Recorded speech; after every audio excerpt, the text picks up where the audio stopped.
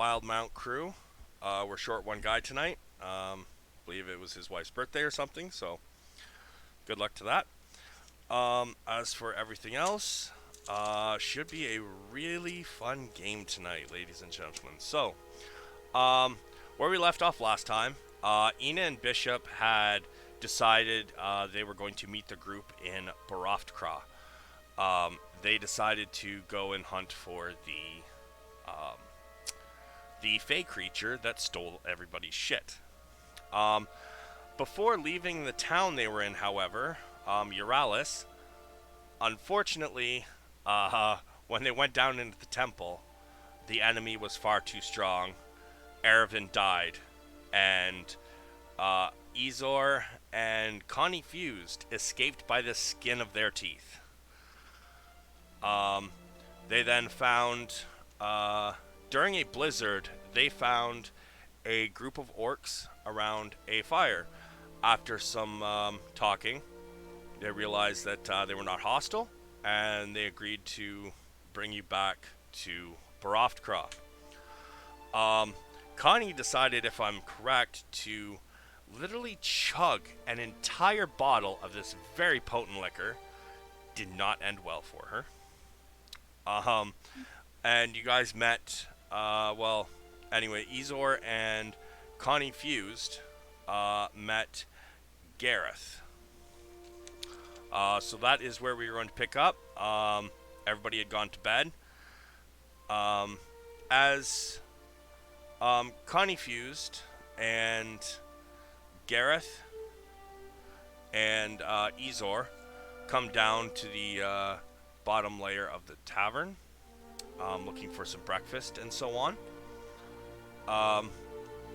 In walks Ina and Bishop into the tavern.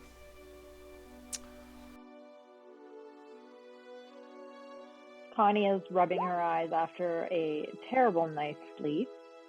And then she looks over, I guess, and sees Ina and Bishop, and she kind of rubs her eyes again to make sure she's not seeing things. And she calls them over, she waves them over.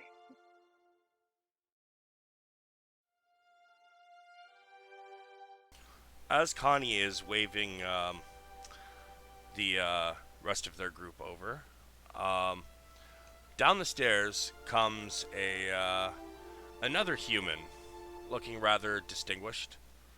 As he crests the bottom of the stairs, Reed, you notice where Gareth is. What would you guys like to do? I'm gonna sit, wait for someone to come and serve me.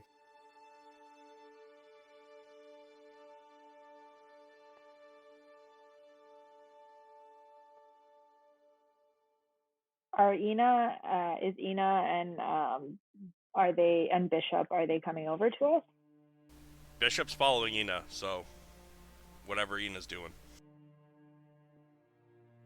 So I guess my character takes a seat, and I mean it's morning time, right? So I guess starts to do the things he needs to do to get breakfast. Drink? I'll offer him my flask. Sure, thanks. It's a little early, but all right. It's horrible and tastes like paint thinner.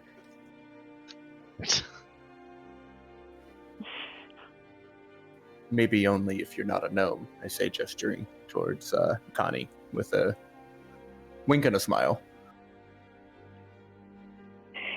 Connie waves it away this morning. It was a rough night. Oh, it'll help. I promise. She sighs and she says, well, I don't have any better ideas, so she grabs it and takes a swig. Give me a con save. I was totally kidding, but hey. Okay, I'll give you a con save. 1 second.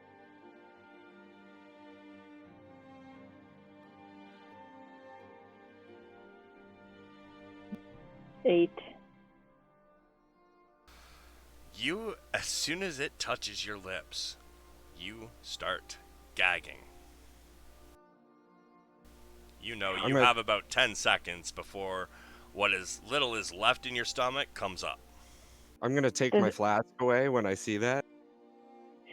Does anybody have a helmet? Like, does anybody around me have anything like that I can throw up into that's not my bag of holding? The floor.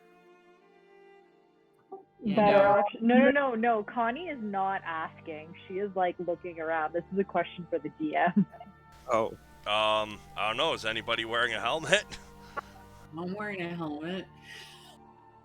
I'm gonna grab the helmet and throw up right into the helmet.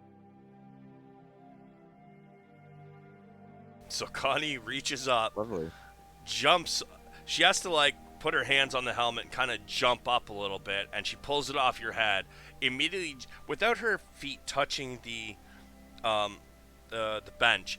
Just lands directly on her ass, and immediately just the most vicious hurling you've ever heard in your life. When she finishes puking, I'm gonna cast Prestidigitation to get rid of the smell. Thank God. You got rid of the smell, not the contents. Yeah. The content is still in there. You got to deal with that. That, you know. Connie like wipes off her mouth and hands the helmet back and says thanks. Oh, good lord. I don't even know. I'm just You're gonna gonna want to wash that. Yeah, I'm gonna go and wash this. Connie looks at her over her shoulder and she says, "I'm so sorry about that." The smell is never gonna come out of that now. You know that, right? A tall, burly orc comes over, holding 2 plates of food, and as he gets close to the table and starts dropping plates onto the table, he's like, "Oh!" Immediately, without even a second hesitation, he immediately looks at Connie and says, "Probably should have gone a little slower last night, huh?" And turns around to head back towards the kitchen to grab some more plates. Connie just kind of shrugs it off and says, "You live and you learn." In the next 5 minutes, the orc has come out and given everybody a plate. He's given he's taken drink orders, and as he comes to get the drink orders, without even asking, he immediately just puts a big cup of water in front of Connie. "What are the rest of you having?" She nods at him like with gratitude. I'll have an ale, and if you could get me a bottle of something, that'd be great. He's like, "Sure. Coming right up. Anybody else?" Oh, please, just water for me. So where am I positioned right now? Am I sitting with this? Right now, you guys are in the tavern, which is right there where I'm pinging. Okay. Where can I wash my helmet? And he says, "There's a trough outside." Great, I'm gonna go outside and deal with this. Maybe the horse spit will make the scent go away. One can only hope. Oh, good lord. Alright, so, as Ina goes and washes out her helmet, you guys start eating. She comes back pretty quickly. And, you guys all finish your breakfast. And as the barman is taking away his plates, and he's like, kind of sniffs the air, and he's like, "There's a storm coming. You guys are gonna want to be here for this. It's a good time."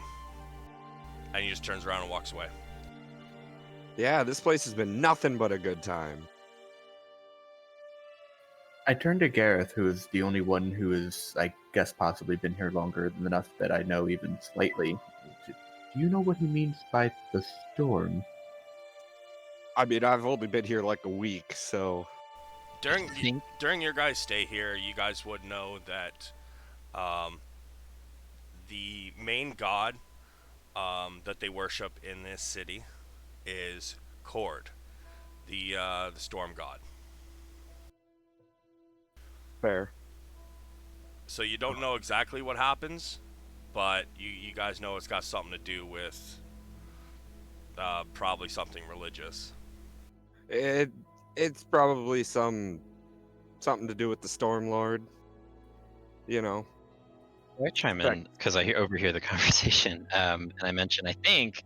Don't get me wrong. I could be wrong. But I think there's like a sort of gladiatorial situation that happens during storms. It's like a tribute to Cord. I mentioned vaguely. I think I've been here for a little while longer than you guys. So I might. Have I seen any of that actually happen? Um, it normally only happens during major storms. So at this point, you probably would not have. No, you haven't seen it, but you probably heard talk of it. So I've heard talk occasionally of such a thing. That could be what it is. I don't know for sure though. we should probably make introductions for the people who we didn't meet prior. Say I'm Reed Ghostag. I've been here a little while. I'm just a weary traveler, staying in the inn. I'm Gareth Talon. I come from Port Zune. Izor Elra out of Port Denali. I have met Connie recently, and I would assume, Connie, this is your friend Ina? Connie like hiccups like and she lowers her head like onto the counter and just talks with her head like completely down and like resting on her head like she's playing 7-Up. And she's like, Connie Fuse, Waterdeep. Yeah, I know Ina. We met earlier. That's it. At this point, Bishop speaks up. I'm Michael Bishop. And as he does this, he immediately looks around and pulls out a very, very big flask. For the size of this flask, you figure he might as well have just held the bottle on him.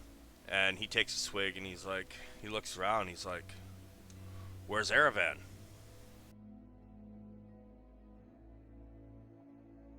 So given Connie Connie's... finally like lifts her head when she hears mention of that. Go ahead, sorry, I cut you off. Given Connie's state of mind here, I may not have known him as well, but I can tell you that Erevan was unfortunately lost in the underground in the camp where Connie and I met the first time. We were overrun by the undead, and Connie and I barely made it out. Erevan unfortunately did not. Bishop lowers his head. And he's like, I see. How long ago was this? When we were in... This was like a week ago, I believe, when we were in that town? Is that when it happened? Out of context? Yes, I think. Yes. Yes, then it was in that town. He sighs. He's like, I've known a lot of people in my travels in the last few months. A lot of them have either left or died. This does not bode well. And he takes a huge fucking haul off of his flask. Connie in turn asks him if they found they had gone to find that like fey creature, right? Yes. This is Sonia asking. Yeah, okay. Okay, so Connie would ask in turn, she'd say, what about you guys? Did you end up finding that little tricky creature that took all our shit?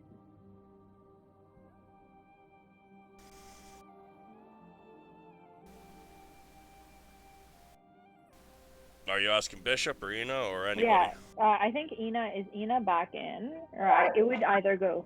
Yeah, it would either go to like Bishop or Ina or both. I can walk back in. I was out, but I can walk back in now. Oh yeah, no, you've already been back in for a few minutes. Okay. Yes. No, we didn't have any luck, unfortunately. And you would have been here for the conversation of them saying um, that Erevan had died. Okay. Connie just sighs and says, "Well, I guess that's the end of that. We have no leads." Leads on what exactly? Bishop pipes up and he says, "So when I first joined the group, um, there was 6 of us. Well, there was 5 of them, I should say.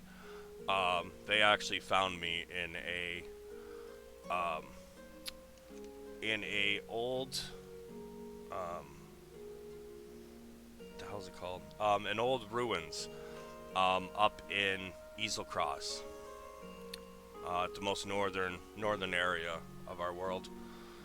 He says, they had been tasked to bring in a group of Myriad syndicate members that had gone rogue, and they had killed a whole bunch of high priests, and they had also stolen several holy relics from these temples in Port Damali.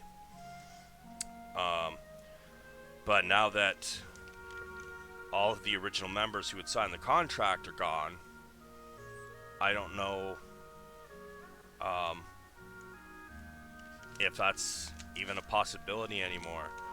At this moment, um, somebody overhears you. It's not the barkeep, but one of the maids, or the bar matron, or not matrons, barmaids. She pipes up, and she says, "That sounds an awful lot like a job that was just posted on the board outside. You guys might want to check that out a little bit later. It's outside of Town Hall."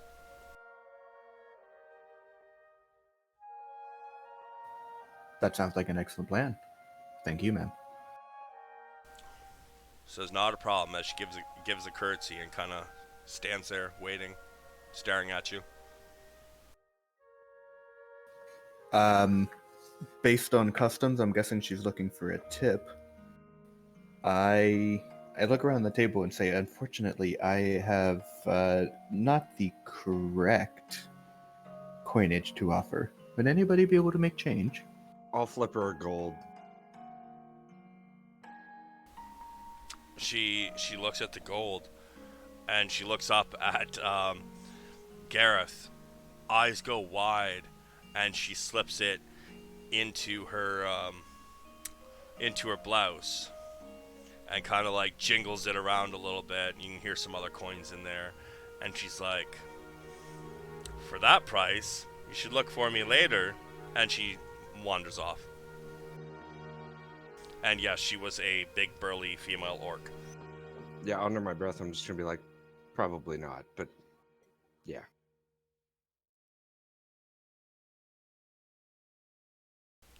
So So should we start heading to the posting board? I don't know what it's called.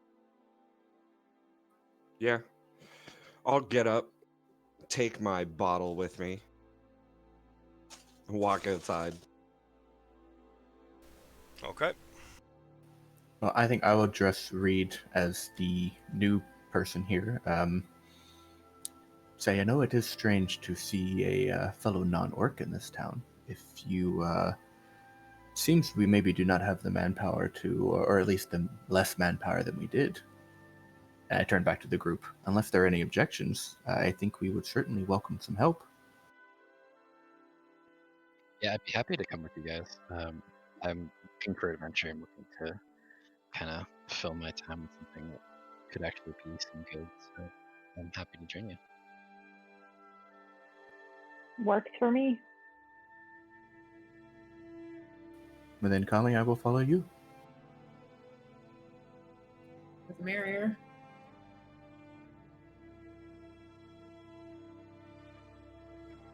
Okay, so I guess we go check out the posting.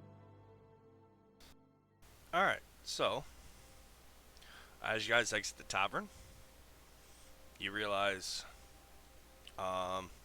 actually, I guess the person who's been here for a month would probably know where it is. Who was it that was here for a month? Was it Gareth or Reed? Reed. I came Yeah. here after him. Okay. Reed, you would know that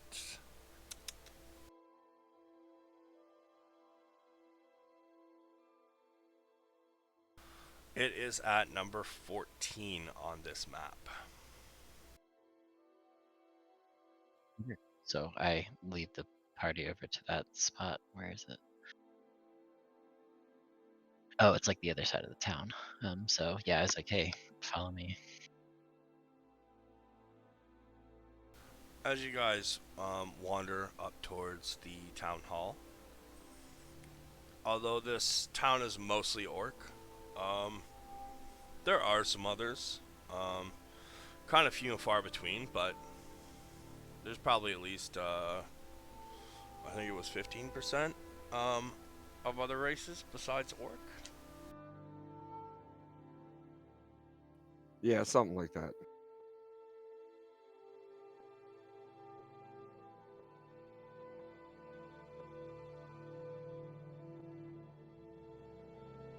Yeah, the town's about 70% orc.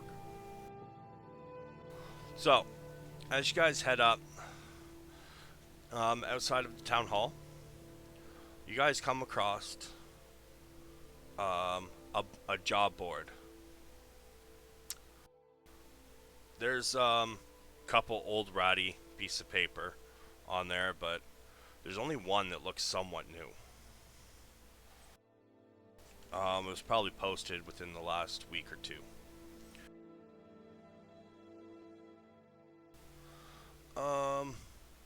As you guys are examining the board, the front door of the town hall opens. I'll grab that listing, stuff it into my pocket before anybody leaving town hall sees it, I guess. Okay. Give me a sleight of hand, because she's already walking out the door. Okie dokie.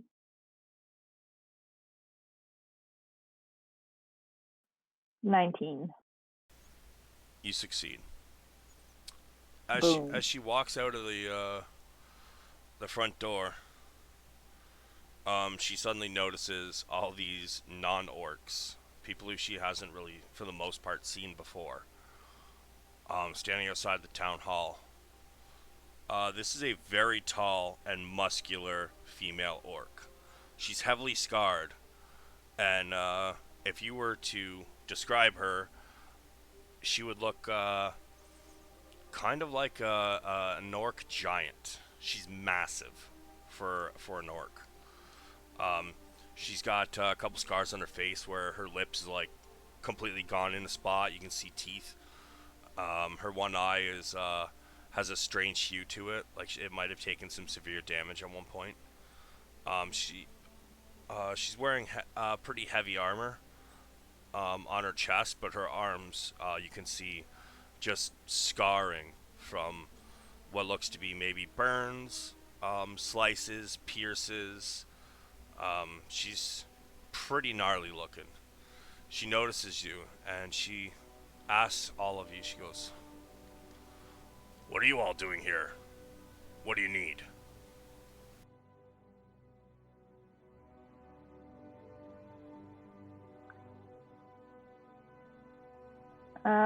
Connie will probably just say, just going through town,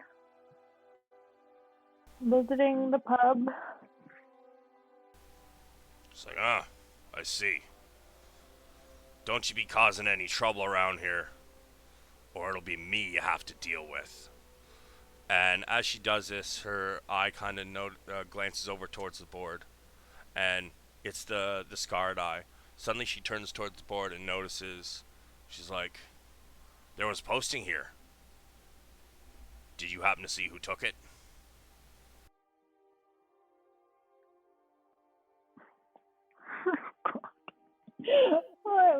in trouble. Okay. Connie will give her most innocent looking face at like puppy dog eyes looking all the way up because she's like 3 feet tall. And she just shrugs. Would there be an issue with somebody taking one of the job postings? I ask, trying to be innocent. Not necessarily an issue, but you should register it with Town Hall, and also, this seems like a pretty rough job. And she looks directly down at Connie with her small stature and says, I don't know as if a group with a gnome could really pull it off. Well, I mean, it's not always the size that counts, right? And I'll step up and I'll take a drink out of my flask. She And laughs, Connie will say, spoken like a "What was-" virgin. Wait, sorry, can you repeat? Well, I mean, you want to test that theory? Oh, we could go 10 rounds right now. She looks you up and down. She goes, I would break you, little boy. And she howls and just walks off. All right, well, hey, let's go inside. I'm gonna take another drink and walk inside. Connie just like does the like thumb pointing, like, can you believe her? As she's walking away, you hear her yell over her shoulder, I'm blind, not deaf, little one, and continues walking on. Like, shit. It's A little okay. bit. These are chuckles. They come by it honestly. So where do we head? I guess like I take a glance around me, see if anyone's looking, pull out the piece of paper, give it a quick look. Anything interesting? I believe I have a handout. Hold on a sec. I do have a handout.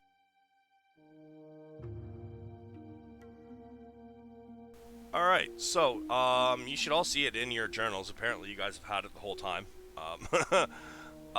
It is called The Job.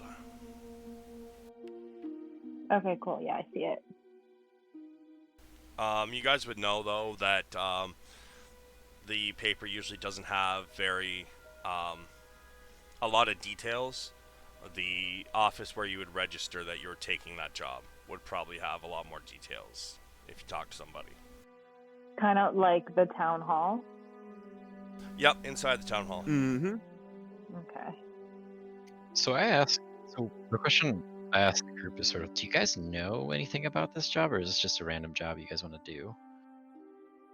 I'm like, wait, are we the 6 criminals? Bishop speaks up and he's like, some people left because they found they had other things that their deities wished for them to do. Others have died in the attempt of following this. He says the trail has led us here. This is why I came here. He says, so I plan on trying to complete this for my fallen friends. If you don't wish to follow, that is up to you. Well, I guess the question, are you the 6 people? He laughs and he says, if we were the 6 people, would we be taking the job? We'd be pulling it off of boards and hiding it and denying we did that, though. The Connie is paper like- does say, forget pardon of past crimes.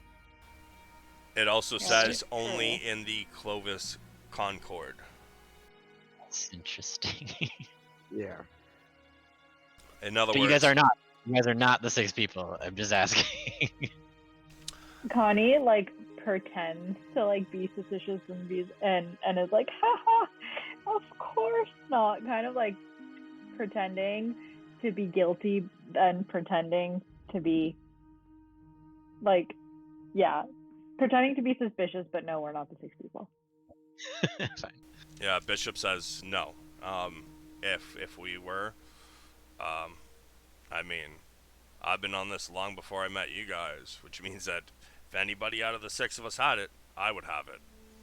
And I would have probably used those holy relics to save my friends. So no, we are not the criminals. And Connie like takes the paper, shoves it back into her pocket, and says, "Well, better hold on to this. Don't want anybody else getting on this trail." So addressing to either Gareth and or Reed, I know the Yep. orc lady did mention registering somewhere. Would they have possibly more information? And is Most that likely. something we should do? I would say so, yes. I also have a lead, perhaps. I might be able to get some extra information. So should we be But, splitting up? well, no, I don't have to go anywhere else. I just have to send a quick message. And Okay, so we'd be heading into the town hall to get more information on the job. yeah, Yeah, let's go in. All right. while we're Okay. heading in, If we're heading in, like they'll know that I ripped off the piece of paper. Connie, give me an intelligence check. I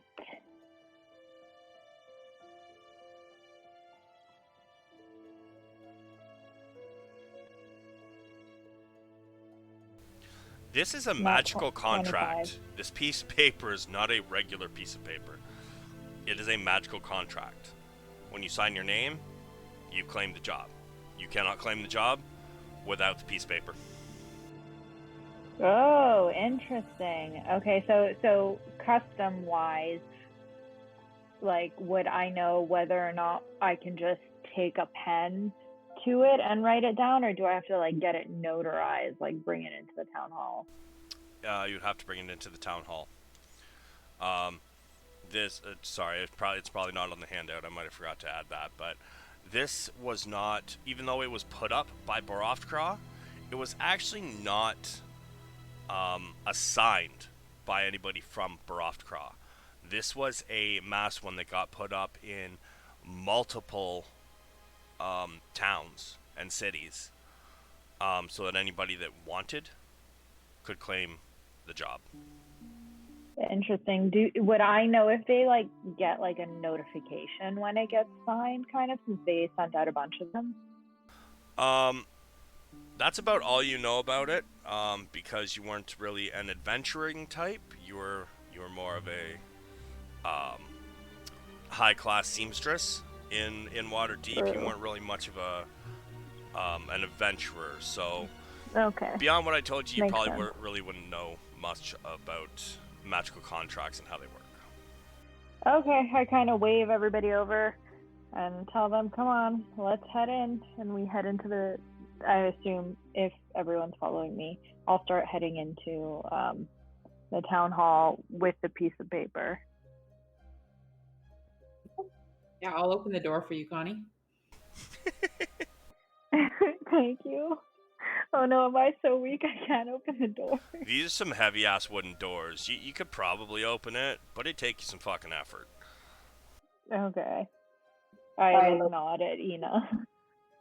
I got you. I give her the finger guns. Oh, that's so funny because it's something you might receive later. Anyways, A gun?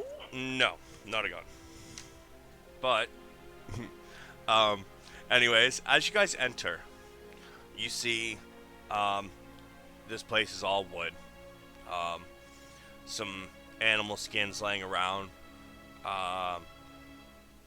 There is plenty of stuff on the walls written in Orcish, and there is a desk with an orc behind it. He's quite thin and frail looking for an orc, but he's sitting Am I at a shorter desk than the- muttering to himself as he rifles through papers. Am I shorter than the desk? You are definitely shorter than the desk. Wait, how tall are you? 3 feet. Yeah, you're shorter than the desk. It's about 3.5. Okay.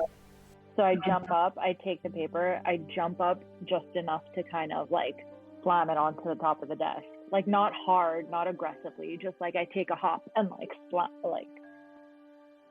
the paper onto the desk. And I say, "I'd like to sign this." And at this point, I think all he can see is either the top of my head or nothing at all. He looks up as he hears this voice, and he looks at this group, and they all look like this voice didn't come from this group. He's I like, raise my finger and I'm like, over here, and I start waving it around. he kind of stands and leans over the desk and looks down. You can see this orc has glasses on. Um, kind of looks like not necessarily wizard robes, but more of a comfortable um, um, smart man kind of robes. He as he looks over the desk and he sees you, he kind of like pulls his glasses down to the edge of his nose and looks down, and then he sits back down and looks at the contract, and he looks at all of you. And I'll repeat and I'll say, my companions and myself would like to sign this contract. He looks at the contract and he says, I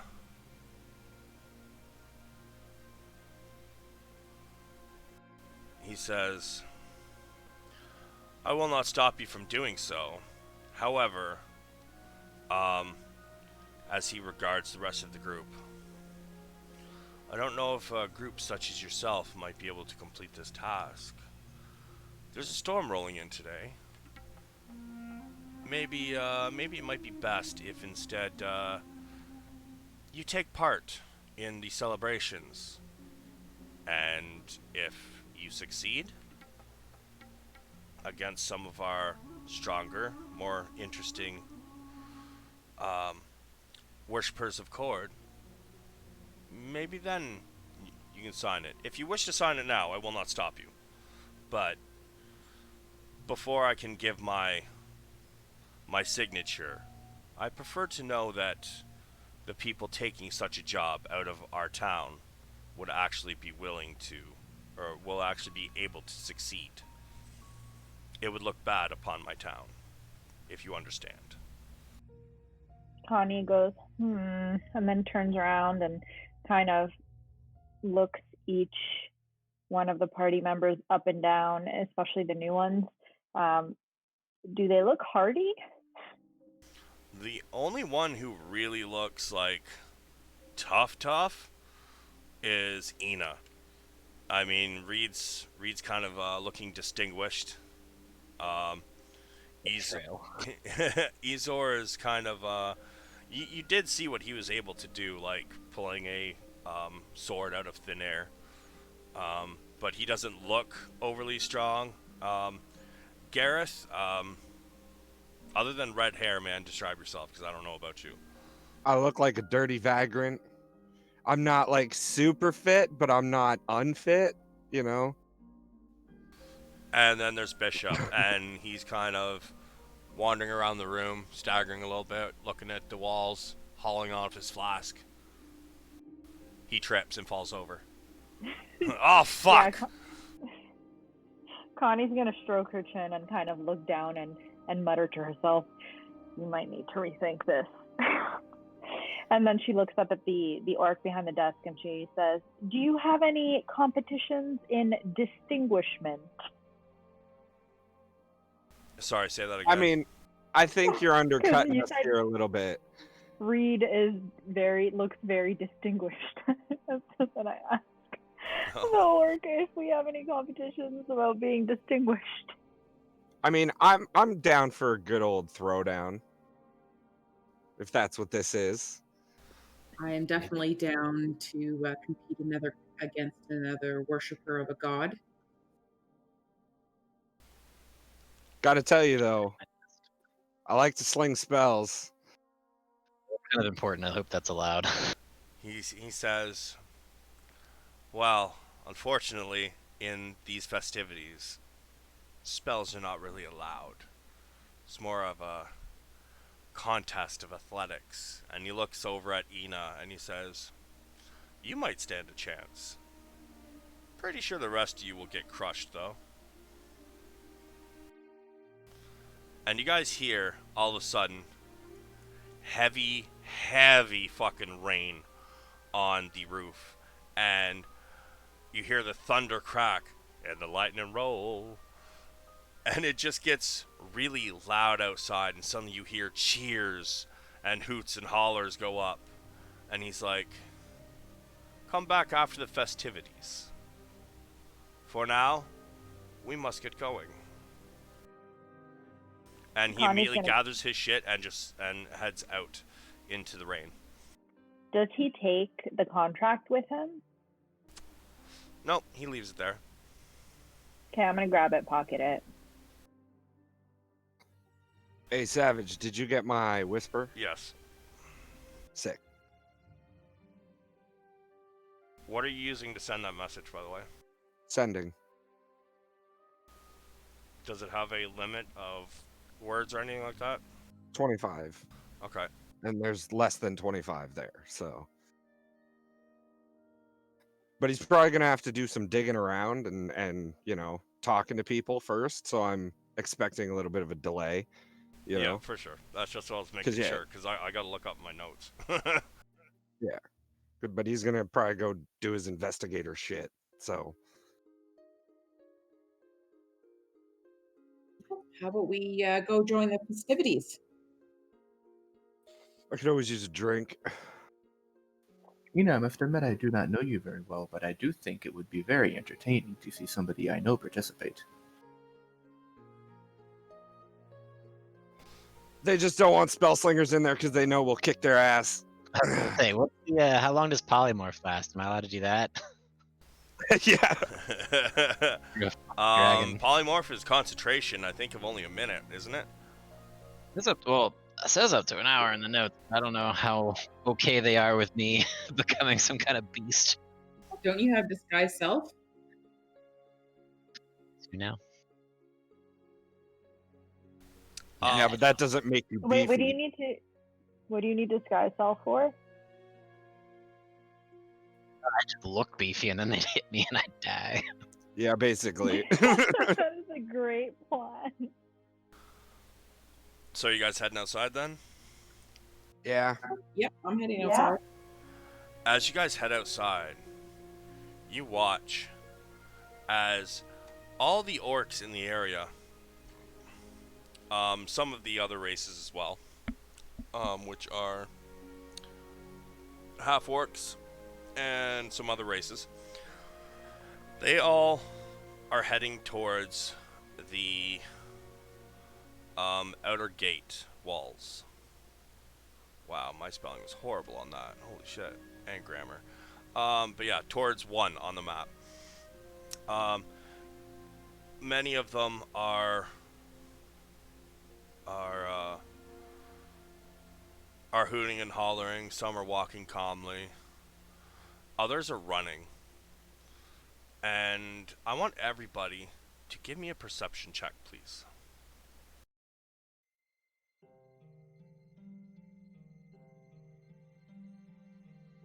Whew. Connie and Reed. You guys realize that uncustomary for orcs, as they're leaving the city, most of them don't have weapons. However, Greystag, you notice that there's a few of them that do, and the ones that do are walking slowly towards the gate.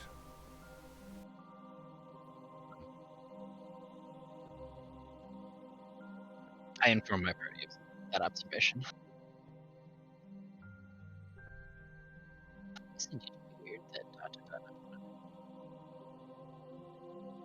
Does anybody know the traditions here amongst the orcs and why this may be occurring? I must admit I am ignorant of it.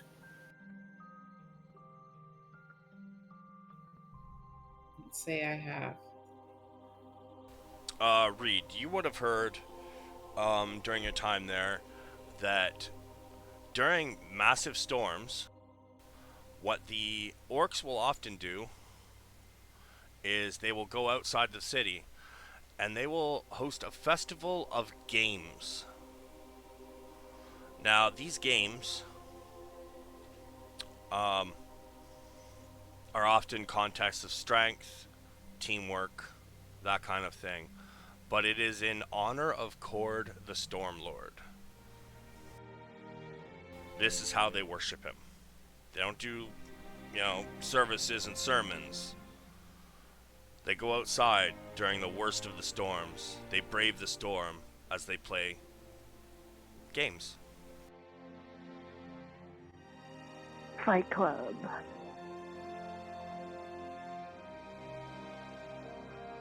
I don't know why I put you all way the fuck over there. Hold on a sec.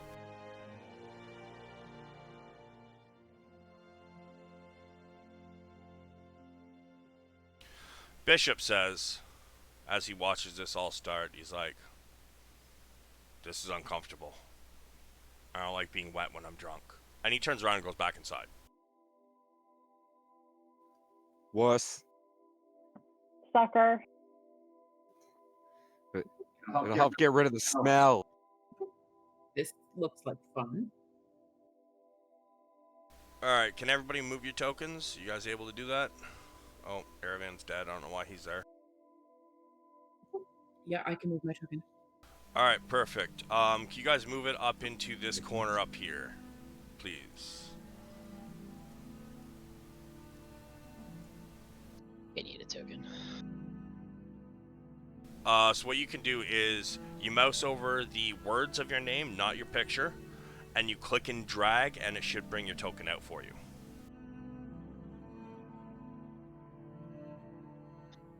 It's not working. Sorry.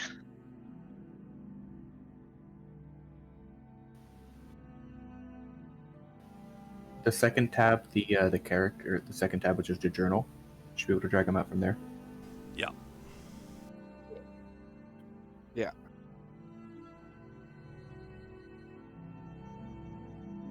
So as you guys come around the corner, you can see there's a long line of spectators. And this big wall at the back here is the south side of the south side of town.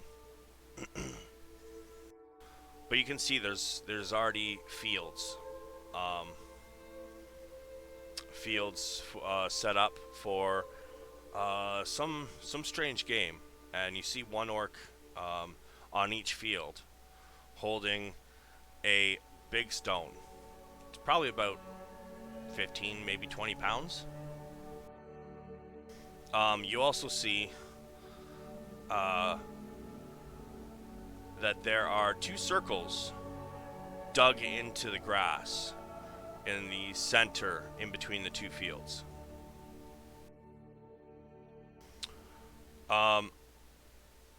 You hear loud shouts and cheers. Hold on, where am I in my notes?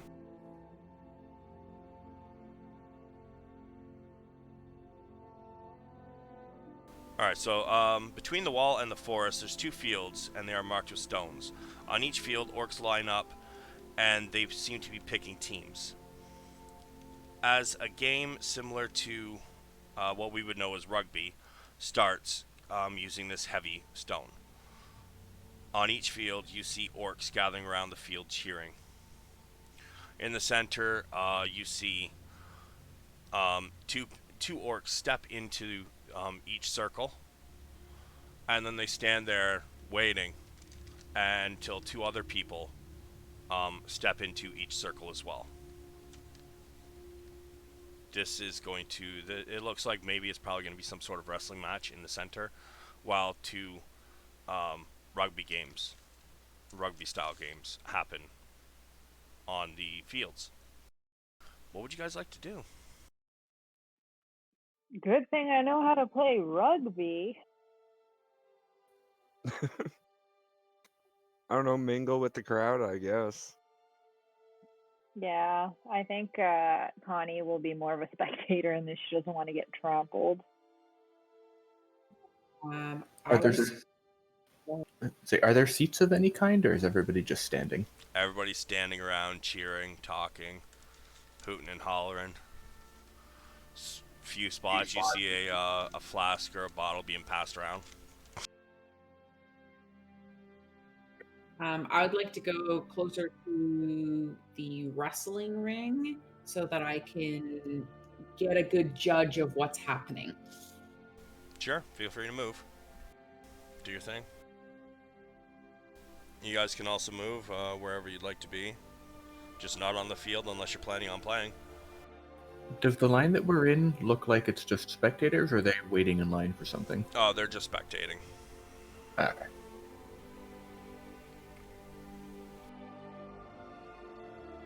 You get a good position to watch. Control. I like the wrestling. Are the wrestlers fully armored? No. They basically got like loincloths on. No weapons either, right? Nope. Can I talk to the orc next to me? Sure. I would like to ask him what the rules are for the match that we're watching. He's like, first time here, It's a grand spectacle. I love it. So the rules are no weapons, no armor, as little clothes as possible. You know, you cover up your bits and whatnot, but beyond that, you know, nothing's going to interfere or that somebody can hold on to throw you around. So it's half wrestling, half fighting. Usually it's, you know, you get knocked out, and then that's how you lose. Don't get knocked out, and you win. Teams of 2. Where could I sign up to have a little fun? Once one is over, you step in the ring. Say you want to take the, you wish to take the winner. Okay. As we are waiting, I am going to start removing my armor, and I'm going to hand it to Connie to put into her bag of holding. I start loading it into my bag of holding.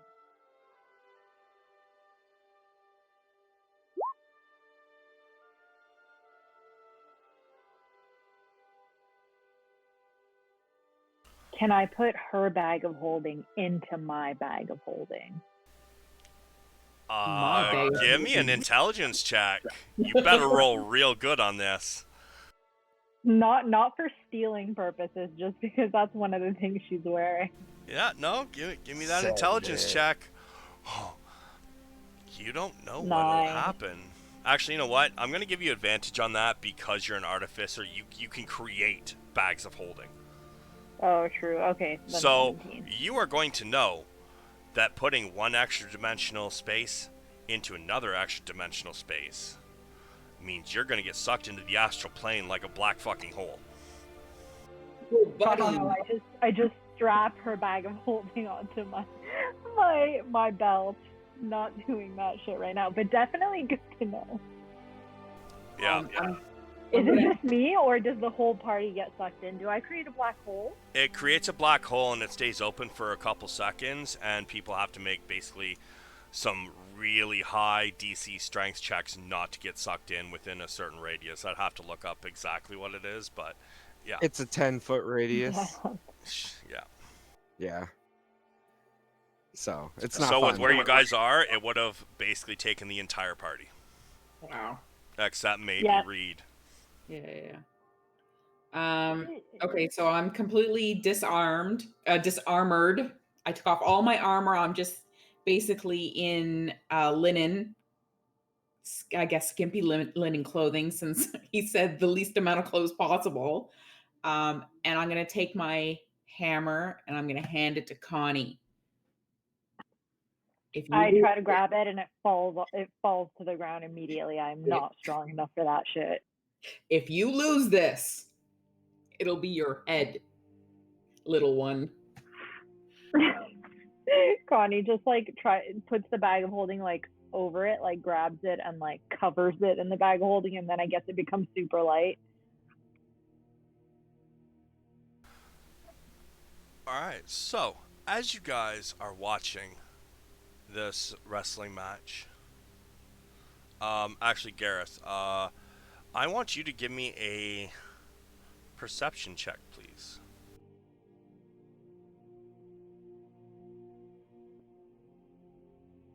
Damn. Okay, yeah, you don't see it. That's fair.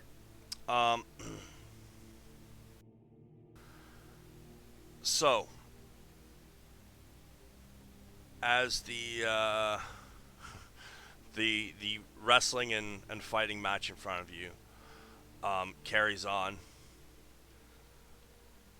you see one orc just crack the other across the face. Another one charges in and just spears him to the ground and starts pummeling him. Another one goes and grabs that one from behind and starts tossing him off.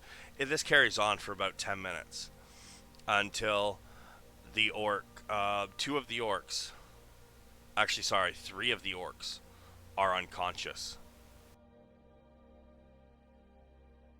They are carried off of the field.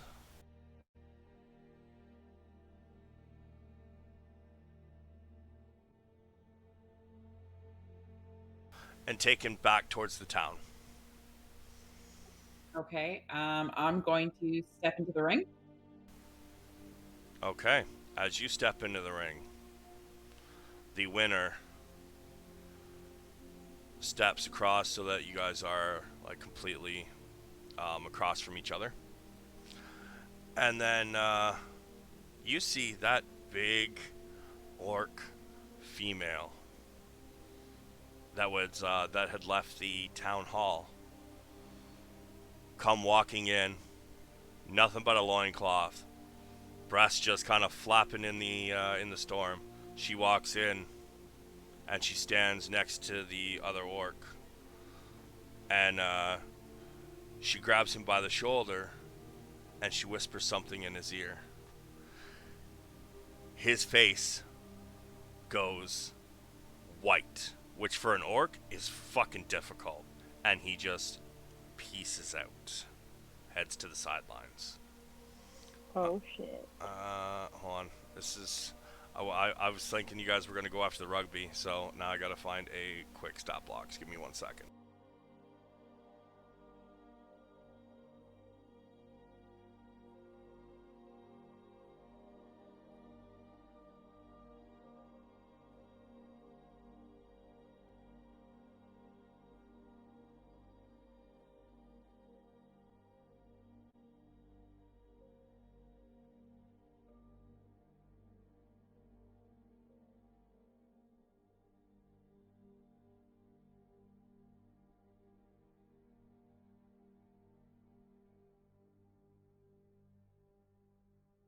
God, all these stop blocks are so weak.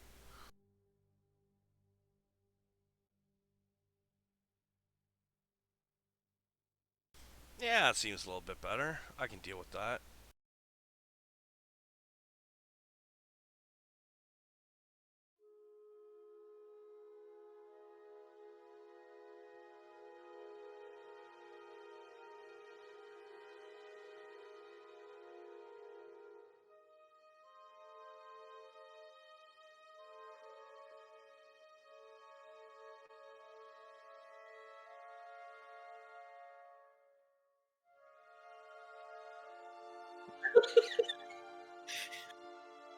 Yeah, she a big girl.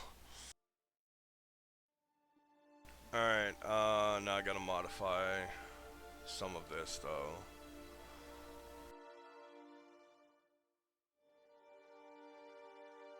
Actually, I need the stat block for later, so I'm not going to modify it. I'll just have to roll it manually. Alright, so. I need a piece of paper and my pen. In honor of your god and your traditions, I would like to pay homage. She pipes up. I just want to see if you're woman enough for that job you guys want to take. And you notice her look off into the crowd. Would you like to follow her gaze? Yes, I will. Yep. Give me a perception. Can't roll perception worth shit. So, yeah, you follow her gaze and you see a crowd of orcs. And she kind of nods in the direction she's looking, and she squares up. Roll for initiative.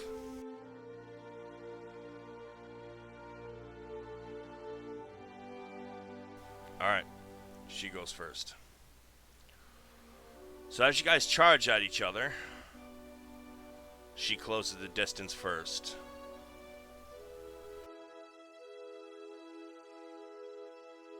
As she closes the distance, both her hands come up and go to bring them straight down on your head.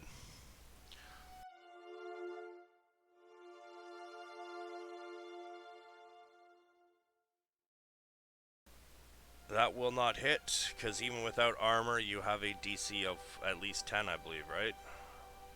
Yes. Alright. So, you kind of shift out of the way. And as you do that, she comes back up with a backhand. Wow, really? This one, you seem to duck under her big-ass hand that comes swinging. And she says, "What's wrong? Scared?" It is now your turn. How do you want me to roll this? Because I don't have any no weapon rolls. It is going to be a D20 plus your strength modifier. Okay, just a second. You can also just click strength. Yeah, that 'Cause works. it'll roll a d20 plus your strength mod automatically. So. Okay, perfect. Connie's gonna yell, "Go, Ina!" And she's gonna give her a flash of genius. So add 5 to your roll. That didn't roll a d20. Yeah, it did. It rolled a 3 plus 4. Oh, okay. Plus 5 with Connie. So 12. It rolled your D20 plus your strength. Oh, wait. What's going on? I'm confused. Oh, I gave her flash of genius, so she adds my intelligence modifier to her roll. Oh yeah, burning those already, eh? All right. 12. 12 hits. I need you to roll a D4, please. Wait. Sorry, ability check or saving throw doesn't work. Oh. Yeah. Then no. As you duck her hand, you go to come back underneath with an uppercut, and she stands up and leans back quick enough that you miss. Do you have extra attack? Yep, I have a secondary attack. Today's not the day for me. Oh my god. Mike, AC is 10 plus dex when you're unarmored, correct? Or is Yeah. it 8? 10. No, yeah, it is. It's 8. 8? Pretty sure. What is your dexterity, Ina? My dex is 12. So I have a +1 modifier. Oh, shit. So, okay. You actually should have taken those 2 hits. So what we're going to do is none of these attacks have hit, yours or hers. And then we'll... Wait, are you talking barbarian unarmored defense? No, Or just regular, just no armor? just no armor.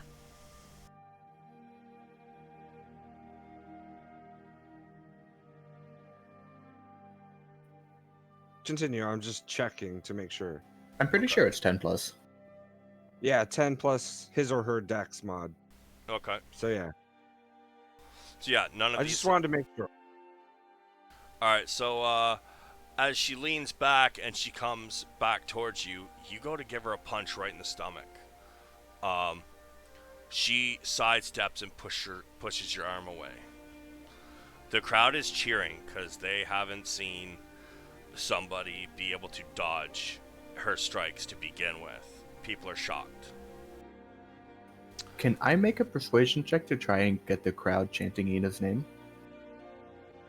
It's gonna have to be real fucking high. I'll help him. Alright, you have advantage. Give me your When persuasion. he starts, I'll flirt.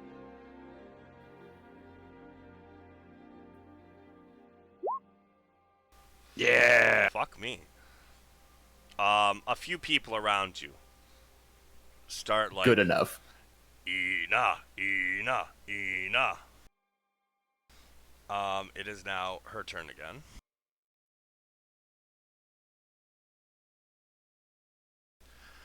As she gets angry hearing others chanting the newcomer's name,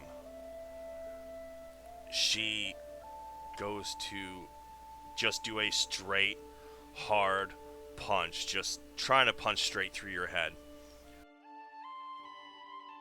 Definitely hits.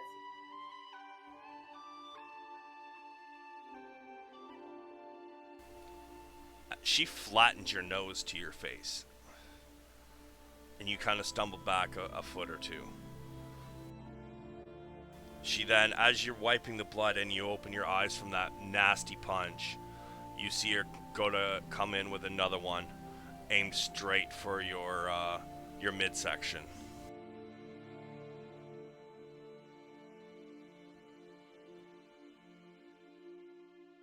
She connects again.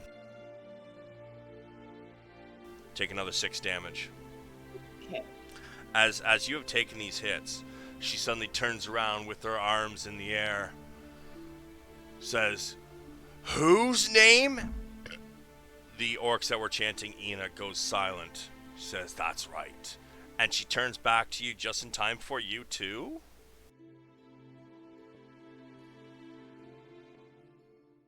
crack her right upside the jaw. Give me a d4 plus your strength.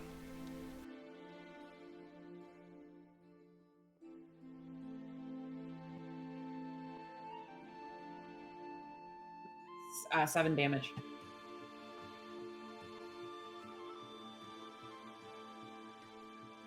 And your extra attack?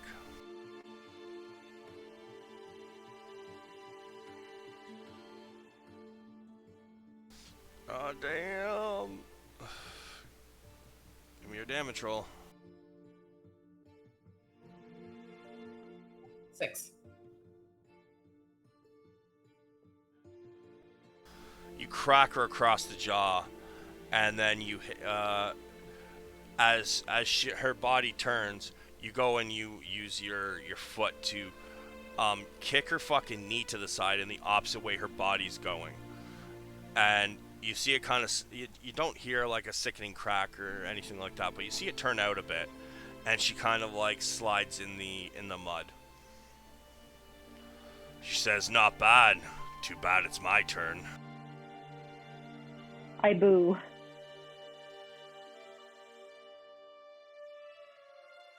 Oof. Oh shit! So she kind of swings, but it's a bit of a feint. And as you go to dodge it, suddenly she stops and she comes across from the other side. Just a full right hook.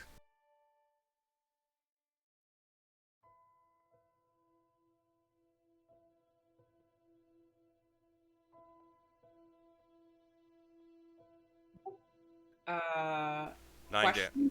Yeah, what's up? Yeah, just a question to the DM. Can I use my healing hands at any point, or is that against the rules?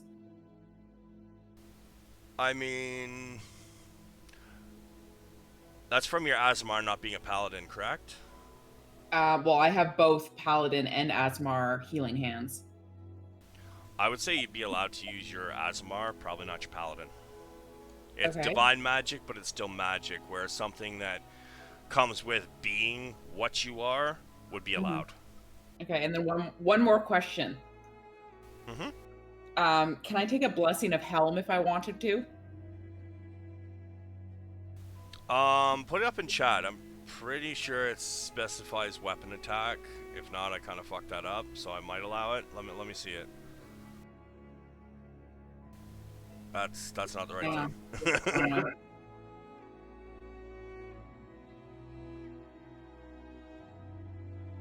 It says +1 to attack and damage. Yeah, you know what? I don't see why not.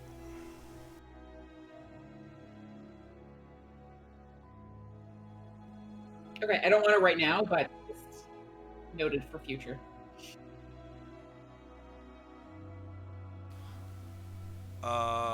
Shit. What is your sacrifice? Sacrifice. I have to pray once a day for a long rest. My last rest, I did my prayers. All right, that works. Alright, so you take 9 damage as she damn near unhinges your jaw. Yeah, I got it. And as you spin from this wretched punch, it is now your turn. That's a hit. Roll your damage. 6. Alright.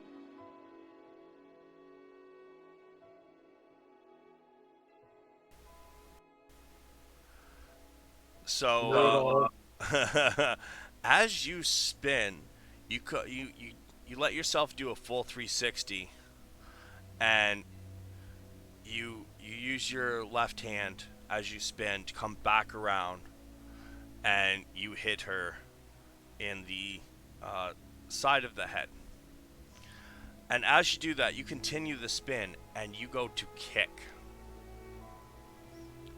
right at her ribs, kind of like a sideways, kind of like a roundhouse kick almost.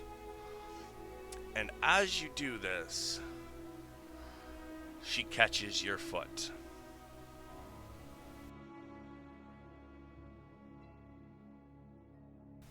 It's now her turn. She smiles as she looks you dead in the eye with you standing on one leg with the other leg being caught under her arm, between her arm and ribs, as she holds on tight. She's going to try to literally grab you by the leg, swing you around, and toss you.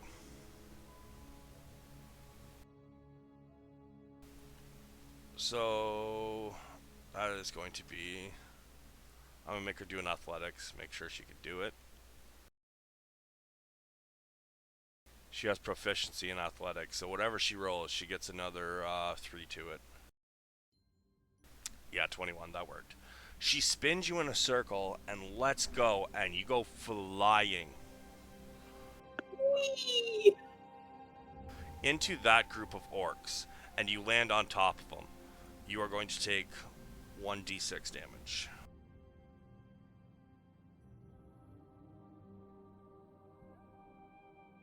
You take 5 damage. And she charges in. And while you're down, laying prone on these orcs, she is going to stomp at you. Which, correct me if I'm wrong, Mike, if she's prone, Attacks have advantage Yeah. for melee.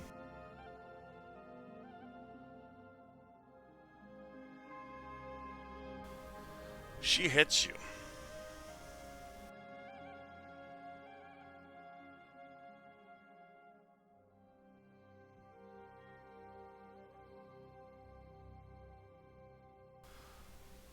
You take 6 damage.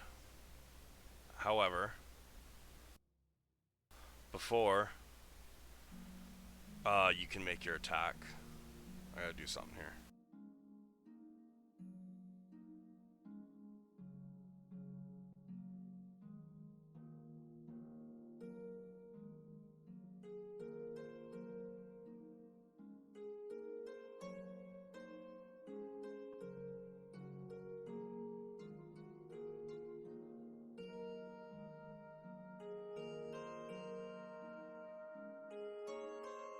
The games have been going and going all around you.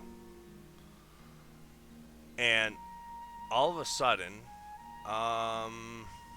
okay, Connie, you're too short. You definitely can't see.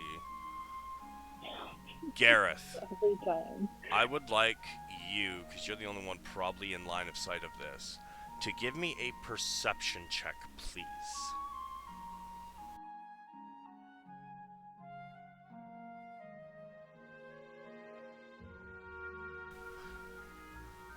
You hear screams cut through the cheers, and these are not like normal screams. As you look towards the battle or the field where they're coming from, you watch as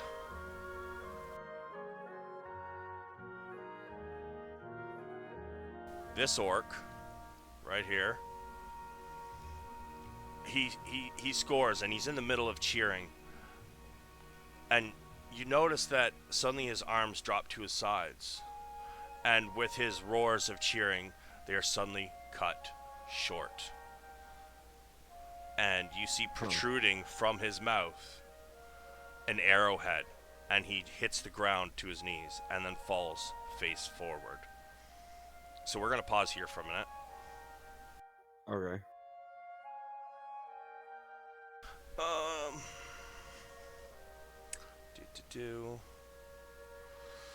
Alright, this is where it's going to get interesting, boys and girls.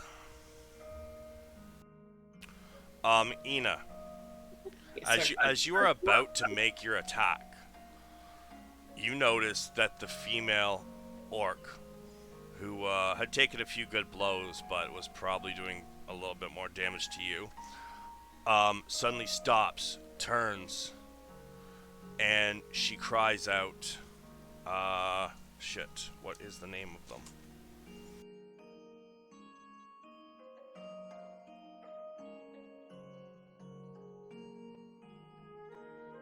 I need 1 second here. I forgot the name.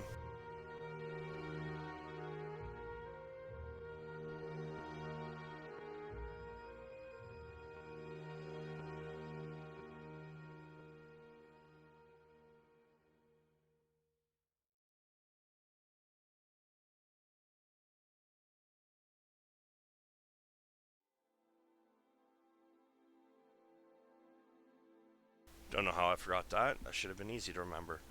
Suddenly you you see her turn, completely ignore that you're about to make your attack, and she turns around and screams, "Groma's orc!" And this is where shit's gonna get real fun. I need a minute to set this up. If you guys want to go take a 5-minute break, do your bathroom thing, grab snacks, have a smoke, whatever you gotta do. I just gotta set up a turn order and shit here. Okay, perfect. Sounds good. I'm so ready to sculpt some spells, man. Yeah, you're gonna need them. Ina's in a bad position though. She ain't got no fucking armor on. Oh, trust me, I'm gonna be going to fix Are that we- really quick. Are we running Dawn Doff rules? What? Only.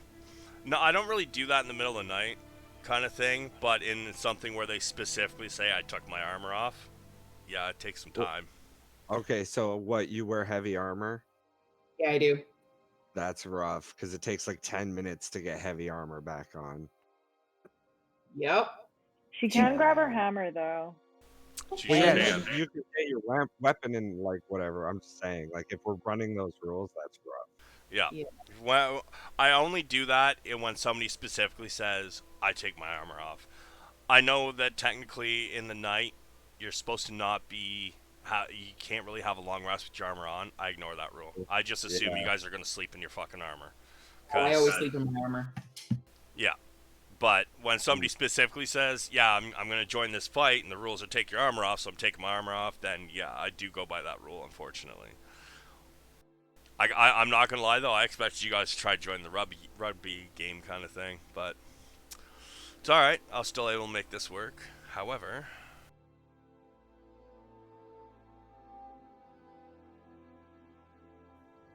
Well, I mean, I wanted to get a feel for what was going on first before I did anything. That's fair. You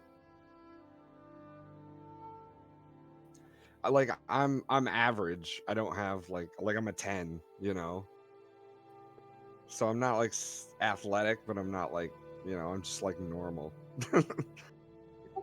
Sure.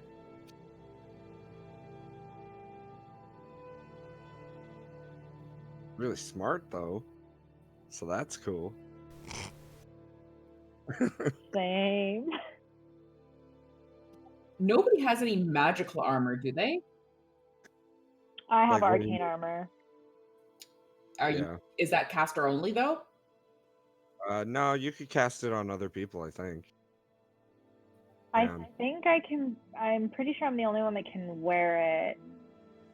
Yeah, hers is because she's an artificer, not because she's got some she can cast Okay. on people. I thought she meant, Yeah. yeah. I mean, I have mage armor. No, I could mine is like cast. a physical piece of armor, like my armor. I enchanted it, I guess.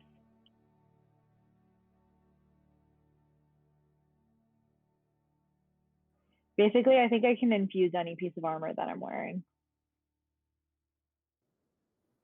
Yeah, I might I might need that if you don't terribly mind. Yeah. I don't think you can. I don't think you can wear it. I'm pretty sure, like when I take it off, it's no longer. No, I'm talking about the mage armor that he just posted. Oh, okay, okay. Yeah. I think Yeah. Reed's AFK, but I think he's like an enchanter as well, so he's probably got something like that. Because Yeah. I'm literally going for 2 items out of my bag of holding and then fuck everything else. It's okay. Let's get it. As someone who DMs a lot, I love the bait that you got put in to take off your armor and weapons. It's always fun to put a player outside of their character's comfort zone. I was expecting more people to jump in. I mean, I know not most people are not like strong, but figure some Yeah, people would at least try to Evo's got jump an in 8 strength. I ain't participating. I was gonna get some of you just like crushed on the rugby field. I thought it was gonna be fun, but you guys want to see Connie's what's nursing a coming? hangover. She's like, fuck no. I mean, I can't surf the crowd from the field either. So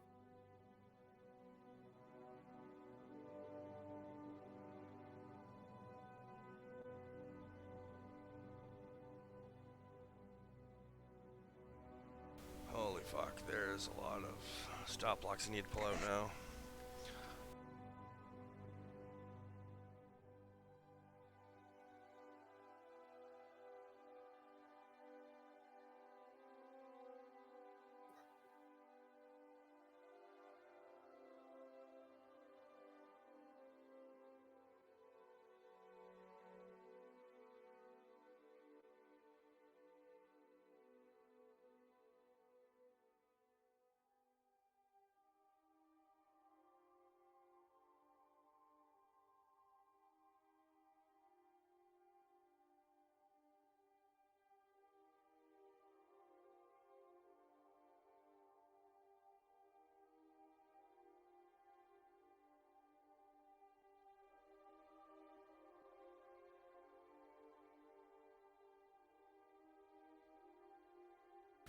First thing I'm going to do is get you all to click on your characters and roll your initiative, please. How do I do that? Open up your character sheet and then Oh, click that. on your icon and then just click initiative and it'll roll it for you.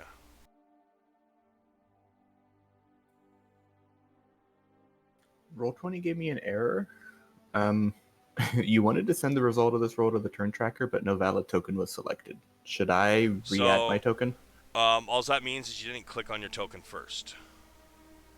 Okay. I see a roll in chat from you.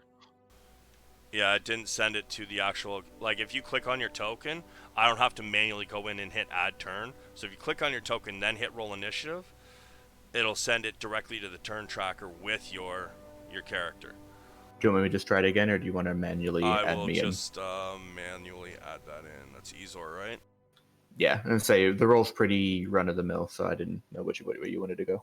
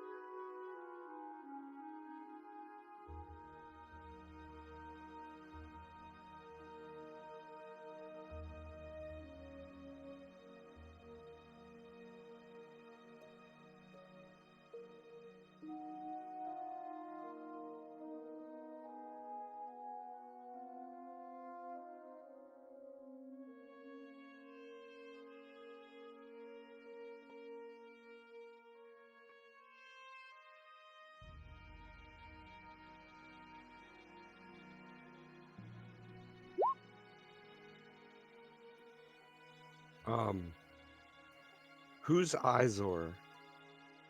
I'm trying to whisper back, but like the name It is, might be Matt Gay. that's fair. Okay. I just wanted to make sure I had the right person Yep, no worries. before I start whispering back to the wrong person. Be a weird response for some random person to get, right? Yeah.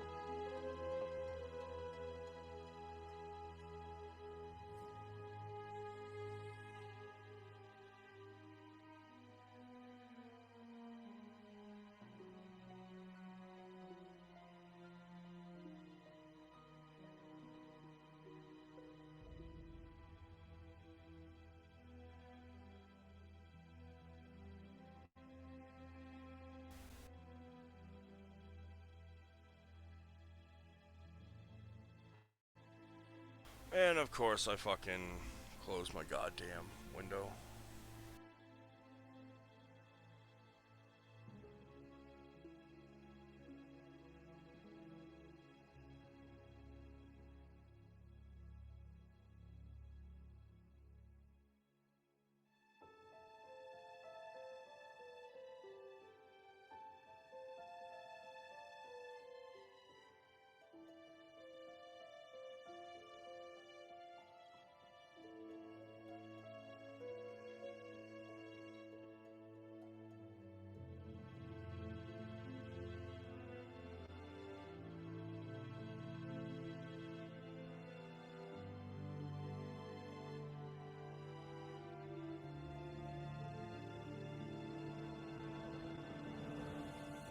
God, it takes forever to load.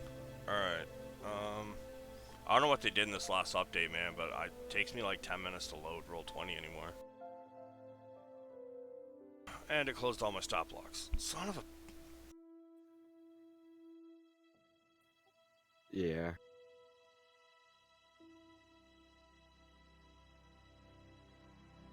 Yeah, it's super laggy for me too lately.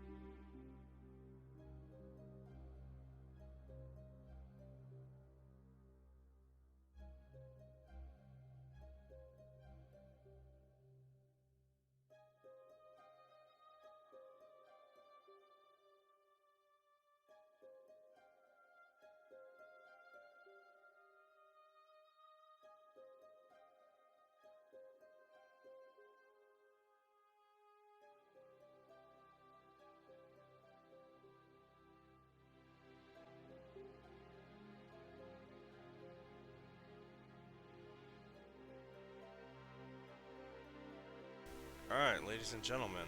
I just gotta order this and we're ready.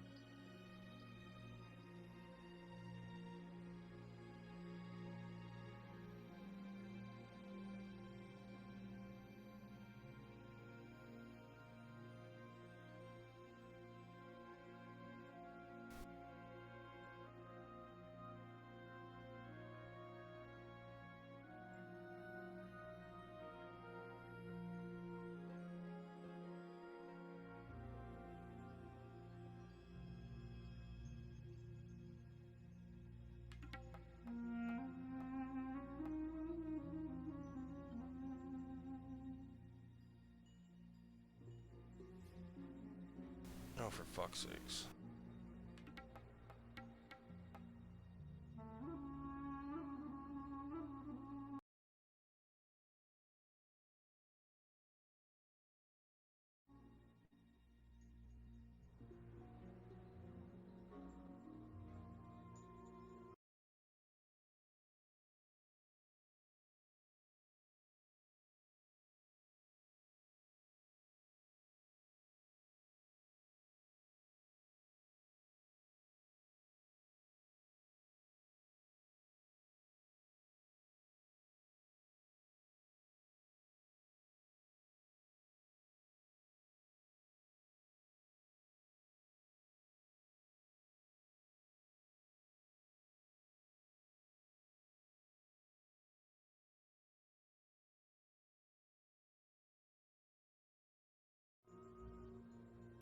Alright, so apparently I'm not going to be able to change the music for the fight. But, anyways. Connie fused. Am I first in the order? You sure are. Yeah, okay. So, like, can you kind of, who exactly, like, who are the bad guys? People have started turning and running towards the town. And they're screaming about Grimish orcs emerging from the trees.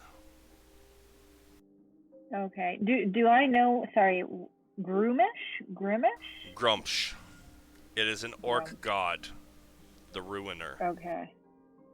Okay, so, I guess, the only thing I could pretty much do here is either run away or run towards, because I'm not, right? I'm not like, I don't see any of them close to me. Oh, fuck no. They're far. Here. Sorry? Bring me my shit. Oh, true. Okay, I'm gonna start unpacking. No, don't unpack it. Just bring it to me. Can you just bring it? Holding? Oh, okay. Chill. Okay, I'm gonna run towards Ina and I'm gonna start unpacking and just shoving her shit into her hands. Okay. Okay, I moved and that's pretty much, I think, my turn, right? Alright. If that's all you want to do. I mean, would that not count as like my action? I mean, I'd say just like throwing her well, were you holding it the whole time? No, it was in the what is it called? The bag of holding. Okay, then yeah, that would probably be your turn. Unless you want to use more movement. No, I think I'm good for now. I'll hang back for a bit. Alright.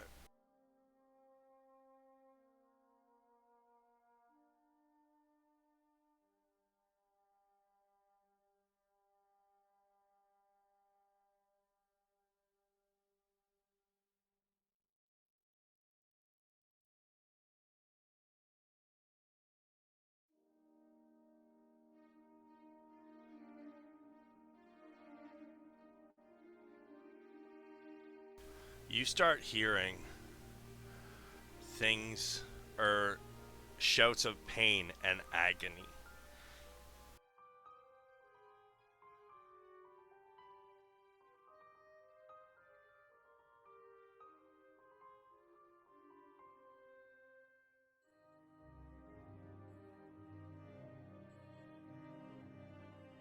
As some of these forces coming out of the forest start charging into the crowd of onlookers, most of which don't have their weapons with them.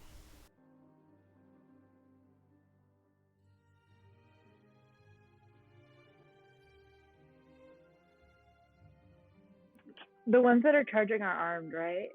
Oh yeah.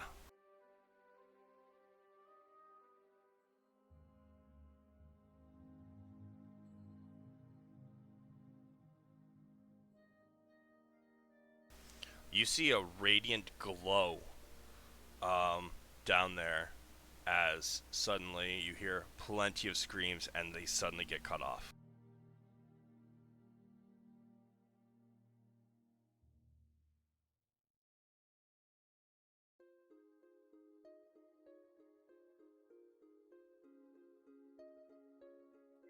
A radiant glow coming from where exactly? Where the forces are. Oh.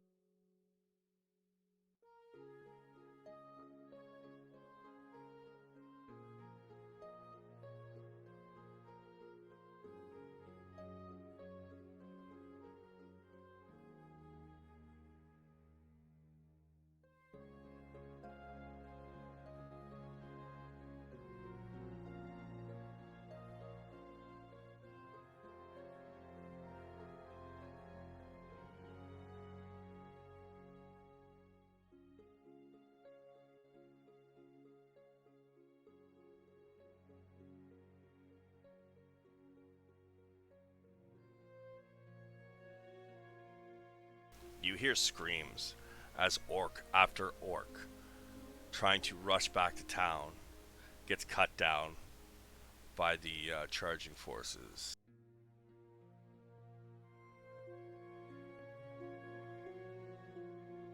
Very quick question. The one orc that I was battling, where is she falling in the turn order? Is she before or after me? She's with the rest of the orcs, which would be. Well, there's some in front of me and some behind me. She would be after you. Okay, perfect.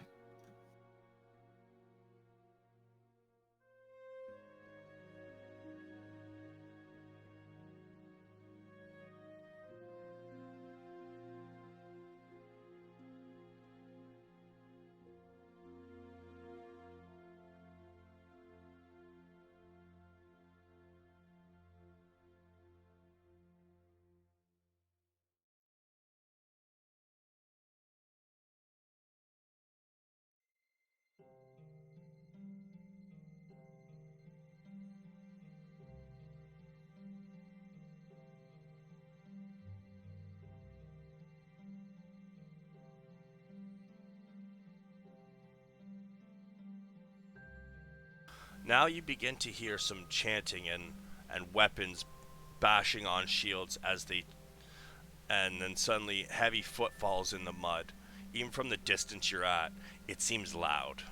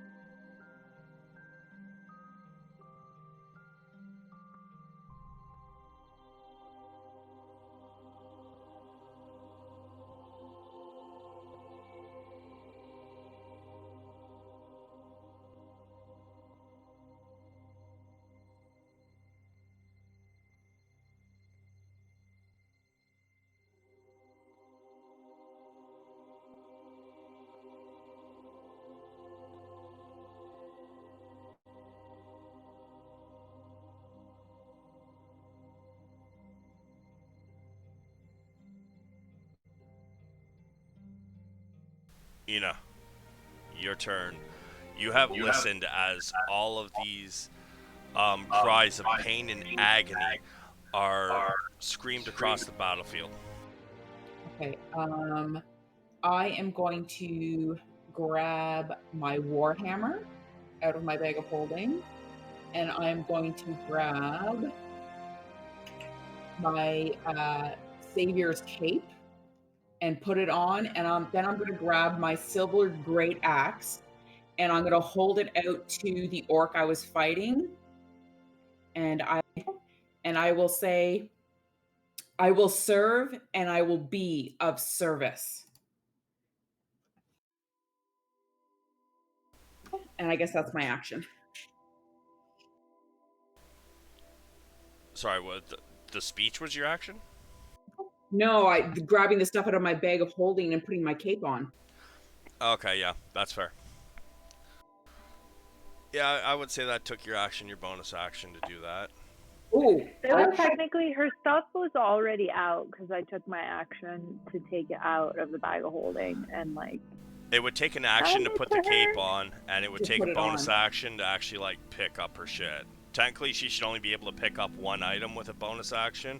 I'm just, for brevity's sake, I'm allowing her to pick up, you know, her warhammer and everything else too. Okay. Read.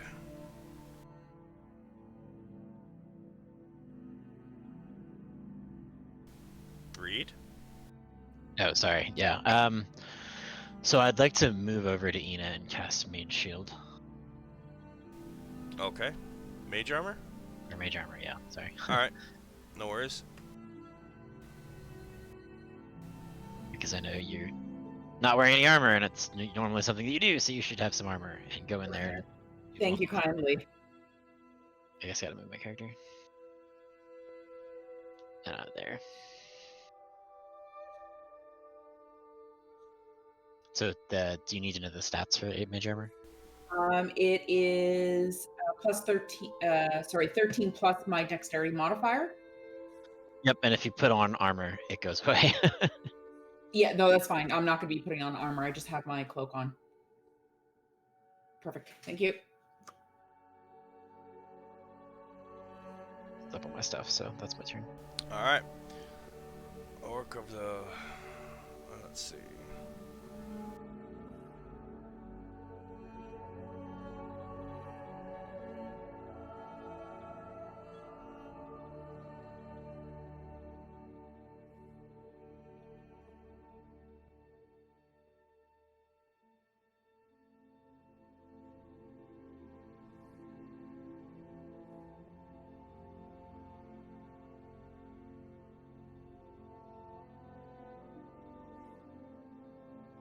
Ezor, you are up, sir.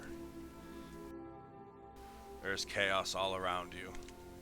So for the action, I will summon my blade into two hands. And then for clarification, at the bottom of the map, I see two different kinds of orcs. Is basically everything like south of the combat line all bad guys? Yeah, pretty much. There's Orogs and Orcs, and mixed in there is some heavy hitters. Okay. So then I will move up my maximum movement, and then I think I will be done. Alright. Do you need the stat block for that greatsword I handed her? Not really. Okay.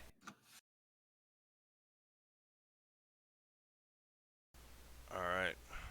Bad guy Orcs. Time for them to... Oh, no, sorry. It's good guy Orcs. Alright. So now... You see... Orcs starting to leave the field.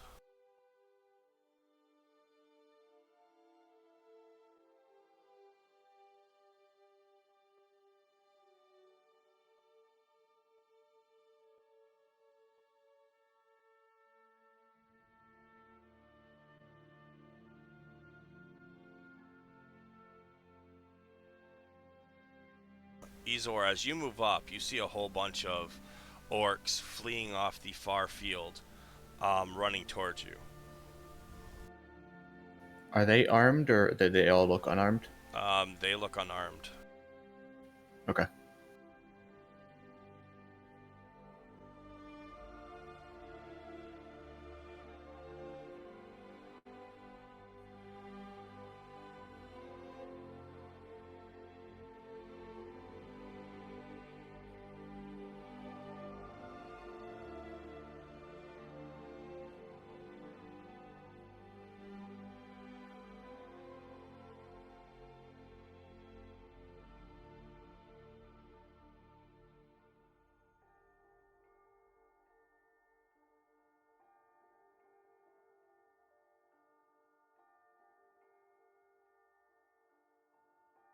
However, as most of them are fleeing towards the city, you see um, the female scarred orc stand tall and start ordering orcs around her.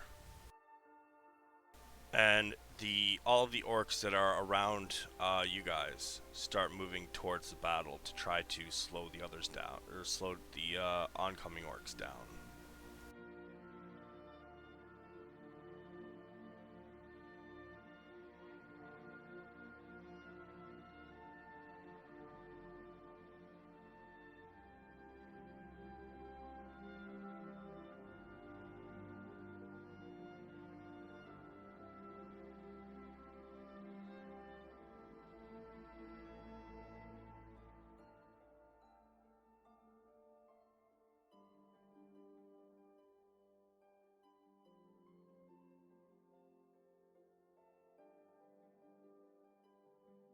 Gareth. Sick.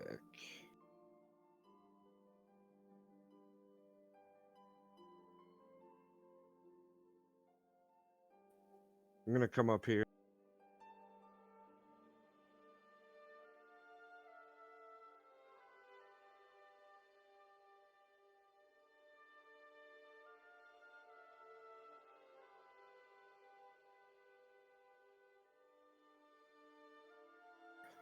And I'm gonna cast Summon Elemental. Okay. Kind of elemental.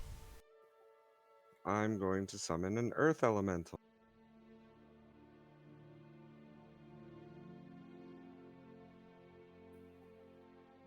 Cool. And I'm gonna command it to attack all these invading orcs. So Gareth raises hands and starts speaking in this weird language and making motions with his hands. Suddenly, from down the battlefield, you guys can see a big pile of rock and mud just kind of rise up from the ground, and you notice that it kind of stretches its arms and then it starts to swing. Yeah, hang on, sorry. Stat block lagged out on me a little bit. No worries. I gotta grab Pop while you do that. So make your attacks. Oh.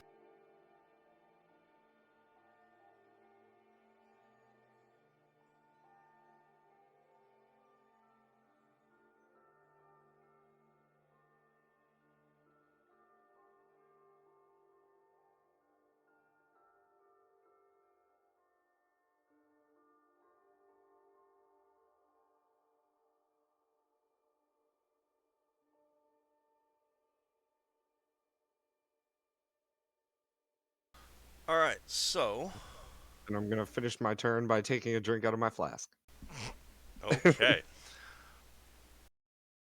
So your elemental, it pulls back its arm and just slams its fist on top of this strange bluish looking orc, and just red mist so powerful it actually, you see it swirl around in the fucking storm. Beautiful.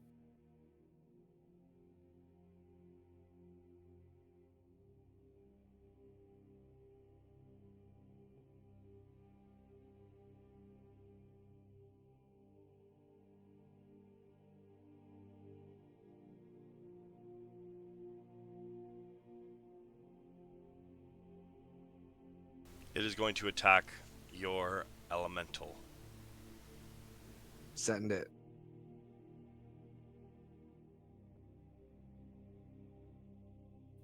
Hits.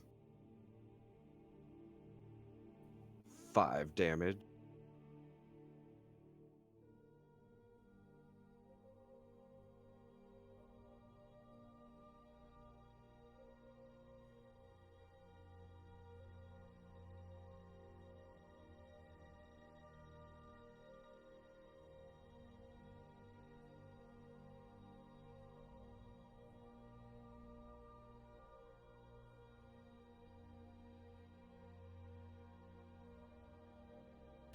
This one casts darkness centered on the elemental.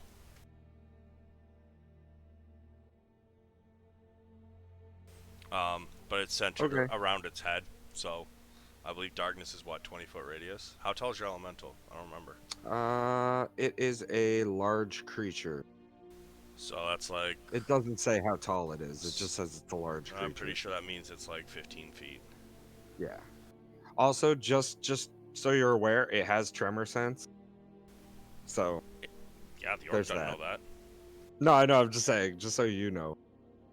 Totally fine, totally fine. Okay.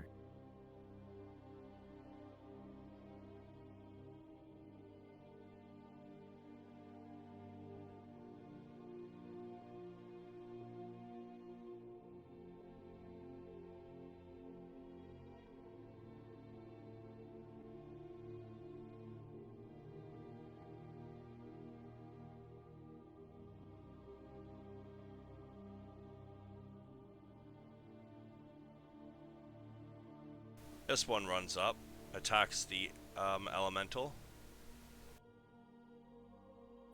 Yep.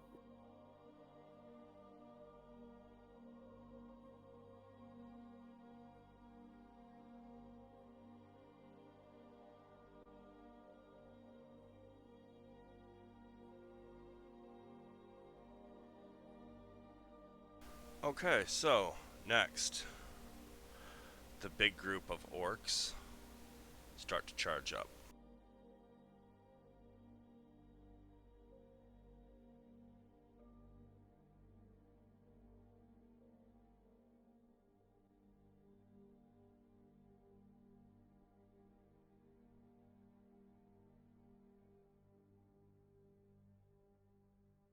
They also, you're going to get several attacks against your elemental. These will be at disadvantage though. Okay.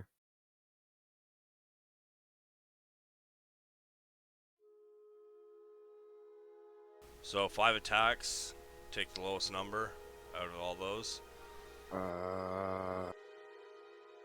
None of them hit then. No shit. God damn. What the fuck's Earth your... Elemental has a 17 AC. Shit, my dude. Yeah. I mean, it's made out of rock and dirt and like clay and shit, so you know. Yeah, that's fair. However, from behind you, towards the way of the gate, you hear more pain screams.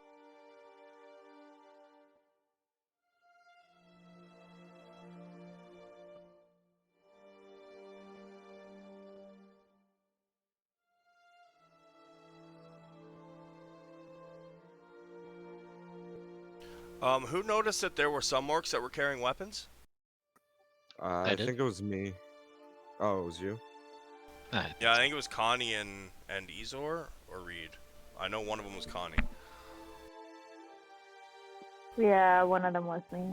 Oh no, Connie, you realize that most people weren't carrying weapons out here. But I think it was Izor. Izor, you noticed that from the back. You noticed a couple of the.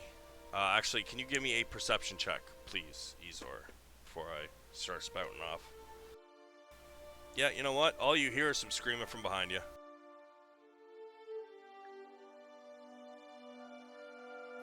Well, shit.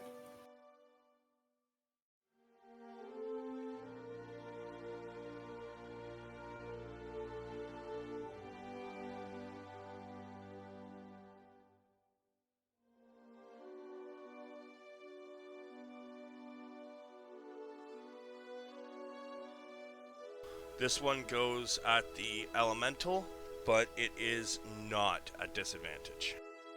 That's fine. Nope. 23 doesn't hit? It's at advantage. Right. No. Oh Yeah. my god, I just backed out of the fucking game again. I got my push to talk as one of my mouse buttons, but the one next to it apparently is a hotkey for back on the fucking browser. It's pissing me off. That sucks.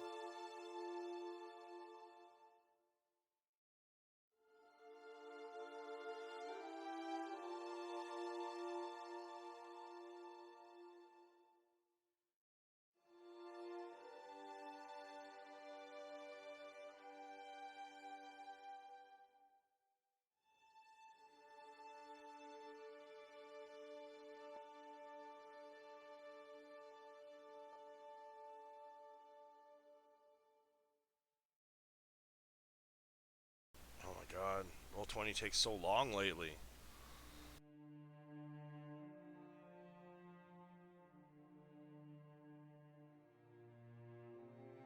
Alright.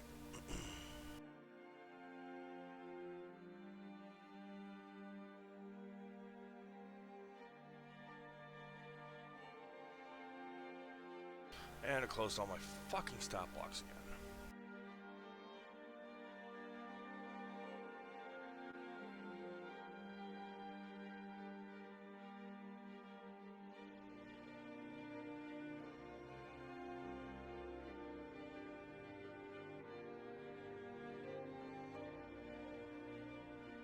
Also at the elemental.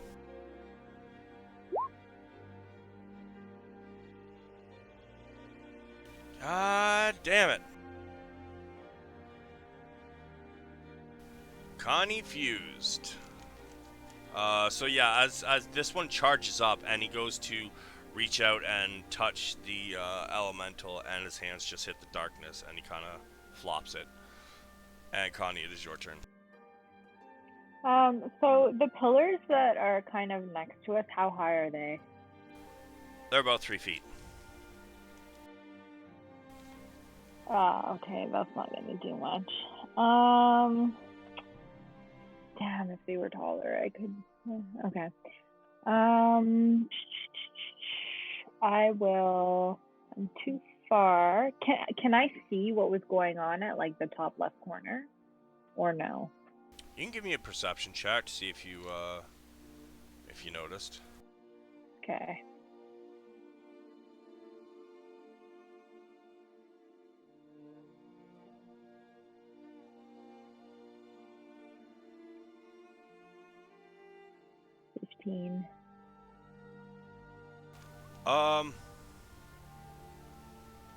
It's right over here, so I would say that, I mean, you definitely heard it. I don't know if you'd be able to see it, though.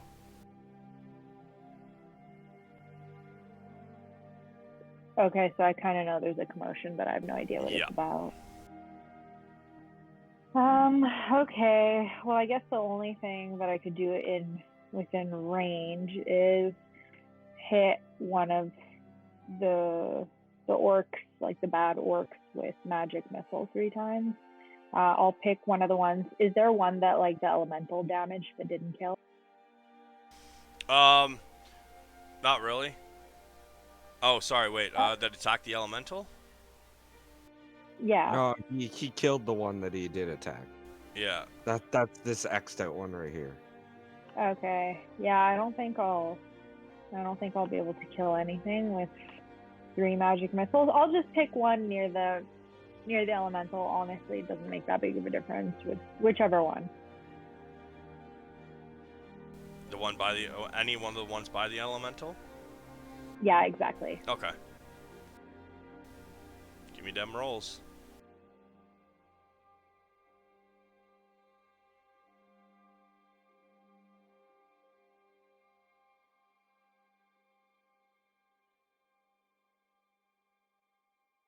So Connie lets loose a barrage of magic missiles, and they zoom over the heads of all the friendly orcs, and immediately plop on the first orc head.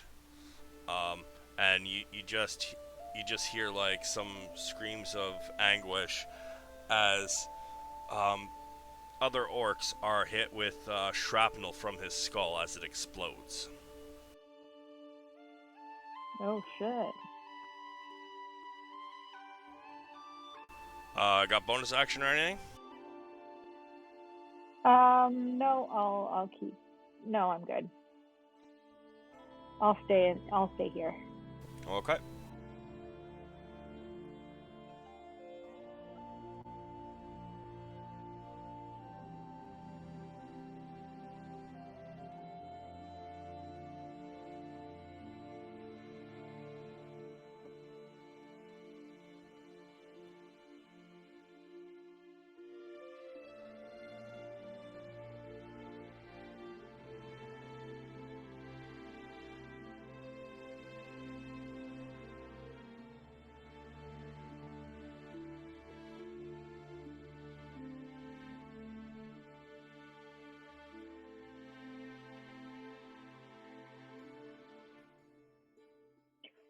Like, quick question to the DM, actually. Like 3 feet isn't high enough to have any type of like high ground advantage, right? No. Okay, cool. No, because orcs are like 6 feet plus, really. True, it's just high for me. Yeah, unfortunately. Damn, guys, we couldn't be fighting like a whole army full of gnomes. I start immediately writing down ideas.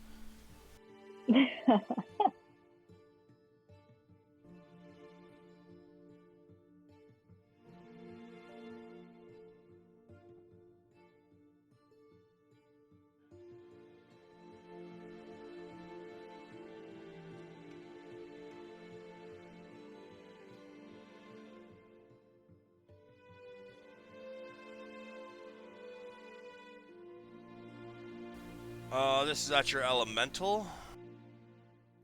Send it. Yeah. Really? Fucking 4? Like, god damn. Dude, every time I'm like, yo, this is gonna cause them problems. There's gonna be so much problems. And they either don't hit, or if they do, they're just like, I stabbed him in the toe with a fucking, little fork. Like, god damn. Yeah.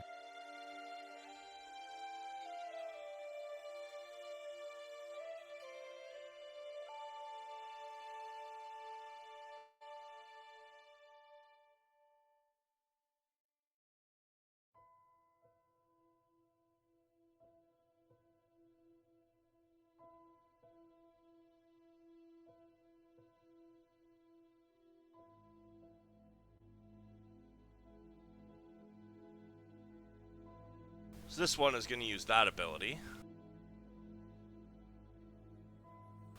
And 3 orcs are going to attack your elemental. Send it.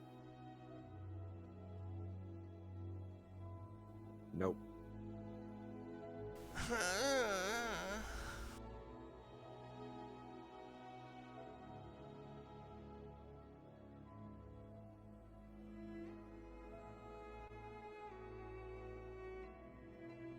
The Orogs charge up.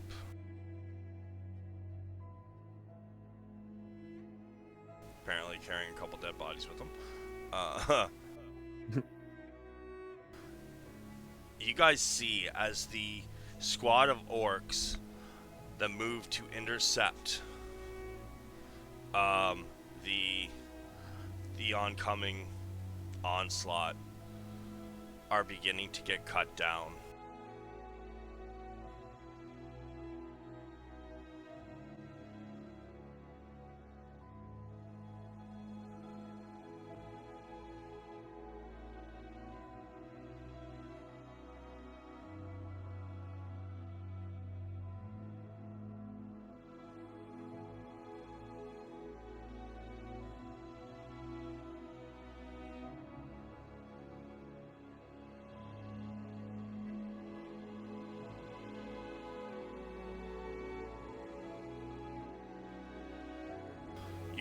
You can hear their screams, and for the first time, you are starting to be able to see them all fall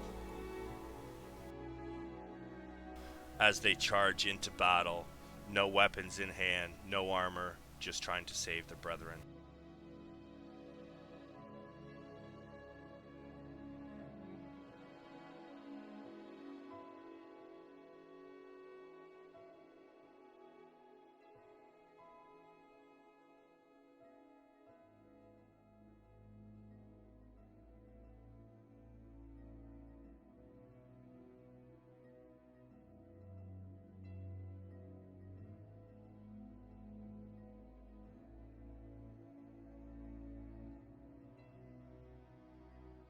From over to the side, you hear a great roar from one of the orcs. He's a little bigger, a little stronger than many of the others, and he stands at least as tall as that female orc. And you all hear him shout, "Glasha! Your life will be mine for the dishonor you have shown Grumsh. He will guide my blade and I will take you down. And a spear goes flying through the air. That's gonna hit her. Where's that piece of paper I had? Oh, there it is, thank you.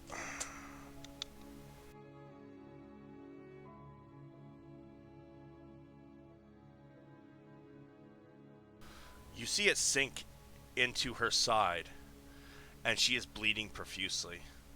She kind of goes down on one knee, and then she immediately stands back up, and she snaps the spear shaft, and she throws it into the dirt. And she says, "No, you will be mine." Ina, it is your turn. Sure is. Where did that voice come from? Sorry. Over there. Okay. I am going to, so as a free action, I'm going to heal myself. Okay.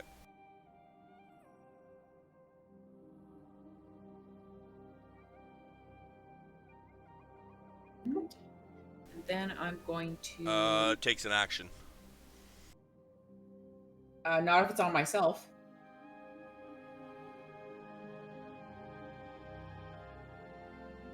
Hold on a sec, let me read it.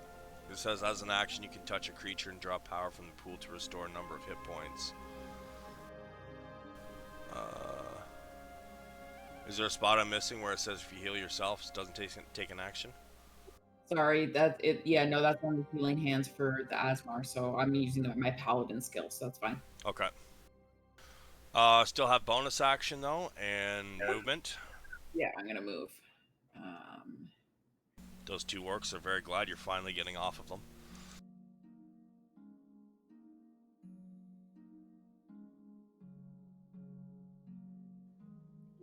$20, $25, $30? Or can't be on his space, right? Be next to his space? There. Yeah, next to him.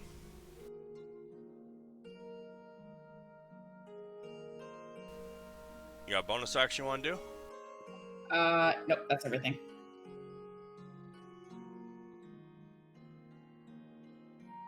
Read. I'm gonna move forward and try and create a funnel situation, maybe a little bit. So let me move first.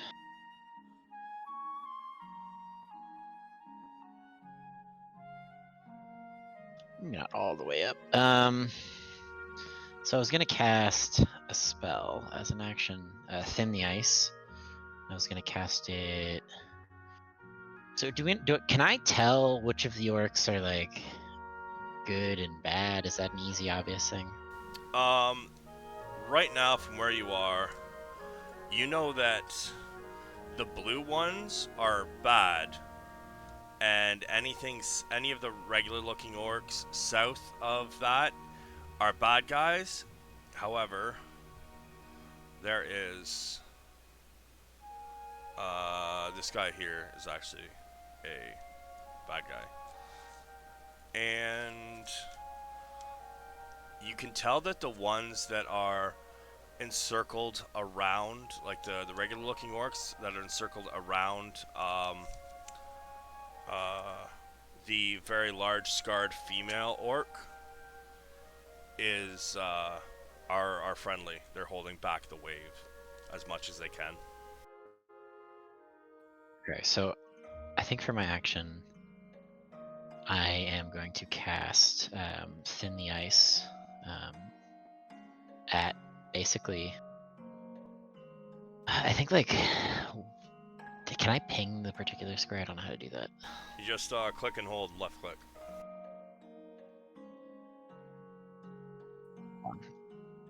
At that square, I'd like to cast Thin the Ice.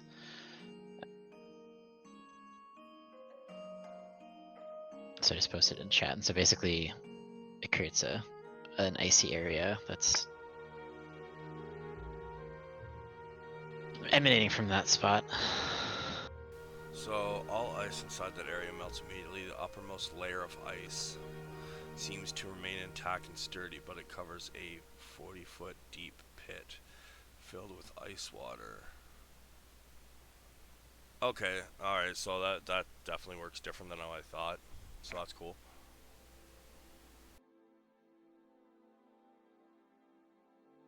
Right. Yeah, I want to put that there and just kind of. Obviously, 20 pounds is enough. I think that's fine. Alright, give me 1 second, I will draw that out.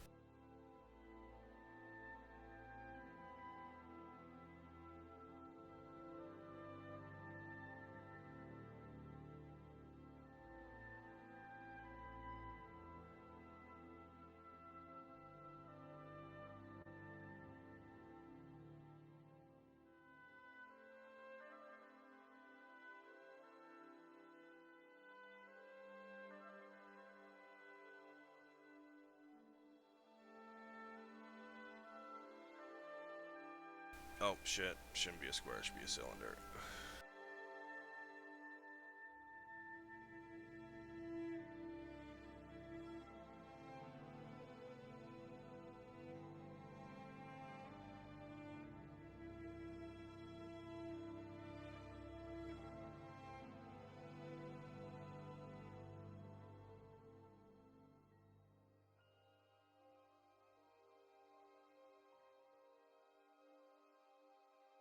Is that correct where I have it? The blue circle? Maybe move it like 5 feet to the left.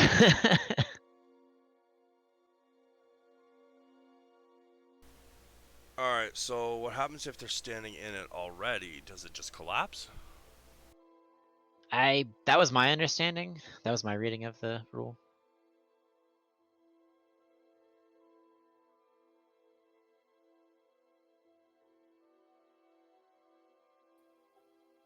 Yeah, that's what it says. It just gives way.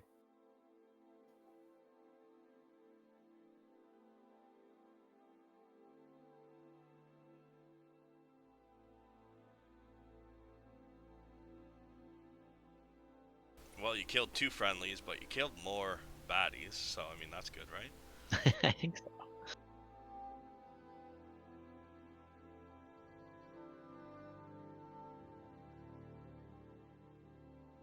Hey, if they can't survive a 40-foot plunge into the water, were they really worthy orcs to begin with?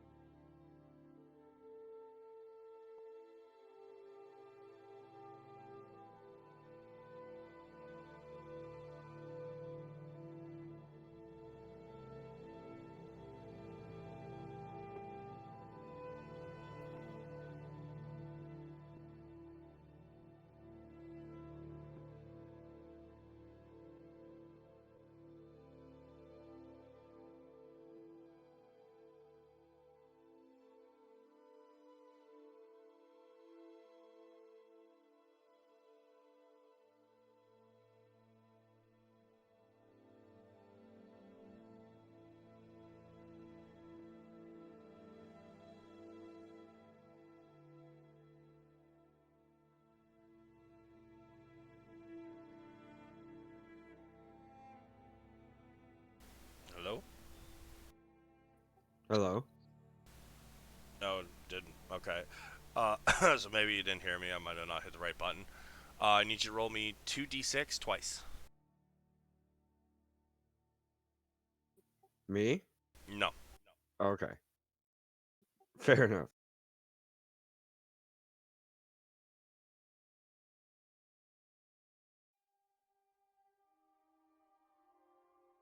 Okay, so you cast this this spell on the spot. Start using your hand gestures and your voice, and suddenly,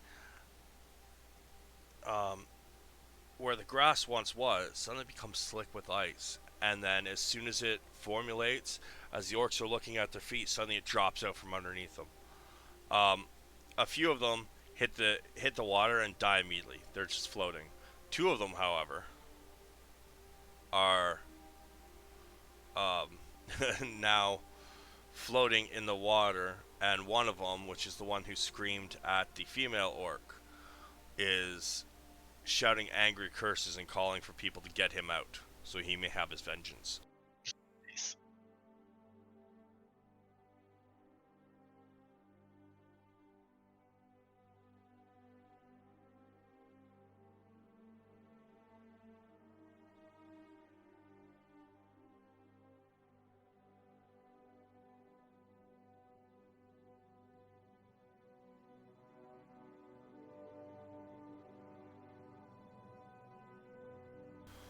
This one's gonna hold her concentration on her spell as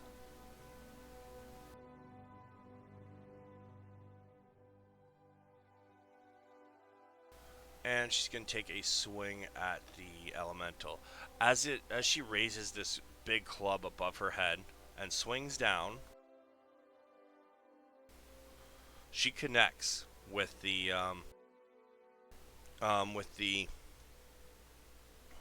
elemental, but she doesn't do much damage. She's not very strong. Dope. Ezor.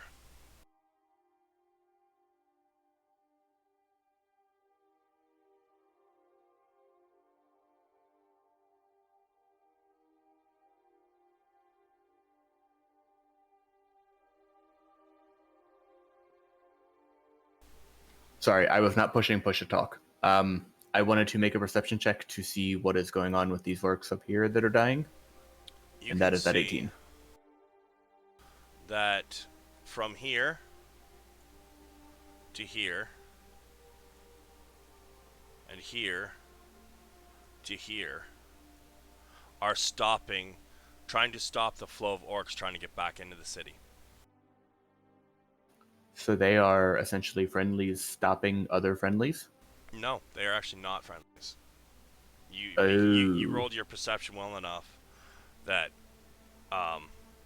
this time you notice that they have weapons and they are cutting the flow of people heading back into the city.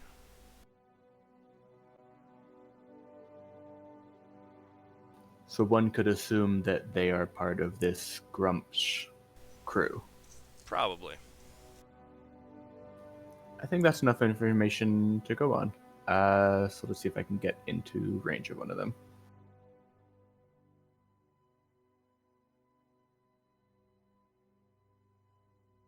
Not quite, but I am going to place my Hexblade's Curse on the nearest baddie, which doesn't necessarily do anything unless they die, in which case it can get transferred. So closest one would be the one with a purple mark there. Okay. And I think that is it for me. No action? You know, I could actually shoot them with the Warlock ability that I have not been using because I'm mainly melee. Let's do that. There you go. There it is, Eldritch Blast. So yeah, let's hit him. And you get another. It's got 2 streams, so you hit it again. Yeah, 5th Hit the level. wrong button. Don't worry. You get another one there. All right, so that one has now passed. As your Eldritch Blast, actually, did you? You also didn't roll your hex damage there either. You get to add your hex damage, which is a D6 necrotic, onto both of those hits. I thought the Hexblades. Are you talking about the Hexblade's Curse or a different thing? Oh, are you? I thought you put hex on them. No, I did the Hexblade's Curse, just the bonus ability that adds my proficiency bonus to damage. Hold on a sec. So it's just +3 to all the damage rolls. So I did. Yeah, I didn't use the actual hex spell. I used the Hexblade's Curse ability. One sec here. I think I'd know this off by heart after how many Hexblades I've played. There's a lot of abilities, man. Bonus damage rolls. Your bonus equals proficiency bonus. Any attack roll you make against the cursed target is critical hit. If you roll a 19 or 20, target dies, you regain. Okay, so it died. So you regain some hit points if you were missing any. And I'm going to make something for you here really quickly.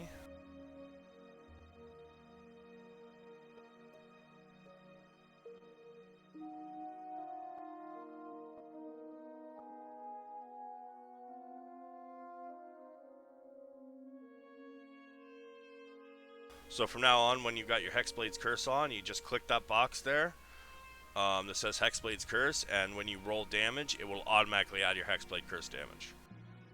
Nice.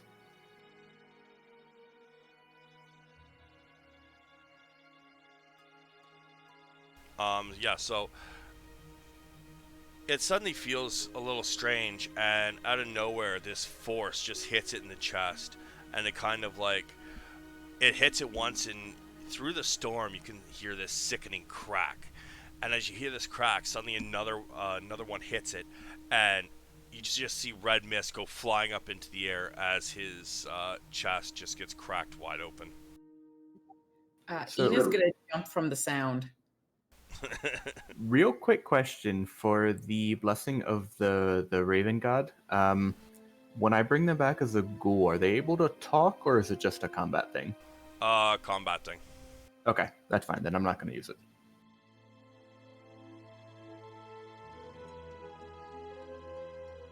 And that should be it for me. Alright, so next, the orcs begin running.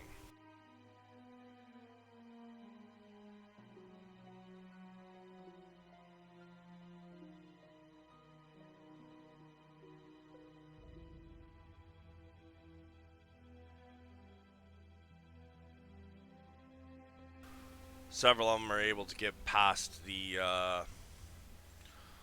onslaught of the few that were in the back, cutting off the flow.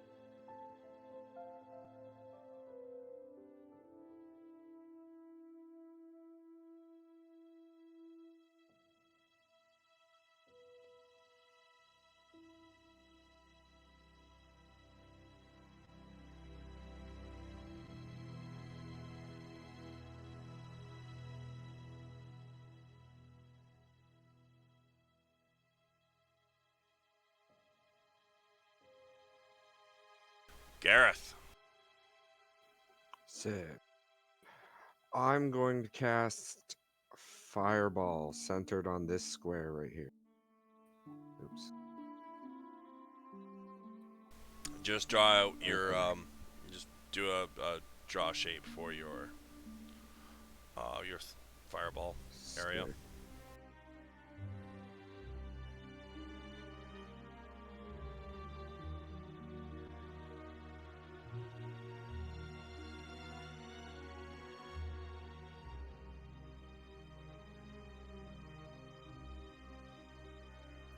And I have to shift it. Yeah, that's fine.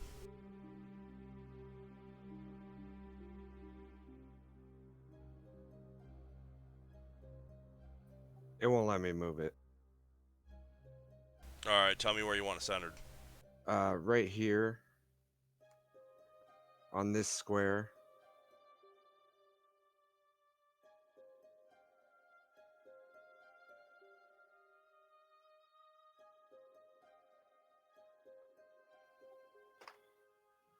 Yeah, that should be... Actually, it should be just a little bit bigger. It should hit these two as well. I didn't draw it quite big enough. There we go.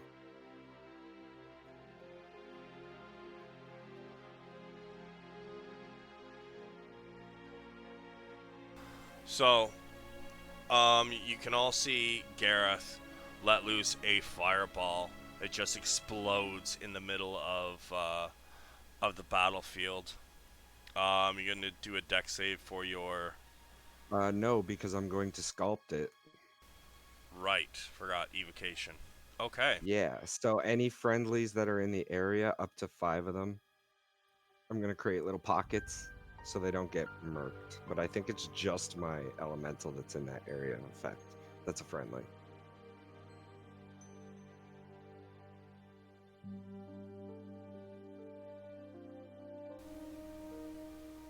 You want to do your damage roll? It's gonna kill him anyways, but you know, it's always fun to roll the damage.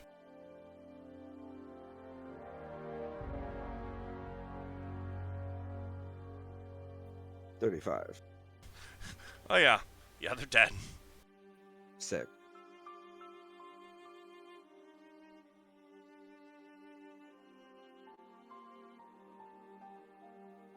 Did the priestesses die too? No, No? no, they haven't been touched, and they have a lot of HP. Okay. I am going to have them do a roll, see how much damage they lost, though. Sorry, that's for after. Fuck. Yeah, they take full damage. So, as this fireball explodes in the battlefield, you see orc bodies and body parts go flying. This looks like you just set off C4 in the middle of the group. It just mist is everywhere, fire, smoke. Any fire that's left on the field is quickly getting put out by the storm. But it has thoroughly damaged the good chunk of their force. Sick. And then my elemental's just gonna multi-attack. This one. Okay.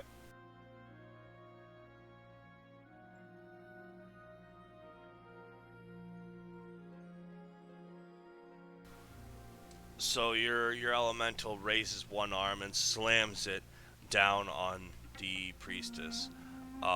It catches her one leg as she tries to move out of the way, and you hear snap as the leg just crushes under the weight. You hear her scream out, and then the elemental turns around and basically just backhands her. And you hear a whole bunch of sickening wet cracks as her body goes flying like a rag doll. Sick.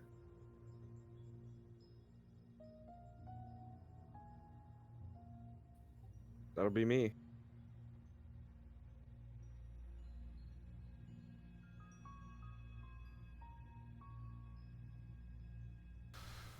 So at this point,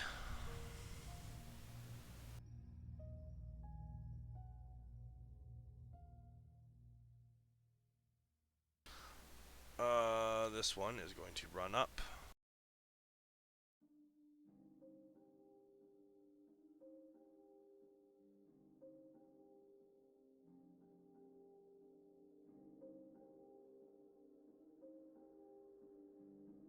That is at your elemental. Okay. It goes rushing up and just stabs at the elemental, and you see some dirt and a couple rocks go flying off of him. Okay.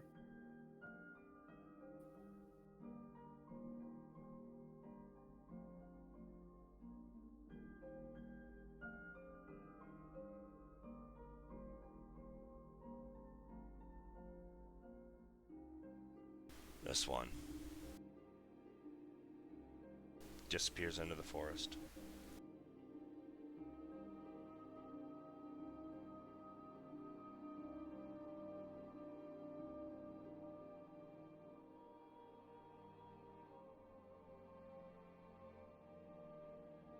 Some of the orcs begin moving in closer.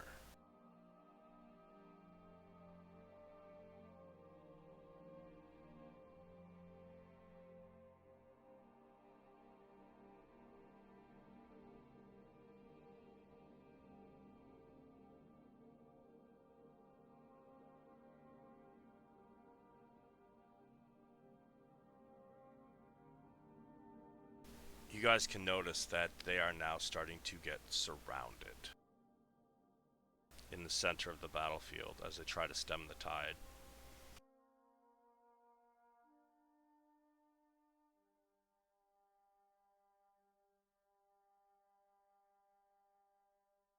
However, some of them are feeling very ballsy and go after the elemental again.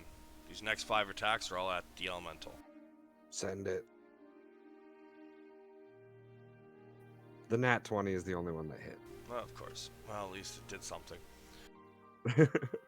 Several of them are trying to chop, and they don't seem to be doing any damage until one slices open what would basically be its knee. You see some of the leg kind of start to split open a little bit. And then from up at the top,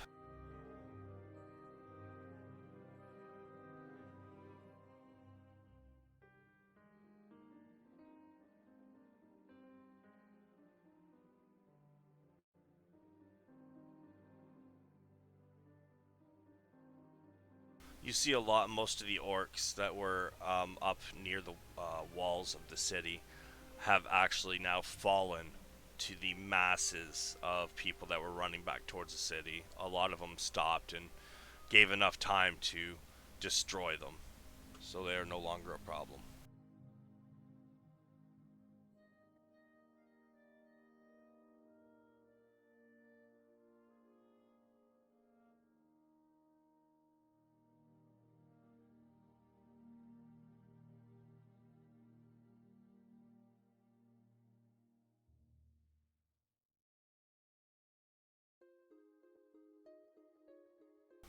Tossing out one more guiding bolt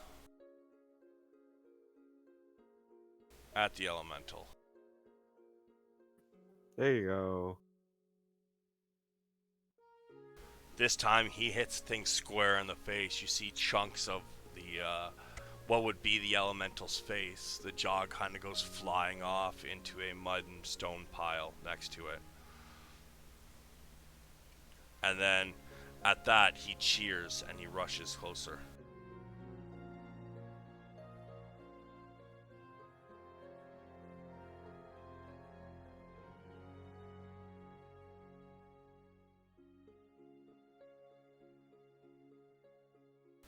And once again, this one Nope. tries to reach the elemental and misses. Connie fused. So is it easy for me to differentiate between like the good ones and the bad ones, like on the top left corner? The ones in the top left corner are all good now. The bad ones have been dealt with. They are dead. Okay, chill. So, basically, the ones on the left, I guess, third of the map, like the left column, like center left column, those ones too are fine, and the ones right under?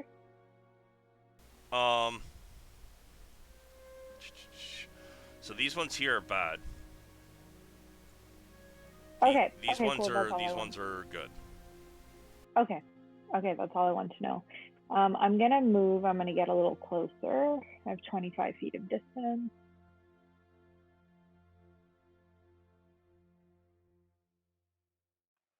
I'm gonna get between two of the good ones just in case. And then I am going to cast. I'm going to cast Shatter, and I'm gonna cast it at second level, and it has a range of 60 feet.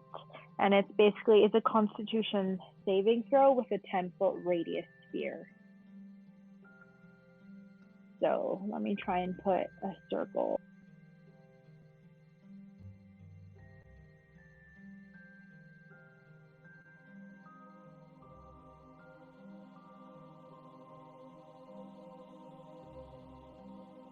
Yeah, sorry. How do I do a circle again? Right now I have it set on square. So you hold Alt and then make your shape, and it'll turn into a circle instead of a square. Okay, that was just a practice one. Oh god, okay. How do I delete them? You gotta get really close and then click on it. It's alright, I'll do it though. Okay, thank you.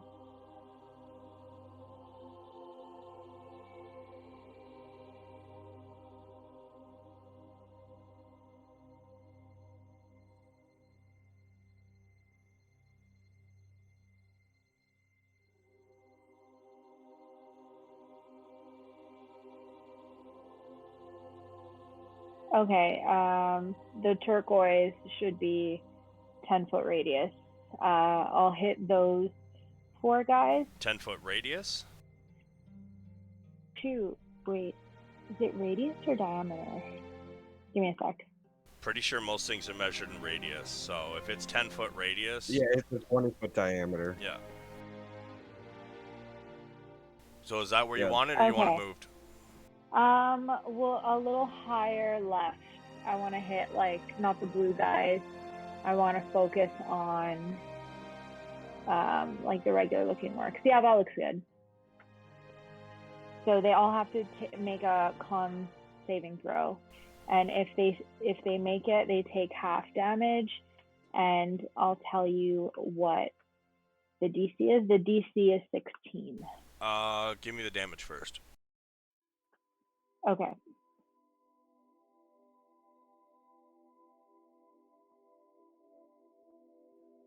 $16. As you cast this spell, you watch as several of them, bones kind of burst out of their skin in random spots, and they just kind of stop and fall to the ground. Damn, they were squishy.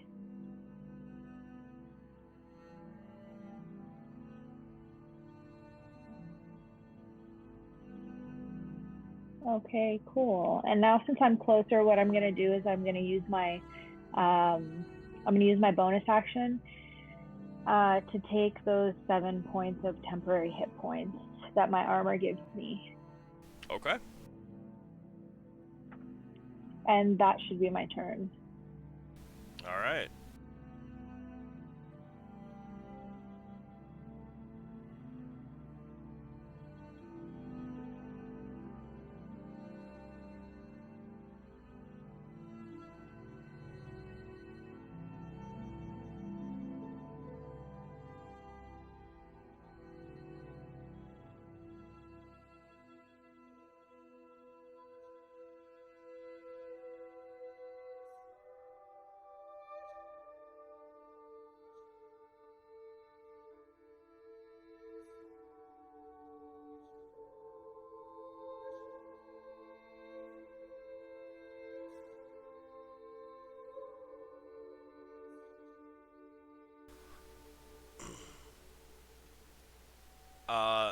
This next orc, you hear him yell, "We can't get them all, but we can at least get this group. Crush them all!" And he rushes in at the female orc.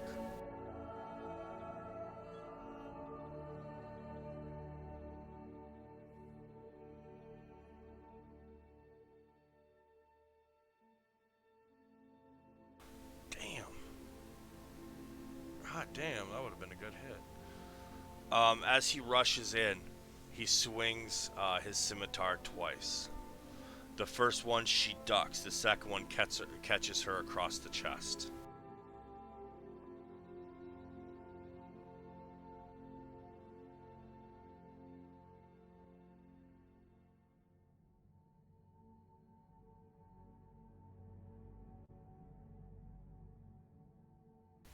This one starts to climb up the wall.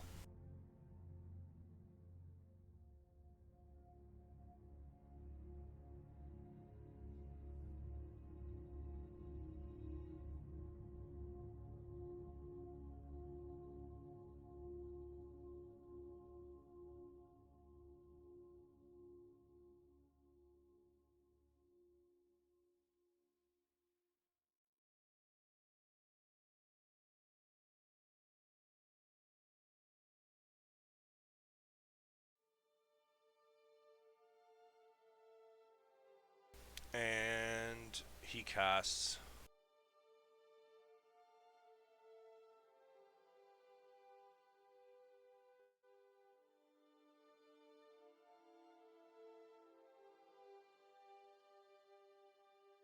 Bane at 2nd level, aiming for the elemental and um, and the female orc. So I need the element to make a charisma save, please.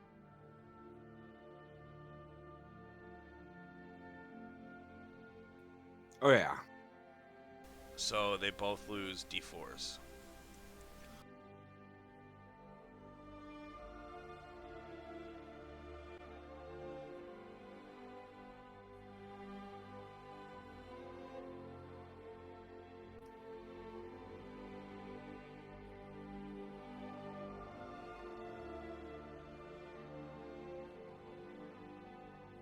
This one is going to send a guiding bolt. How far does guiding bolt reach?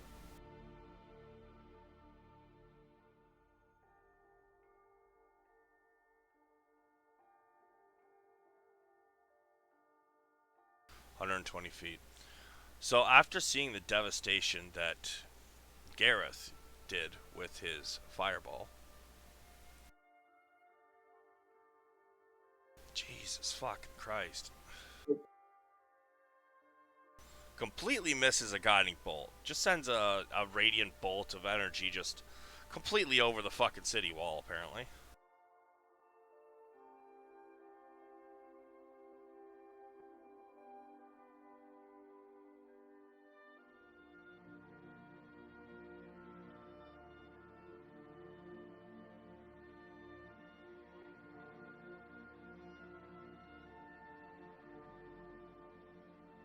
This one charges back in at the elemental. Holy fucking. And apparently completely misses. Just hits the fucking dirt.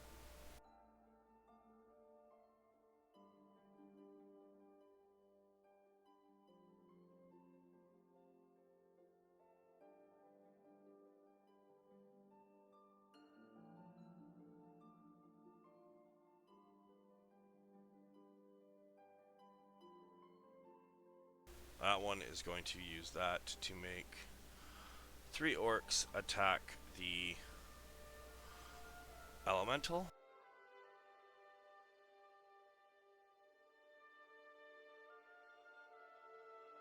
One definitely misses. I believe the other 2 hit, correct? Yep. So one's axe gets batted away, but as the elemental's distracted trying to knock his axe away, it takes 2 deep gashes in the back of what would be its legs. How's its health looking? 1 second here. Let me do the math.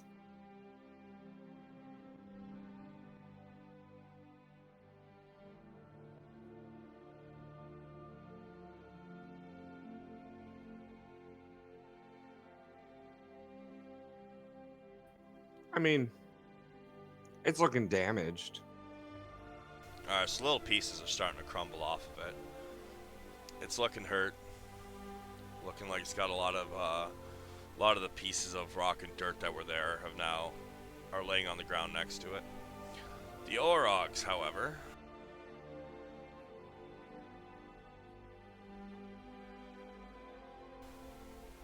after seeing a bunch of its friends just basically explode from some spell, Some of them start to run.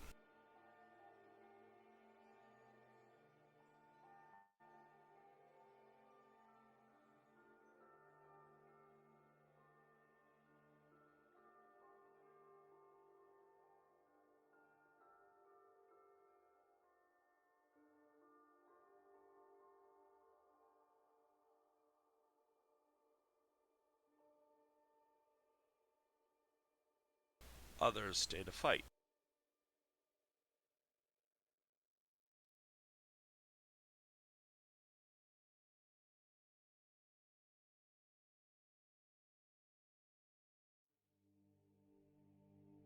Two of them charge in at the female.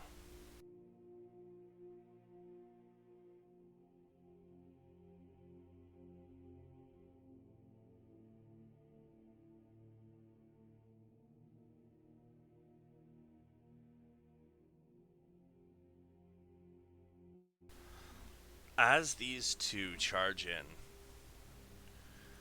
and start laying blows from their axe onto this female orc standing in the middle.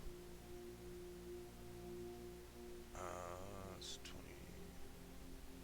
26 equals.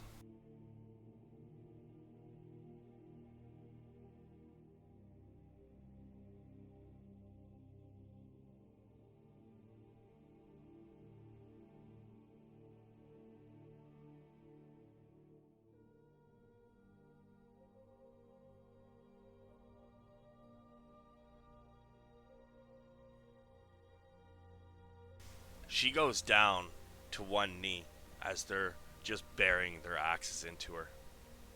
Oh shit. Yeah. Yeah, okay, that's right.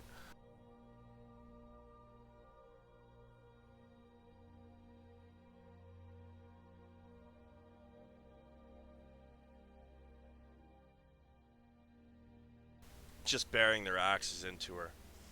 She goes down to one knee and she screams, "Fight to the last! Don't save our brethren! Don't let them pass!" And she is looking beyond hurt. She looks really, really bad. The Orc Chief uses his movement and his action to get out of the pit, climb up the wall. Ina, you see just to your right, the big war chief has just climbed out of the icy pit. Okay, I am going to. So sorry, the orcs directly in front of me, between me and the female orc, they're friendly. Yes. The only ones that are not are the blue one? icons Okay. and Him. the ones on the right side of these barriers Okay. are bad, including this one here. Okie dokie. I am going to run up to her. That's 10 feet. And I am going to lay on hands on her. So it's 40 health.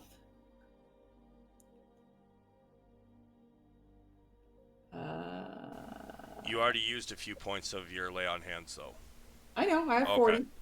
You got lots. Wait, aren't you guys level 8? Yeah. Okay, 8 times 5 is 40, so if you already used some of it, you don't have 40 anymore.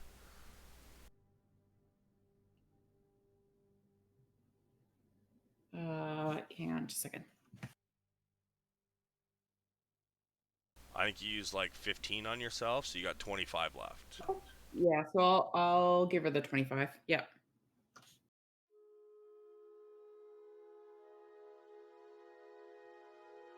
As you put your hand on her shoulder, as they are pulling the axes out of her, she suddenly, you see some of her wounds seal up, and she looks invigorated, and she looks back at you, and you can't tell whether it's a snarl, a sneer, or a smile, but she looks at you and her face moves in that general idea, and she nods and she stands back up with a bestial howl.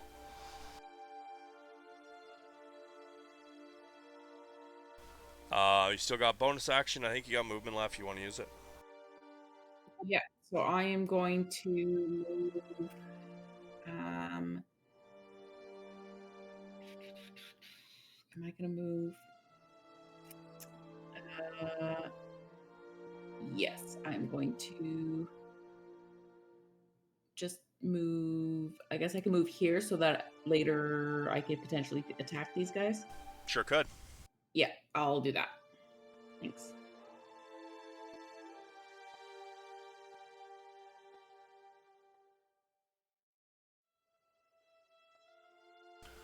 Reed Greystag, you have watched your new friend run up and save that orc's life. What would you like to do? So I'm gonna cast another spell. Let me see, 20 by 20 foot. So I'm gonna cast Doom of the Slippery Rogue. Gonna target like this area. This area. So it's a 20 foot by 20 foot. Does that? Hang on, let me draw it. And basically, I'm going to try and trap that guy. Keep him where he is.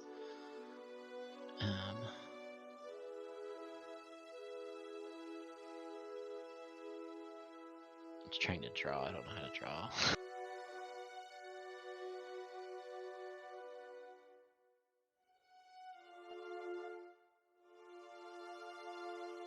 That's not what I want. Can you see that on the screen, Eridar? I can. Okay, delete that. I want to move it.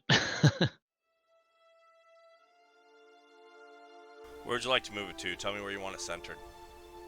That's what I was thinking. The red square. Alright, let's see. Its range coating of grease. Vertical surface is affected. Each climber on the surface must make a athletics check. Fall from the surface. Held by blah blah blah. Creature standing on unaffected floor prone. Falls prone must make a dex save.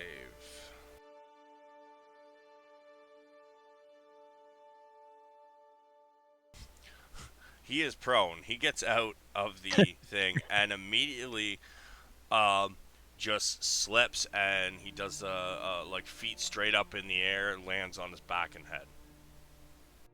Perfect. And then I think I moved back a little bit. It's a little too intense. Does that spell have a sound? The verbal component, if that's what you mean. No, I don't believe so. It's basically just grease forming. Move over here. And then I'm at my turn. Oops, hold on a sec. I accidentally skipped one of the baddies.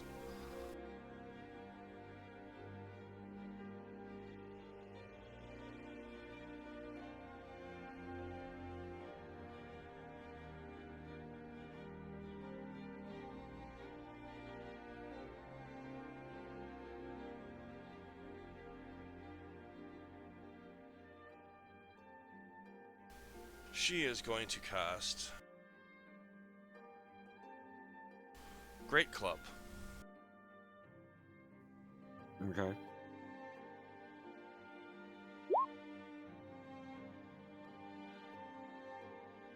So she swings and she connects. You see a chunk of the of rock kind of fall out of the elemental, but it seems to have barely bothered it. Izor, it is your turn, sir. Okay, so with my bonus action, I'm going to cast Hex on the big orc baddie. Okay. Then I'm going to move to the edge of the newly created grease pit and Eldritch blast her again. Or not her again, but use it again on her. Sorry, which one was it you were casting Hex on? The big orc baddie here. Okay. Let's see it. Give me them rolls. Oh my god. And an extra d6 on top of that for necrotic. Well, I'll see it as soon as I log back in. Yep, I rolled for it.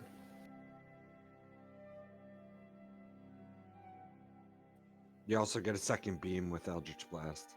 You're right. I had read that, thought to do it, and then forgot. Which means you also get another hex damage as well.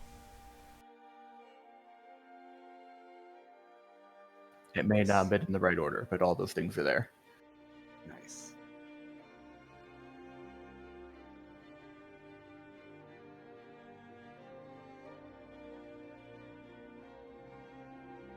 I'll let you know when they finally come through for me. Just take it forever to load again.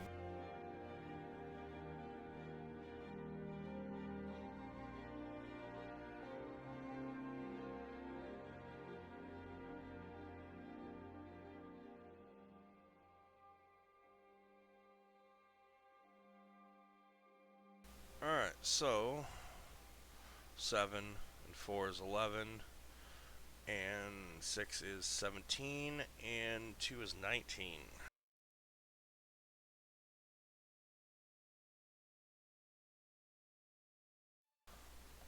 Wait, actually, oh wait, no, range doesn't get advantage. Okay, never mind.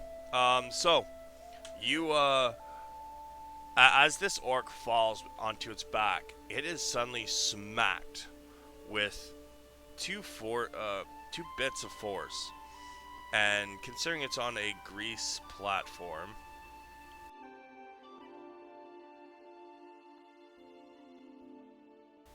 it gets shoved straight back into the pit it just got out of.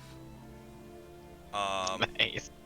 Reed, I believe you made that pit. Can you roll me 2d6, please?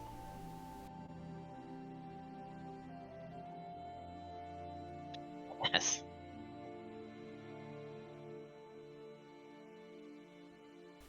It gives a shout of frustration. Fuck! As it just like gets sent flying off this grease and directly back into the pit that it just crawled out of. Yeah, man, don't fight an enchanter. That's what you get.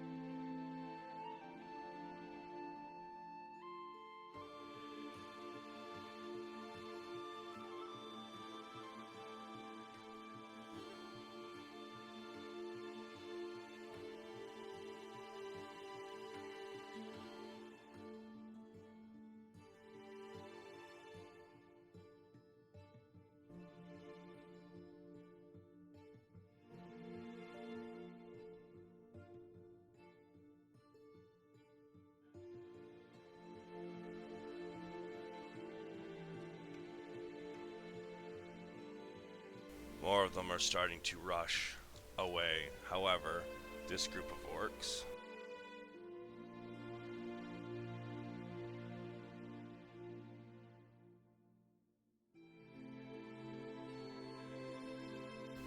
the female orc war leader crushes two of the Orogs in front of her.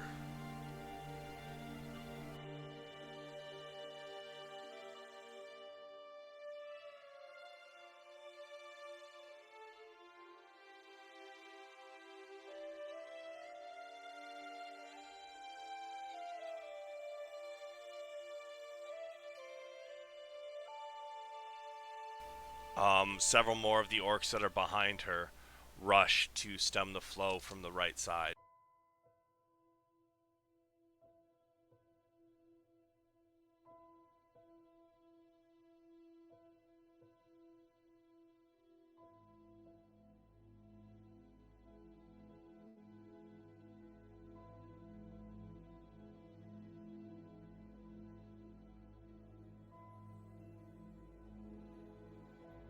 few of them die in the process.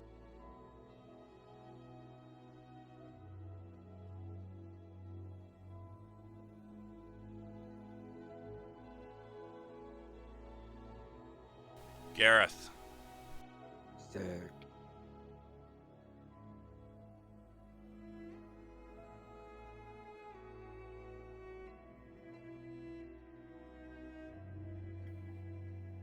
Dope. So I'm gonna drop another fireball right there. Give me that damage.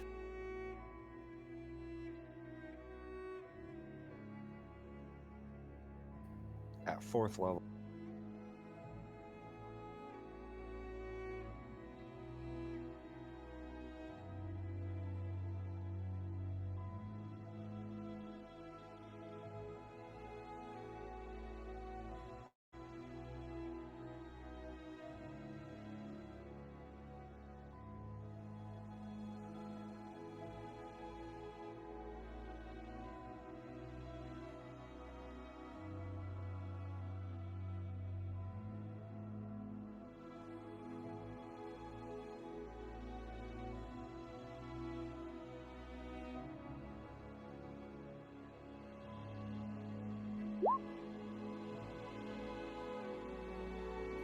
Fail.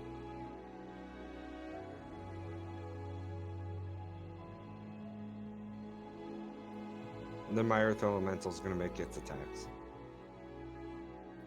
Against the Priestess. Okay.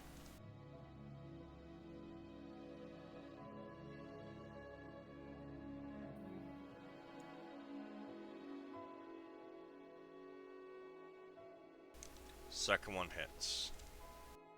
Dope.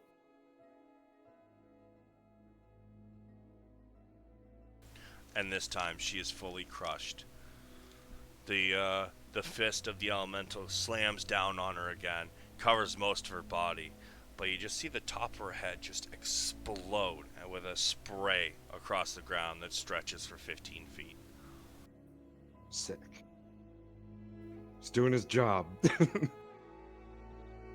Gets extra rocks for dinner tonight. I mean, really, he's there just to tie them up. Like, I was hoping people would get sucked into attacking him. Well, I mean, fuck, a lot of them did. Like, do you see all the dead bodies around him? Oh, no, I know. I'm just saying, like, that was his whole point, right? Oh yeah, no, he stemmed the tide really well. In fact, I think everybody that was in the center would have died if it wasn't for your elemental.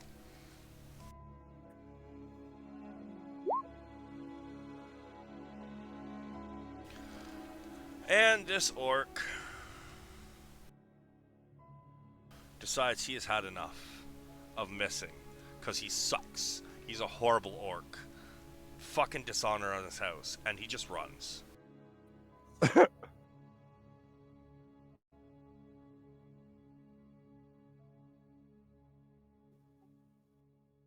This one sees the other one running, starts to do the same. Actually, he was within 10 feet of me, so I'd like to make a opportunity attack. Sure, go ahead.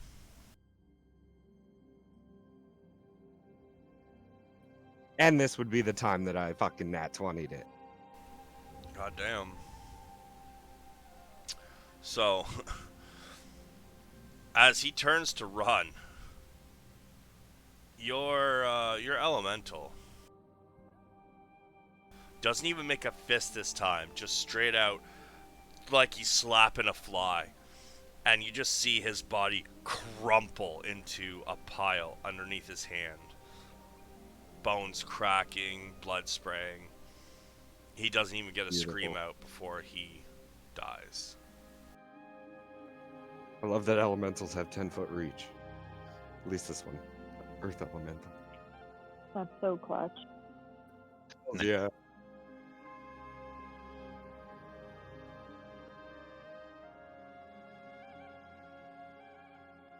Oh shit, I fucked up. The bad orcs never went. They should have been a couple turns ago. I must have deleted the token I was using for them. Wait, was it some of the armored ones? Or These ones up here, and yeah, like the regular orcs. Most of them are dead, but there's a few that are not.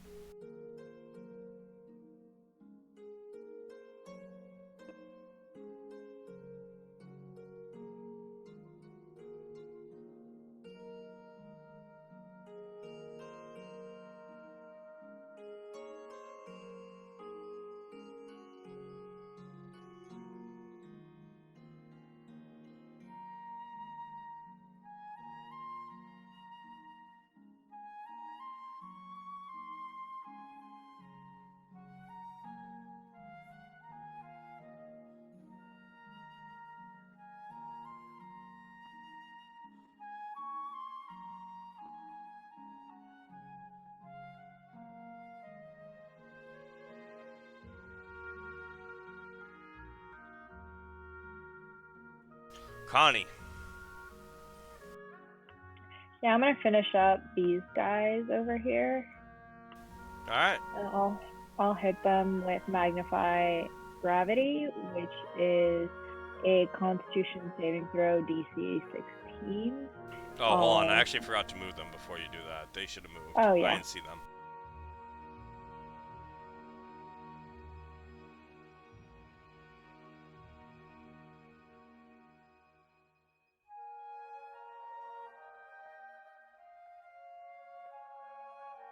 All right, there. You still reach them? I'll tell you right now. No, but I'll move. Okay.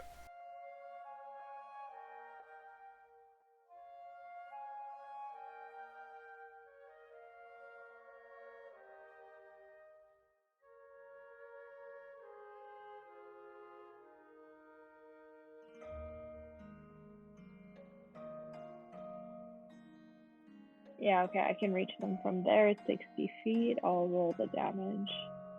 All right.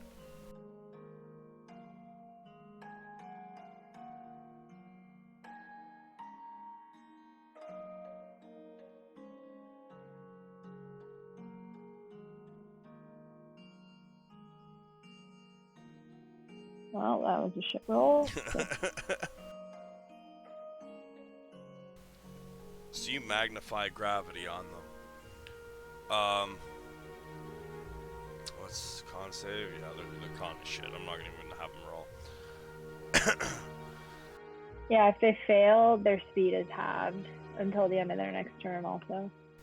Yeah, I'll just say it's halved for brevity. So as you suddenly you watch them as they're running, they slow down, and it seems like their shoulders are holding a great weight now. It's taking extra effort just to move, and they're sinking. Their boots are sinking into the sopping wet ground. They are not quite dead, but yeah, 6 was not enough to kill them, unfortunately. Yeah, okay. Yeah, I'm good for now. No bonus action or anything. All right.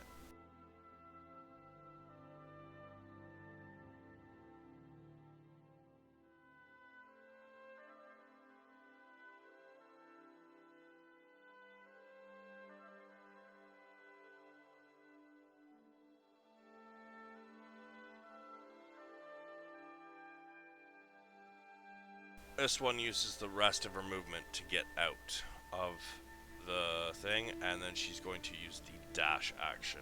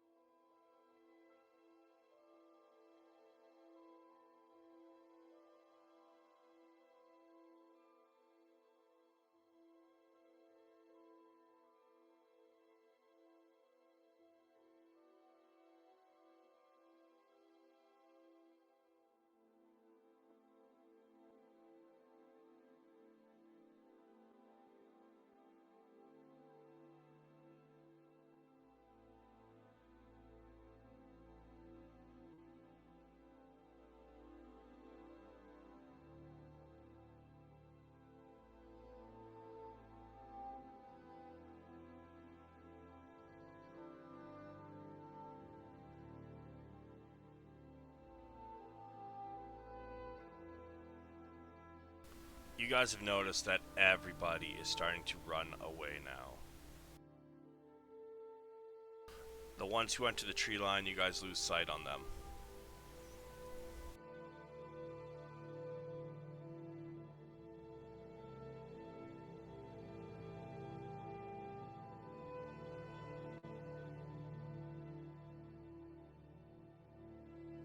York War Chief climbs back out again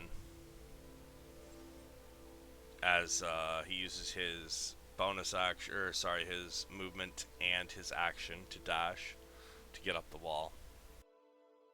Ina, you have watched as the rest of these orcs are starting to flee.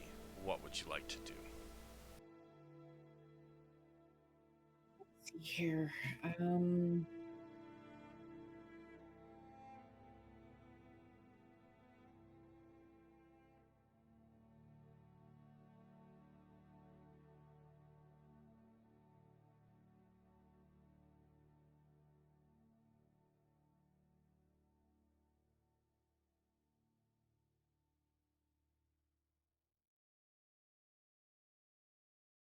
I'm going to dash and go right here. Okay. And that's everything for me. Reed. I shout, "Come back! No! I want to talk to you." So I move 30 feet towards him, and then I cast Luke's Resilient Sphere on him, which is a dex. You want to toss that spell up so I can see what it does? While I find a stat block again. Sorry, yes. I'm just kind of obsessed with this guy, and I want him to come hang out with us.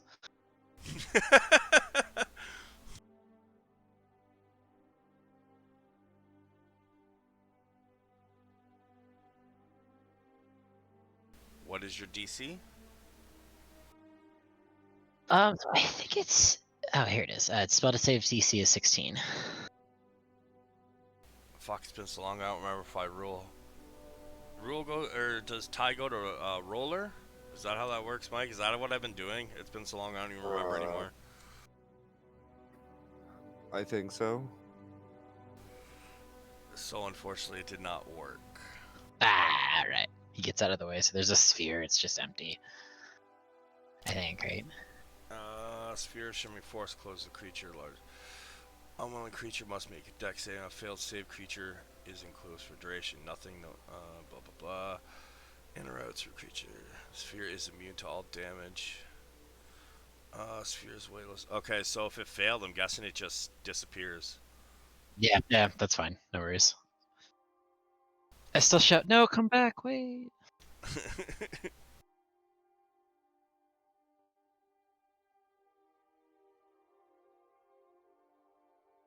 Ezor.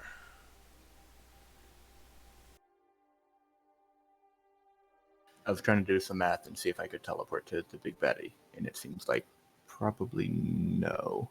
Actually, it's just a bonus action, so let me see.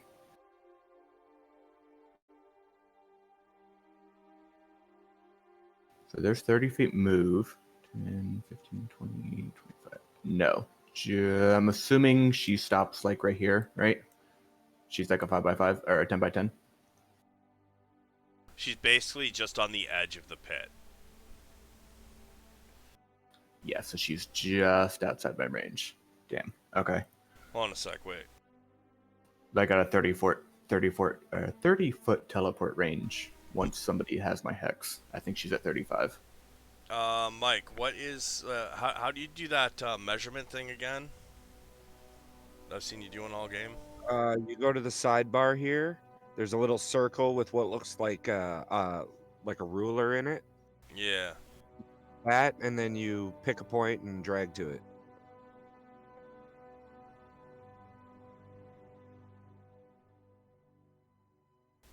Yeah, you could make it right next to him.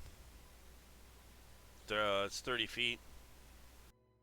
Okay, yeah. Actually, you're right, because I can teleport up to 30 feet to an adjacent square to the person. So yeah, I'm going to teleport right next to him. Real quick refresher on D&D 5e. So even if you strike somebody down, like they don't die immediately, right? My goal is to If strike this person down and not have them die so we can bring them back. before you make your attack, you just have to declare non-lethal damage. It only works with melee and ranged physical attacks. It does not work with magic attacks. Okay, so then yes, I am going to make regular basic attacks. I do not want to kill this person. I would like to speak to them. All right, give me them rolls. Yeah.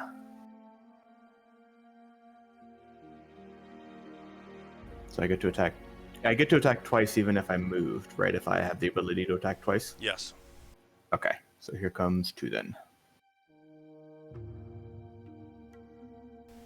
He also has your hex ability, or hex on him still. Yes. So you get that as well. Did I hit on both? Or I think the 12 probably misses? Yeah, I think the 12 does actually. One sec. Yeah, 12 misses. Okay, so then looks like 12 total.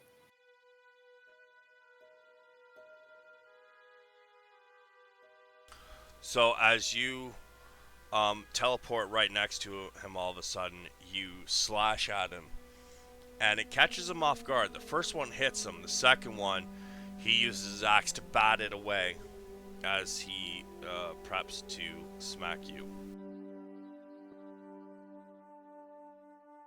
Fair enough.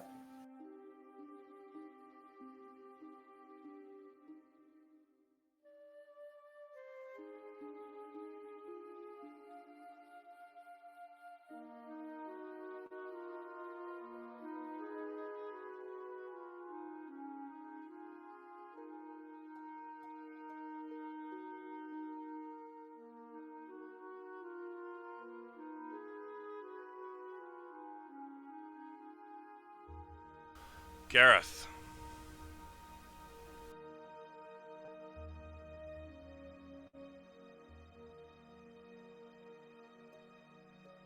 Is that square still there? What square? The greasy square? Yeah. I don't know. Yeah, for like a while. Sorry. Is it concentration? No, but it is 1 minute. Oh, yeah, it's still there. It's all greasy. All right, I'll go there.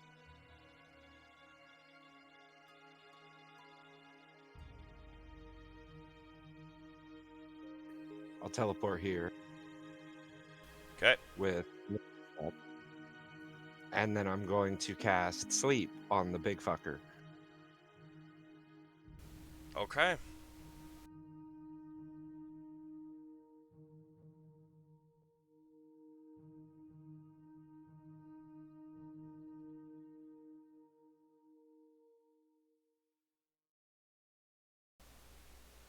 Alright, so roll that 5d8. No, I'm gonna do it at second level. Okay.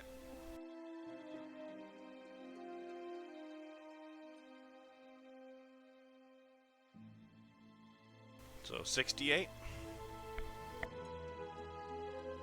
7. Right, 7, sorry.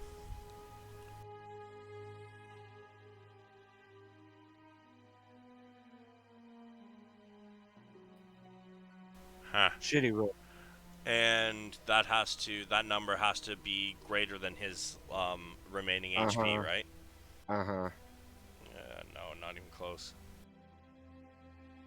He laughs at your pathetic attempt to make him sleep. And I'm gonna order my elemental to cut him off. Alright. And attack him.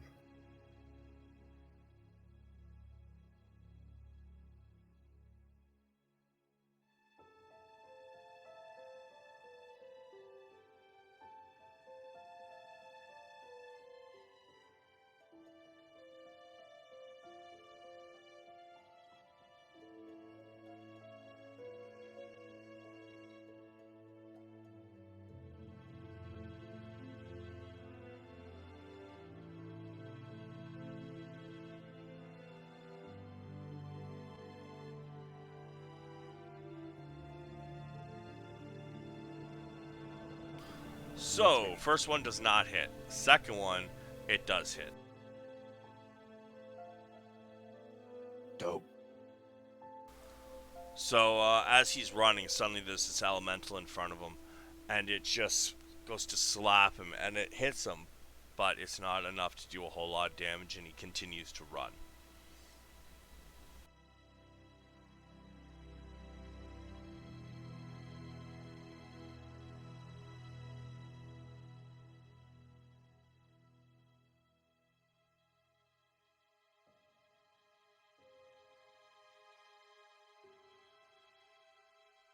Several of the remaining ones have fled. And Connie fused. I'm gonna magic missile those two suckers in the corner that I'm still trying to just kill already. Alright.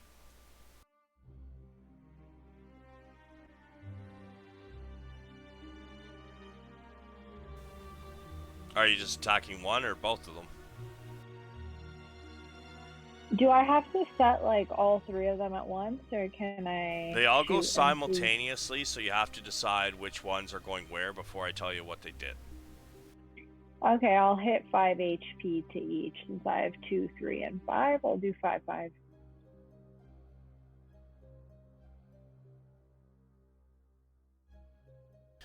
One magic missile hits one of them in the back of the head, and you just see his face explode.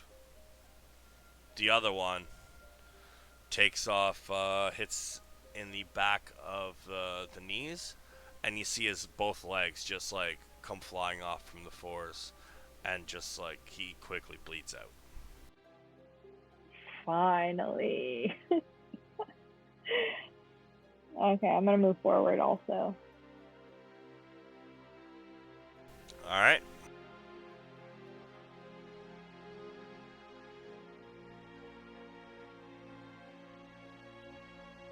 Okay, that's my turn. You sure you want to go there? Because that's a big pit, a 40-foot fall. Oh, whoa, never mind. I thought that was like a leftover something. Yeah, no, that's a leftover pit. Ah, okay. No. Here we go.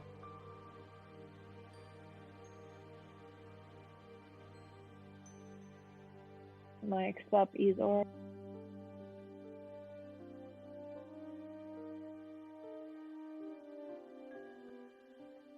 Alright.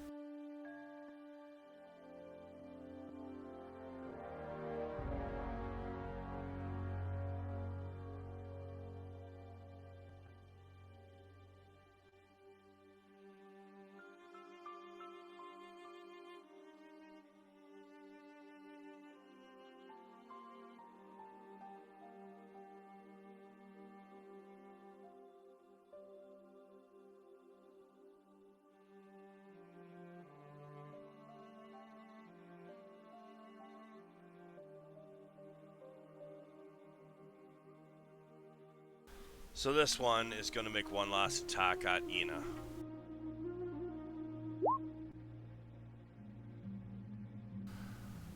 And completely missing, almost hitting his tribal leader, he says, yeah, enough of this. I'm apparently as garbage as the other one, and I'm leaving too.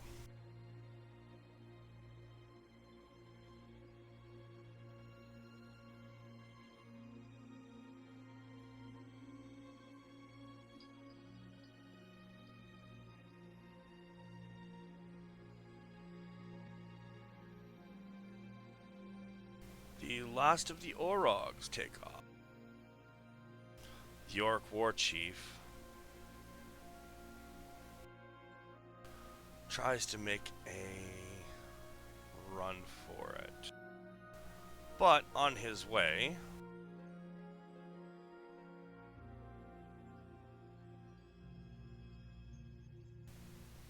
those are at your elemental before he runs. Oh yeah, they both hit. Alright, you still up? Oh yeah. Resistance and high AC. So he takes 2 chunks off as he runs by. He takes off one arm, but your elemental spins around and just slaps him with his other big stone arm. He slapped him with his pimp hand. Pretty much, yeah, yeah. But he runs. Anybody else who wants an attack of opportunity who's within 5 feet? Yeah, I was gonna say if he's running away, I'd like to make an opportunity attack, please. Yeah. Me too, man. Ina, you are not close enough. Izor is though. Okay. Sorry, he's got to be within 5 feet. He passed within 10 feet of you.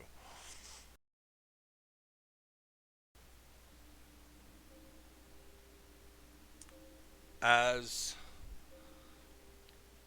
he runs, and Izor slashes him across the back with his sword, the orc takes off one arm of the elemental. Sorry, it's got to be you first because you were the closest one, so the elemental's going to end up with the kill. So you would have got your opportunity of attack. He takes off the elemental's arm, and then the elemental just turns around and crushes his head with his backhand. He flies in pretty much the exact direction he was heading. He still lands here, but he is starting to bleed profusely.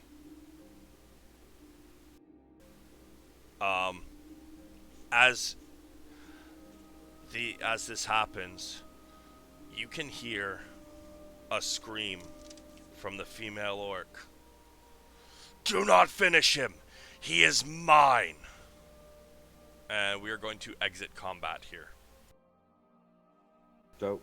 The orc walks up, pauses by Ina, looks at her, and gives her another one of those sneer, smile grimaces, and nods to her as she continues to walk on.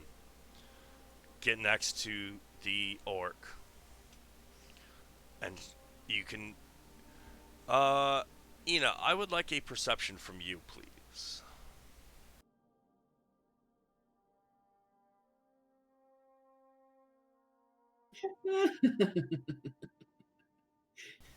You can hear him whisper something to her, and she suddenly kind of rears back and she says, orcs that still follow Grumsh are the disgrace. And she looks at you, and she looks down at your warhammer, and she puts her hand out. I'll pass her my warhammer. She nods again to you. She takes it, and she does the most powerful blow you have ever seen, as it just caves his entire fucking head right in. There's nothing left.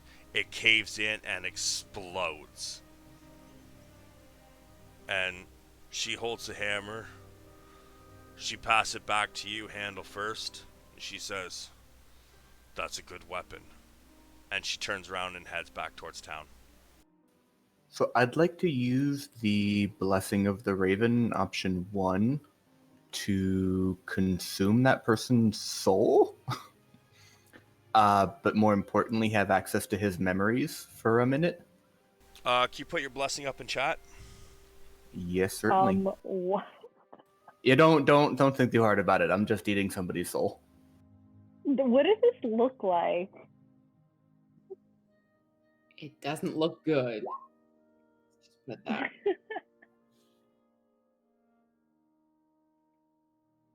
I hope he like. You know, it comes also said into that says my his killing jaw. blow, so never mind. Yeah, unfortunately. I read Yeah. more, and you're right. Yeah, it's got to be the killing blow. However, Damn. I'm pretty sure there is. I think you got some killing blows, did you not? I did earlier on, so yeah, that would work. So then, yeah, I'll go back to one of the other orcs that I killed earlier and consume their soul, mostly for the memories. All right, you can go ahead and explain that, and then I will come back with some memories for you. But I've had to pee for like an hour, so I just didn't want to stop combat. I'll be back in Absolutely. a moment. My bad. So Izor goes over to one of the corpses that he had flayed previously and kneels down on both knees in what seems to be a religious type of gesture, and prays over the body briefly. If anyone's close enough to hear, basically goes on about how death is just another step in life and a natural thing that should not be mourned but accepted as another part of life, and then as part of that consumes this person's soul to gain part of some of their memories. I feel like the consuming the person's soul was like in the fine print. Maybe mostly I like to think of it as fast tracking their soul to the afterlife as opposed to letting it linger around, but that may be up to interpretation. It's like I'm doing this thing for all these good and holy reasons, and then like at the bottom it's like destruction of your soul might occur. It's definitely not an evil act. It's more of a neutral thing. Like this, like I said, death is part of life, and consuming their soul. My understanding is that's not an evil act, and I hope it's not. I don't think it is. Let's put it that way. Ina tighten her grip on her warhammer and then shake it off. Like Connie locks eyes with Ina and she's like, "You seeing this shit? Are you seeing this shit?" Oh, I'm seeing this shit. I'm having to have a nice talk with that one later. That one will have to have a lengthy discussion with the DM to make sure that I'm correct. I don't believe it's evil. Not evil though. I mean, the Raven Queen isn't evil. Right, and that is who it's based off of. And I mean, she's the keeper of souls and passes them on to the afterlife. So, given that thought, you consuming them and sending them to say her or whatever, you know. Right, I think it's fast tracking them to her is my understanding of it. You just get a piece of it basically, and it Right. gives you, you know, it's a blessing. You do this for her, she gives this to you. It's like you know? kind of digest them for her and then like prepare them for entry into the underworld kind of thing. That's kind of what I interpreted it as. All right. Pre-show So soul. you have consumed the soul. What questions would you like to ask? You have 1 minute, and I'm gonna time this to the minute. So wait until I say go, but have some shit ready.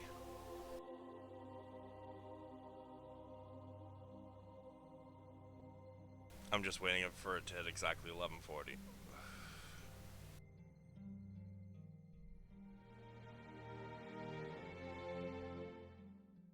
It's because I don't have a stopwatch on me. All right, go. No worries. So first question, who is it that you work for? You see images flit across of the war chief that that the female orc just killed, as well as the symbol of the Eye of Grumish. Okay, what was the point of this attack?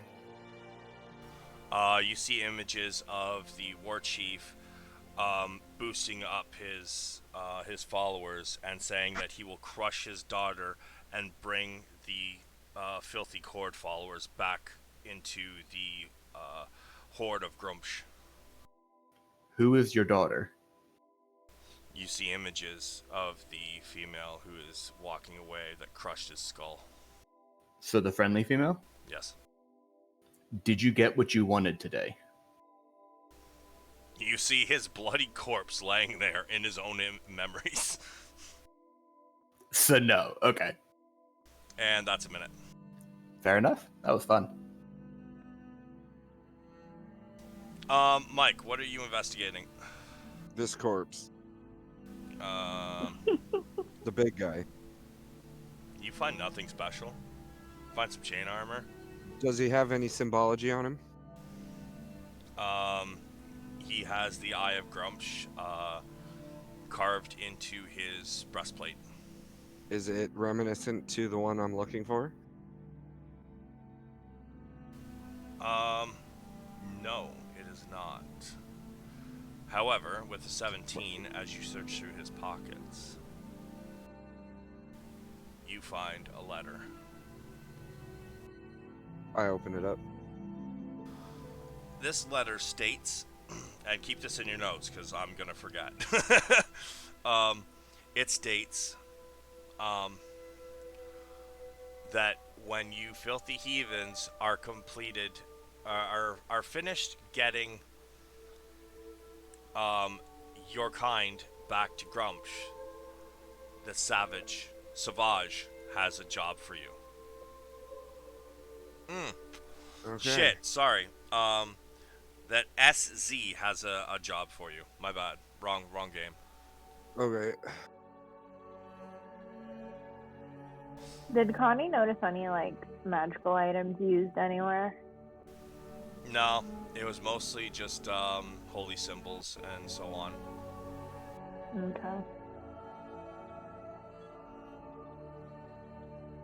Is there anything else that you guys would like to do while you're out here? I mean, we should probably go back to the town and get people to carry the bodies for burial. I want to say before we head back, I was going to try to regroup with, I guess, the player characters here and relay at least the important bits that I learned. That specifically the female orc that we all know was the daughter of the war chief that we just killed, and is probably extremely important. And how I learned that information was not super important to anybody else. Uh-huh. Well, I think they'll sign off on that job now, though, after this. Right, I would say all everybody saw was me praying over a corpse, and then I came back with more information. Alright, so I do have probably about half an hour to an hour of RP and shit going on. Did you guys want to stop at 12, or are you good to continue on for a little bit? I can go as late as you want. I'm good for at least an hour. Down for whatever. Yeah, I'm good as long as it doesn't go past 1. Yeah, we'll be done by 1. Yeah, that sounds okay. Alright. So as you guys head back into town, let me move markers here. You can see that many of the people are upset. Most of them are basically in the main courtyard of the front gates, and you notice that the numbers are severely diminished now. What you also see is the female orc berating a person who seems to be some sort of she's berating 2 people actually. She's berating somebody who looks like they are in kind of priestly gowns of that has the symbol of Cord all over it, and another who seems to be looks a little more wild but also has the symbols of Cord on her, and you can see her berating them. Like if these people were not in such high position, you feel like she might be beating them instead.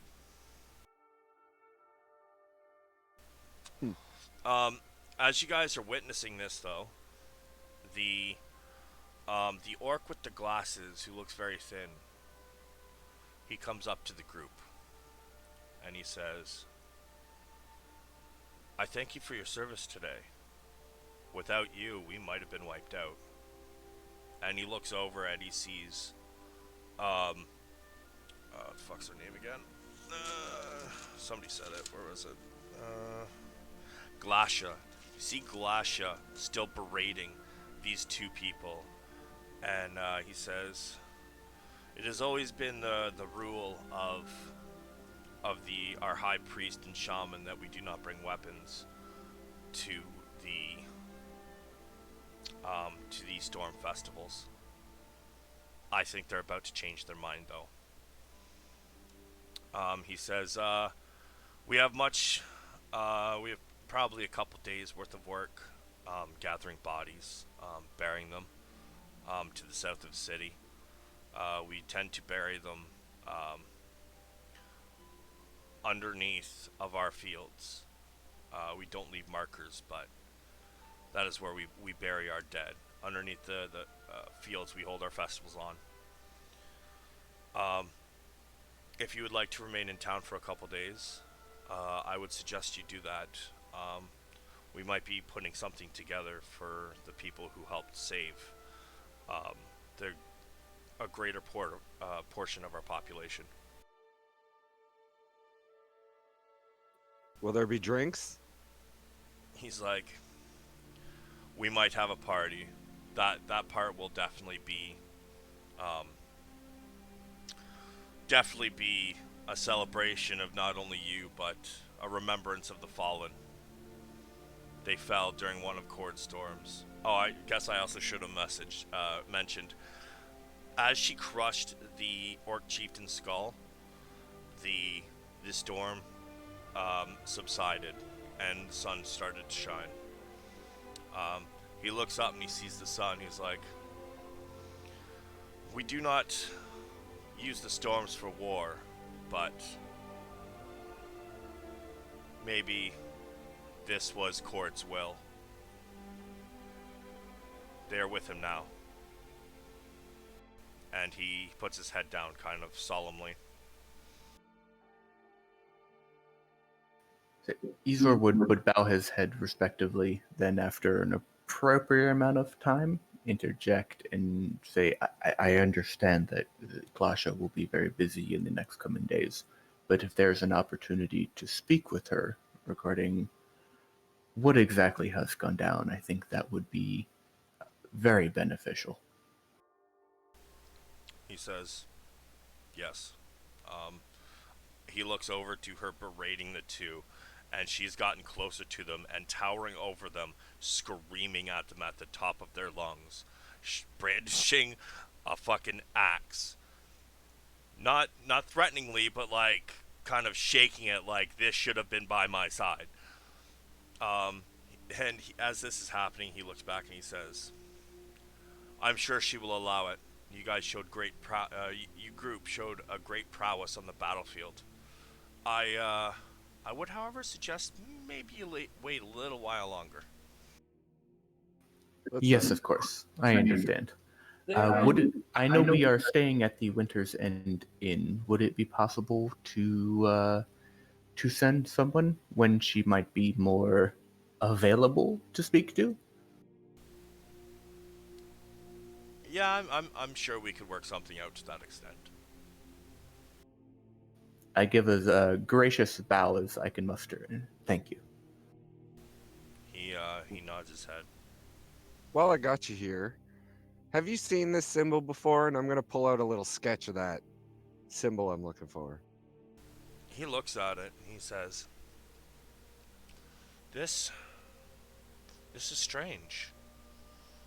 It seems to be a Eye of Grumsh, but it is mixed with something else. A symbol I do not recognize.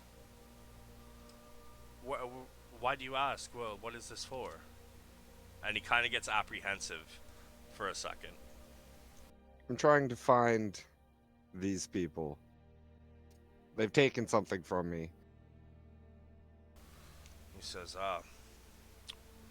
well, it is quite strange. I mean,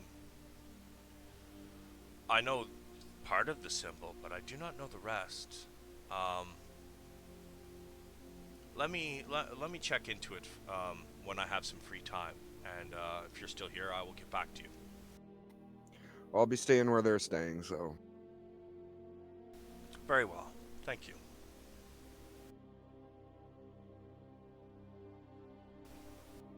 I'll nod my head to him and step back. He waits for a moment to see if anybody else comes forward.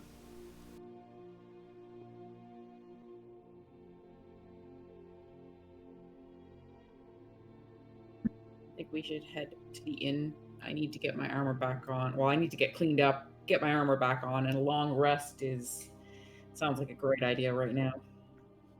Same. I'm almost all spelled out. I thought we did marvelously. Yeah, we did great. I think so. We survived, and so did the town. I don't know how I survived without my armor on, but Yeah. You guys walk back into the tavern. Inside, you see the female orc that was hitting on Gareth earlier. She's not crying, but she's very sad.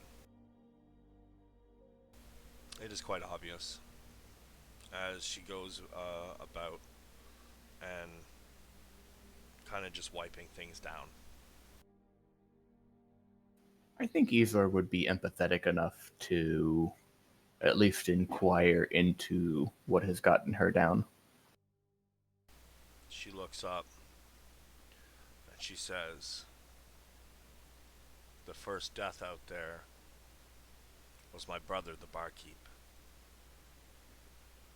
And she goes back to wiping things down.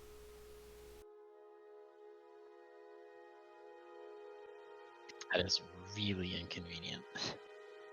That's not quite what I was expecting. So Isor, he would further question her, and do you believe that your brother has died defending what he believes in? He died while worshipping Cord. There should have been no reason for that.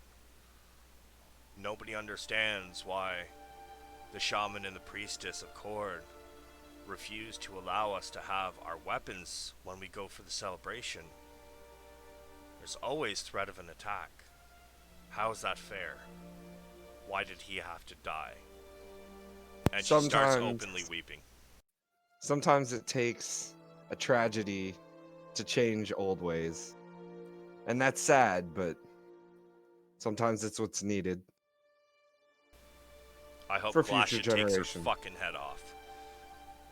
And she just like kind of gets up and starts heading to the back to the bar. She's like, "But you guys helped. Can I get you anything? This place is now mine, I guess." I mean, I could do with another bottle. She slides it over on the house, handsome. I'll take a lemon water, please. She's like, she slides a water over, and she has no idea what a lemon is, so she just like picks up some berries and just drops them in your drink. She kind of pushes it over and kind of shrugs. That is adequate. Connie will look over at her. She's like, "Do you have a Perrier?" She looks at you, and she's like, "What the fuck is that?" She's like, "You know what? Doesn't matter." And she literally just goes and like scoops some water out of the fucking out of a water barrel and just puts it in front of you. And no drinks for you. I guess flat it is. I'll cast Prestidigitation, and the water will bubble a little bit. There you go. Okay. So Fucking Isor fancy boy. trying to comfort her as he tried initially would mention, I do expect that me and my compatriots here will be within the city for at least the next couple of days. If there is anything you need to assist you in this transition, I think we would, and again, gesturing towards his group at the table. If there's anything we can do to help, I think we would be more than willing to help. Yeah, sorry. One sec.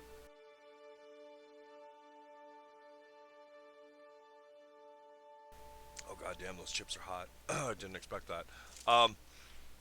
She says, "I graciously thank you.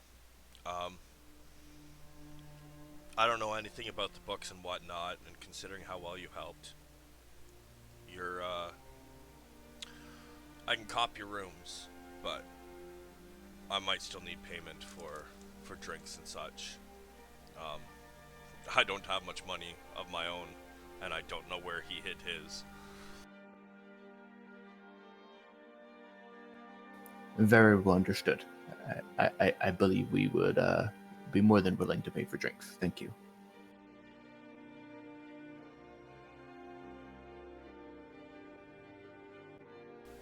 Alright, anything else you guys would like to do on this particular day? No, I think everybody's good for a rest. Yeah.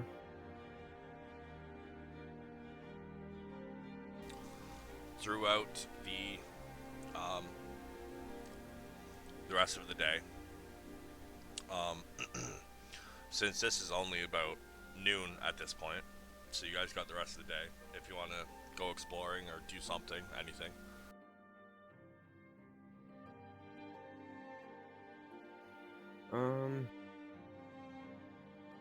Is there a temple nearby?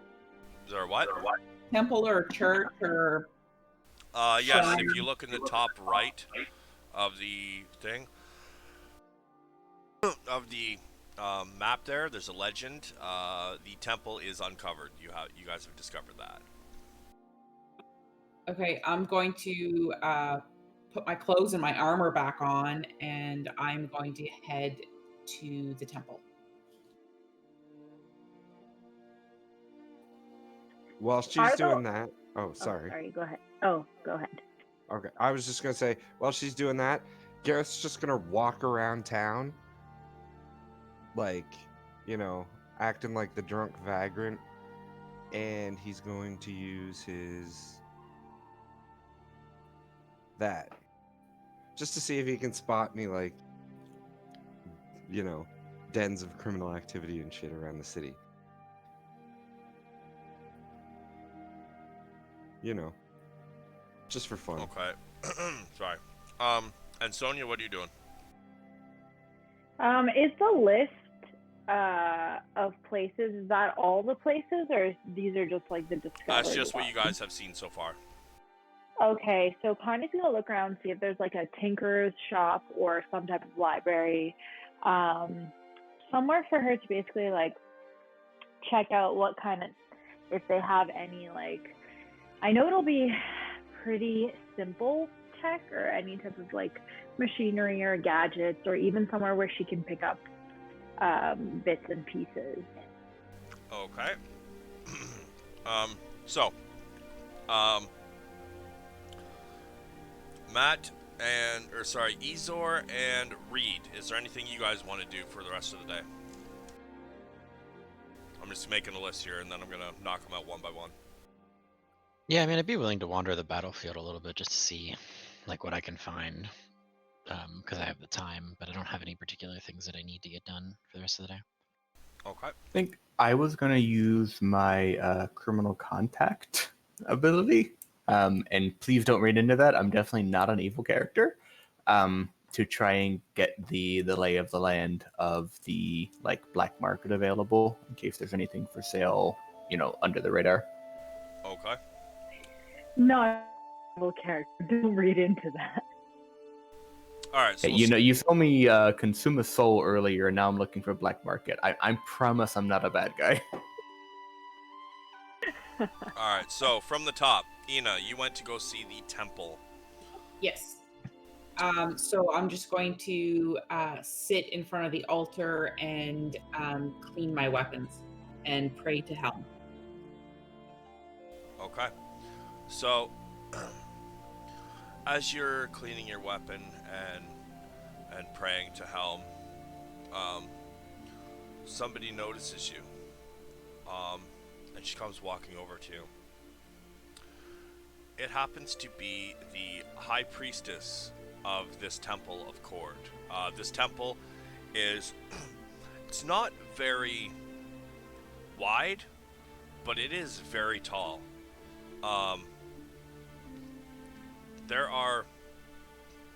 The temple is at the bottom on the main floor. But you notice that as you look up, it seems that there are stairs at the sides of the building inside that lead up to other levels, and there's kind of like almost like little archways where people can stand and watch, and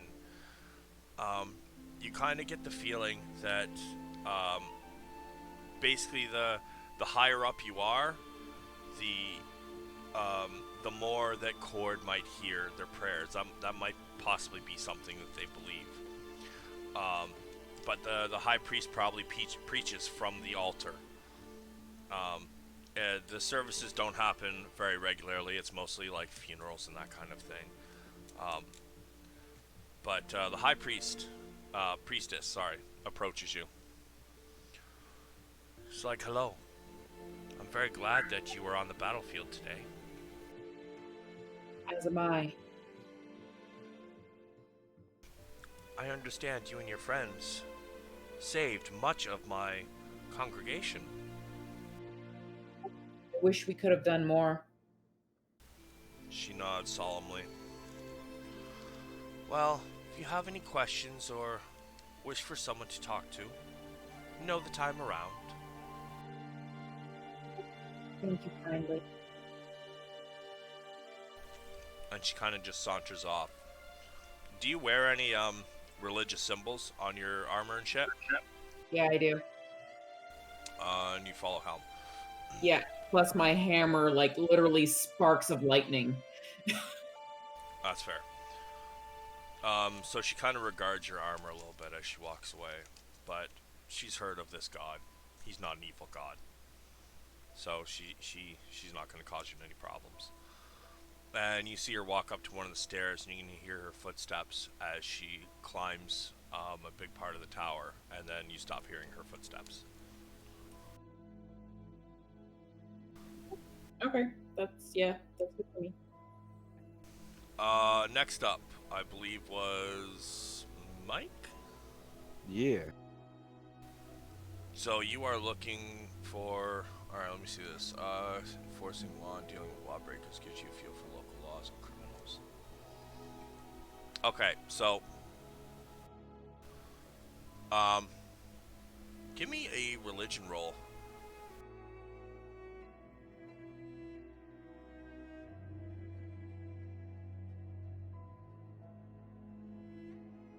$17's good. Sorry, it was an accident. I That's didn't mean to fine. hit it twice. So, as you wander around this town, you notice that any orc you see, or half-orc, whatever, is kind of solemn. Many of them are injured, but there is no laughing right now. You would think that out of everybody, even criminals would be the ones that would be very distinguishable at a time like this. But as you wander around the city, all you can see is sad people. The young helping the old helping the young. Most of the middle ground of age people are out dealing with the dead bodies on the battlefield. You do not see anything that would really reek of criminal activity. You notice that all of these people, no matter how injured they are, they seem to be doing the honorable thing. You get the feeling this is a very honorable city, and crime is very rare here. As That's fair. They are because of their honor. That's fair. Yeah, then I guess I'll just like circle back if I don't really find anything and just hit up the bar. And that'll be my thing. Bishop's in there, passed out at a table. Oh, while I'm in there, I'm gonna take a piece of charcoal, and while he's passed out drunk, I'm gonna draw a dick on his face. Nice. And that's my sacrifice, so I get my god ability whenever I want Wait, to use what? it. Is that really? That's what you're sacrificing? Yeah, I have to play a prank on somebody. Right. Yeah, and they Oh my God, can't that's know it so was me. good. So he's passed out drunk. He's not gonna know it was me. I'm just gonna draw a dick on his face. And I'll put a drink beside him, and then I'll walk away, and I'll go have a drink at the corner or something. Do you know that any game Bishop misses, he actually does watch it at some point? So I can't wait for him to get to this part. But yeah, no, I do. I have to play a prank on somebody. Right, I forgot about that. All right. I believe somebody wanted to go out and walk the battlefield. Yeah, it was me. Agreed. Were you looking for anything in particular, or are you just wandering, taking it in? More wandering, taking it in, looking at sort of like the fallen bodies, what they were wearing, like looting the corpses, but not looting, just observing. The only things you really find on them, I mean, the good orcs, you can tell them from the bad ones, because most of them are stripped down out of their armor, and so on, whereas the bad ones still have their armor. You don't really find anything, excuse me, distinguishing. You do find one that has that symbol that Gareth was looking at. It is scarred in his palm. But other than that, you don't find any anything of really of worth. You find some, some crappy orc swords and axes, armor. Can I take the symbol? You want to cut it out of his hand? I'll just take the whole hand. Okay, sure. I don't know. I've seen dismembered corpses before. We're good. Yeah, I mean, it's a symbol that he was looking for, and that dude had it in his hand, and I don't want to just like tell it to him. I don't want him to use my word. I want him to have visual confirmation, so in case it's not the symbol. Okay, I just gotta figure out how the fuck they're gonna react to dismemberment of corpses. Okay. No, I'll just explain it. It's fine. Sorry, I just didn't mean. mutilated your people. Wait, no, it's the bad guy, right? Yeah, he's a bad guy. Maybe. I mean, still an orc, though, right? Yeah, orcs among orcs. It could be a citizen too. I mean, it's the symbol. I don't want you this to. I want to orc show had it. armor on it. All right. Okay, So yeah, if it I had chop armor. off the hand and I put it in my pocket. I don't know. Are you trying to be sneaky? No.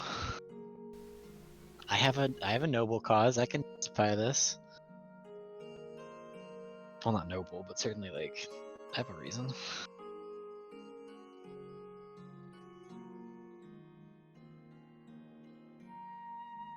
You got spotted. Yeah, that's fine. I can explain myself. An orc comes tromping up behind you as you stick this severed fucking hand into your cloak. Hey, friend, how's it going? It's like, what are you doing? This bad guy here had a symbol on his hand that I want to show a colleague of mine for further study, and I couldn't think of a better way to grab it other than just to take the hand. So I'm gonna go show him the hand, if that's cool with you. See ya. And I start walking away. He grabs you by the collar and pulls you back, and he reaches behind his back.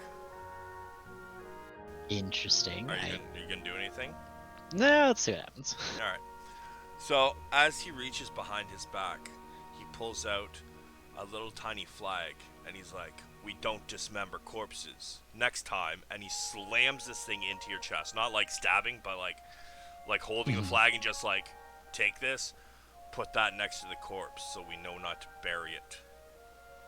You're gonna have that kind of disrespect for the dead. Maybe you should at least be out here helping us bury them. Okay, And sorry he about walks that. away. Yeah, I still have the hand though, right? Mm-hmm. Okay. I do have. So I think one of the magic items I picked was a bag of holding, and so I put the hand in the bag of holding. Now that I think about it. In my games, everybody has a bag of holding. I'm pretty sure I told you to pick something else instead of the bag of holding because of that. Okay, no worries. Yeah, so I'm pretty sure when you gave me your list, I think it's in your... I put your magic items in your, like, feat section of your character sheet. You should have something that says, equipped magic items. Cool. No, that's perfect. So I use that because I had forgotten about it. But yeah, I put the hand inside that and realized that maybe not everyone cares as little as I do about severed hands. But yeah, I go back casually strolling to the inn or whatever. Alright, so you're on your way back. Sony, I think I might have skipped you. What were you doing? Yeah, no worries. I was gonna look around, see if there were any like tinker shops or even somewhere where I can check out some books, see any type of plans, if they have like plans for war equipment or just anything like tinker-esque. So as you walk through this town, I'm gonna say as actually since you and Gareth have both been walking around the town, you guys have noticed all kinds of signs and so on. So I'm gonna reveal the legend. Okay, cool. Unfortunately, you do not find any kind of tinkering shop or workshop, anything like that. There's a siege supplies building. That is a building full of supplies and resources if the city is under siege. Okay. What about the Hall of Intelligent Thought? You want to take a look in there? Yeah, I'll take a look. As you walk in,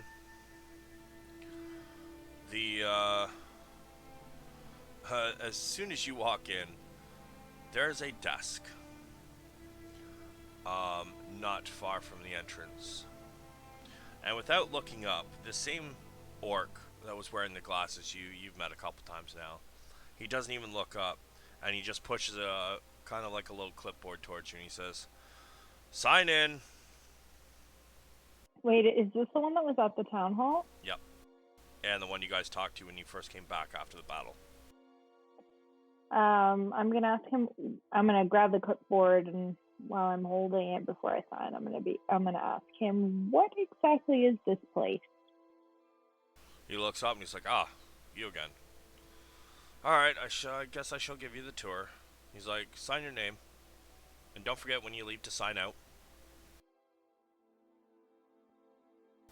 I'm gonna sign. Am I alone, or is Gareth with me? I think Gareth was doing his own walk around. Yeah, I went by myself. So yeah, you're on your own. Okay, I'm gonna sign in Reed's name. He looks at it and he looks at you.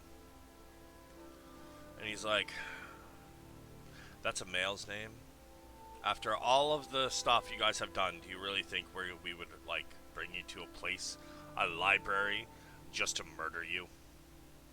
A male? How dare you, sir? He rolls his eyes. "Whatever. Let's go." Okay, I follow him. Making friends everywhere you go. No, she just keeps annoying the same fucking guy. Yeah.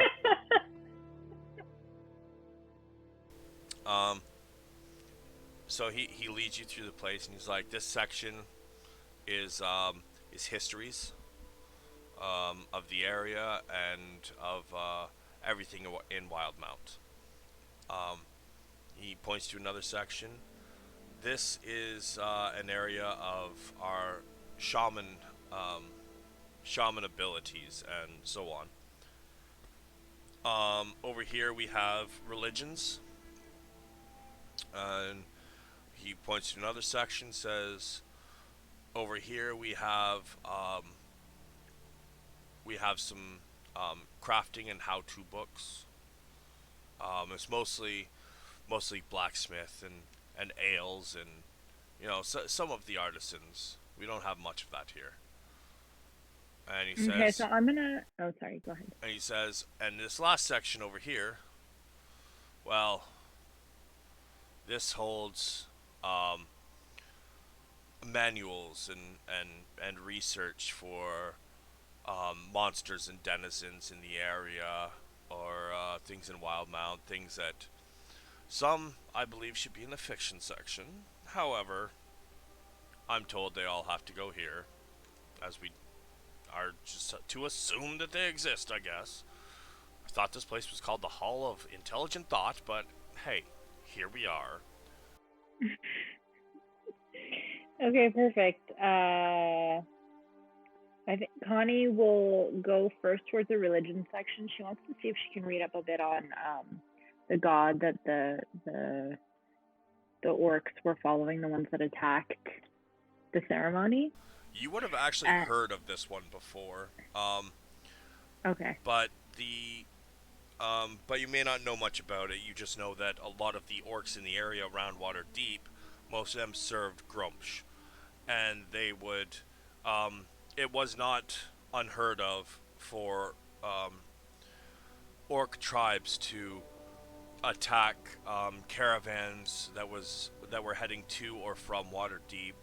You would know from history that there had actually been several major raids in which there was one or two where Waterdeep actually almost fell to orcs that followed Grumsh.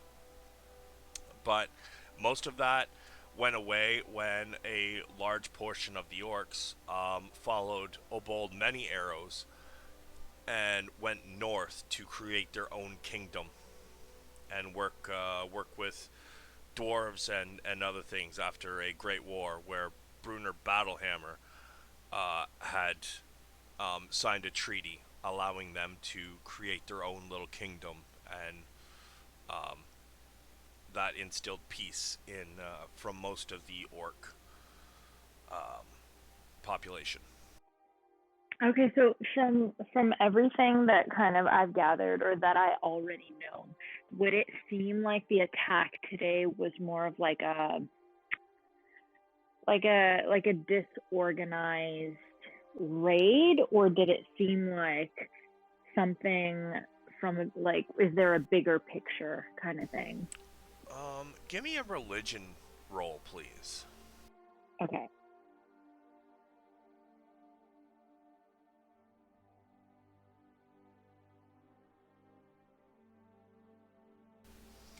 Eight. You are not sure.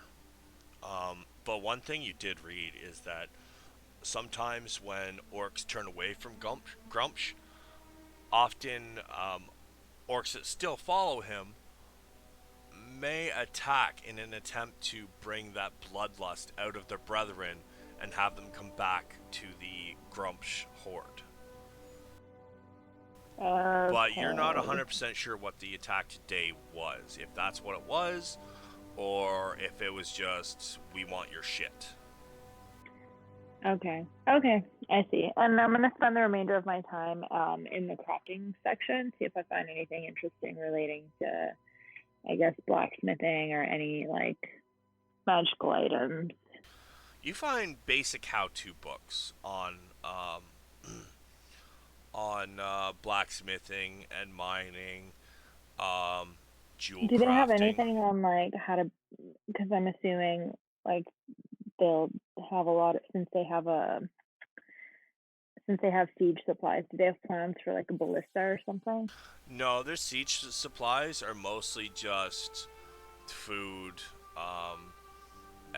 and things they would need to keep living while the siege happened, in a hopes that they could outlast whoever is laying siege. Because whoever has the most food and can last the longest is who's going to win the siege. Okay, so they're not big on offensive, large offensive weapons. No. Okay, yeah, I think that's all that Connie would be interested in. She'll leave, she'll sign out the Hall of Intelligence Thought, and she'll sign out using Ezor's name. What? Oh my god. Okay. He's sitting there at the desk. She'll just keep walking. She'll just sign out, hand over the clipboard, and just walk. He is sitting at the desk several hours later when you leave. And after you sign your name, he grabs the clipboard and he looks and he's like, you can hear him scratch something out, and he audibly says, as you hear him scratch writing, little gnome female, as he corrects it over the on the sign in and sign out sheet. Yeah, Connie's out. She's meeting with, I don't know where the meetup place after is. I'm assuming the inn, but yeah, she's piecing out. Okay, and we had one person left. Was it Ezor or Reed? No, I just went. Should be Izor. All right. So what are you doing? So Izor is looking to use his criminal contact ability to try and get a message back to Bruto Kanto, which I think will probably be a private message between you and I later as to what exactly I'm doing in this city. Can you give He me was the guy I'd created in my background as to why I'm here. right? Can you actually link me that part of your background where it says like your ability for your background, that criminal contact Yeah, thing? I think so. I'm gonna try to figure out how though. I can just whisper it to you, I guess, is the best way. Wherever you put it, wherever it is, you can just click on the name of it, or the name or the chat bubble next to the name, and it'll just put it in chat so I can read it. I don't see a chat bubble. I'm just gonna whisper it to you. So I have it in my allies and organizations, and I don't see an ability to whisper it to you. So I'm just gonna Okay, manually hold on a type it. sec.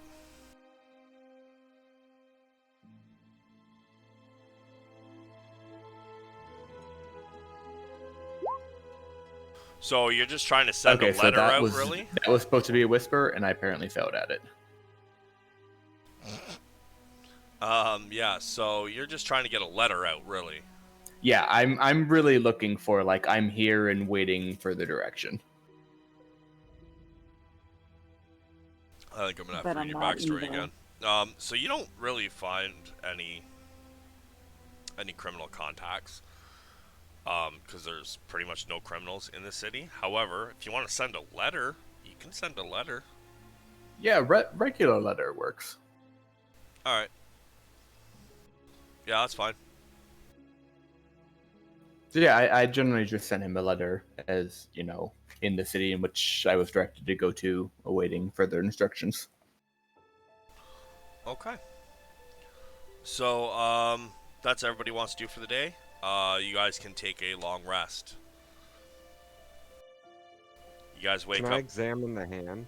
Oh, right. Yeah, I forgot about that part. Yeah, so yeah, I go back to the end and I'm like, hey, do you have a second? I want to show you something. Yeah, I'm just drinking in a corner, so I mean, All right, so I pull out the hand. I'll inspect the hand. Yeah, I give it to him. Okay. Um, so you inspect the hand, and you determine that this was made with some sort of a sharp object. It's a scar, and it is the Okay. symbol that you've been looking for. Um, Give me an Arcana check.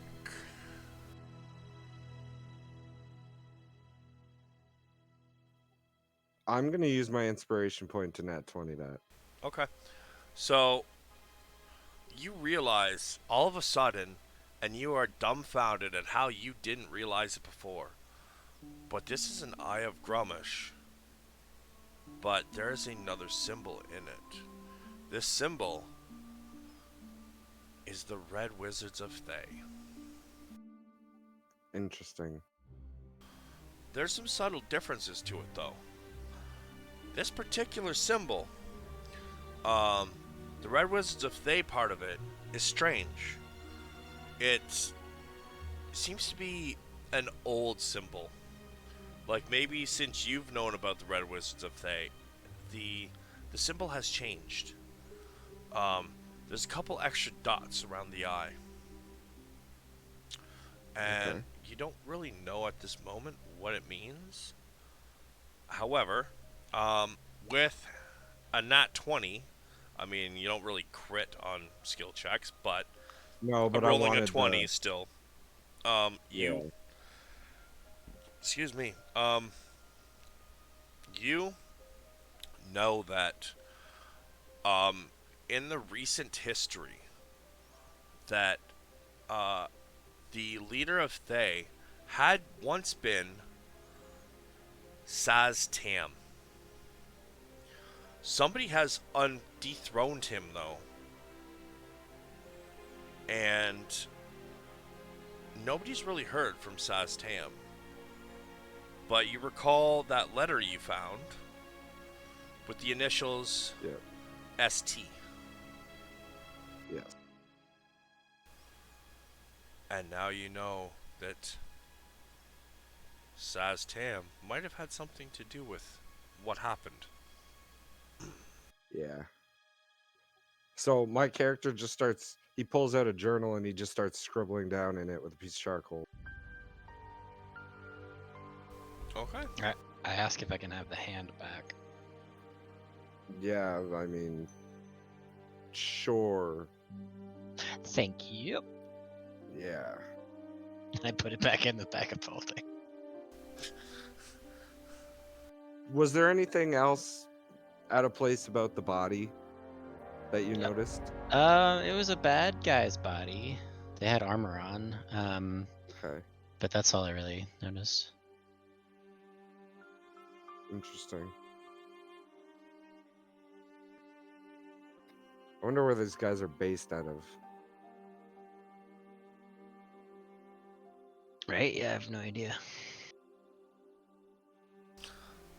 Alright, so now you guys can have a long rest. Yeah. So, over the next couple days, most of the people are outside of the city, burying the dead. They're having a hell of a time filling in that 40-foot pit on their fucking celebration field. It should dissipate, I think. Does it? Eventually. I don't think so. No. No.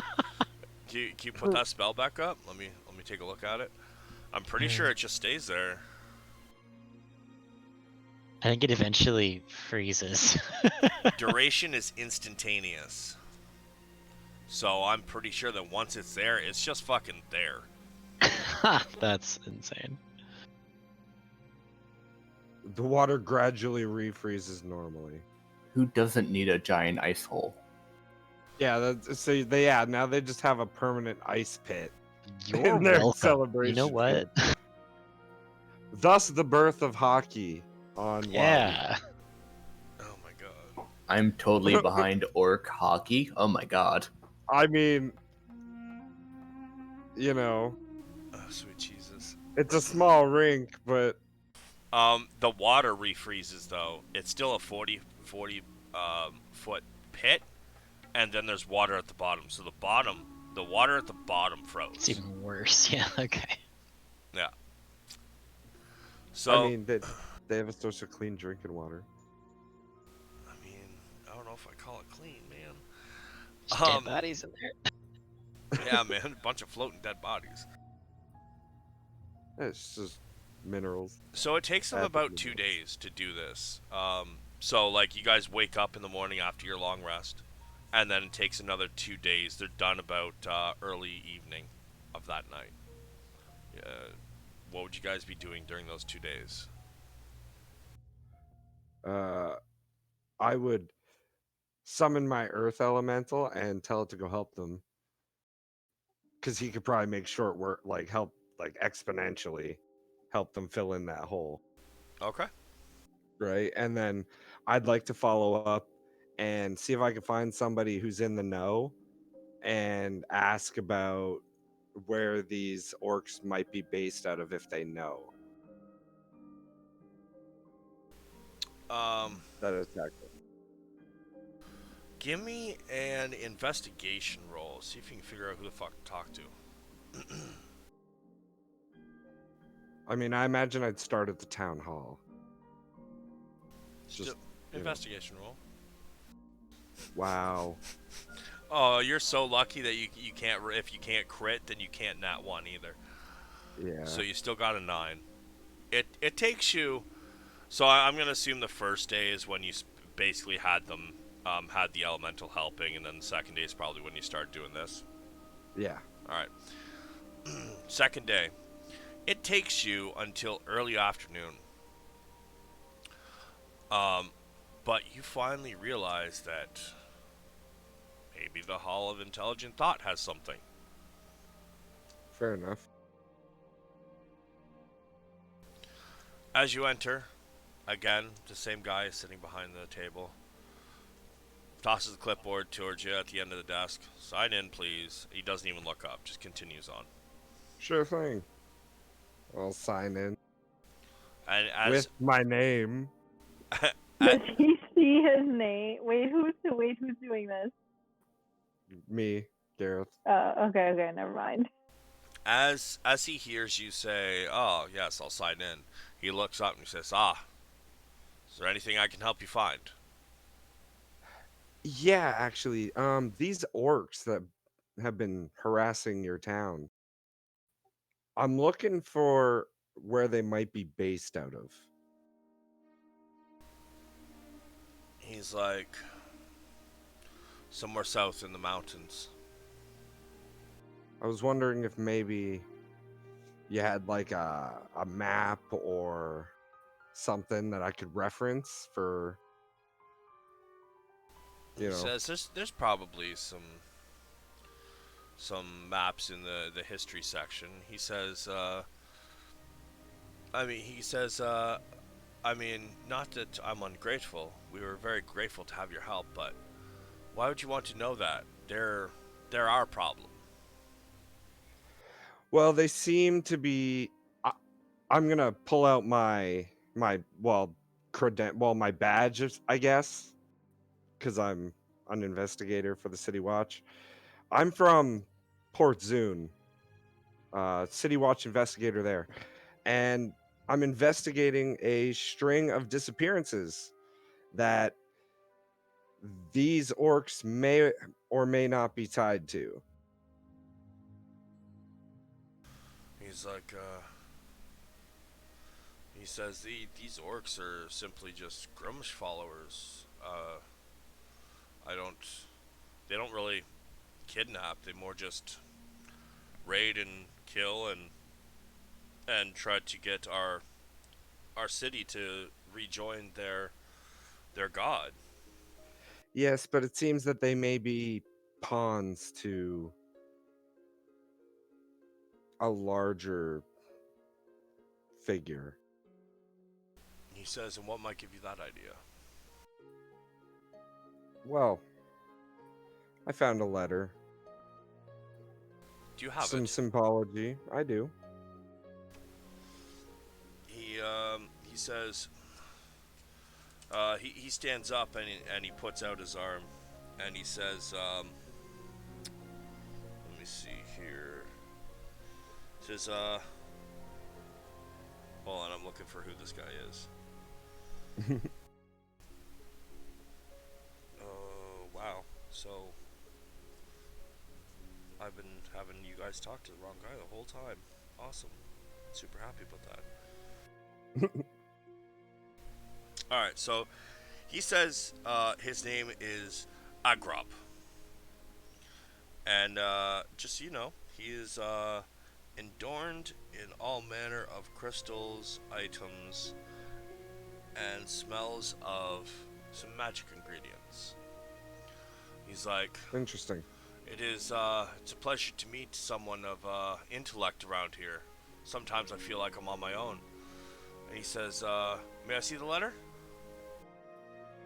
As long as I get it back. It is evidence after all.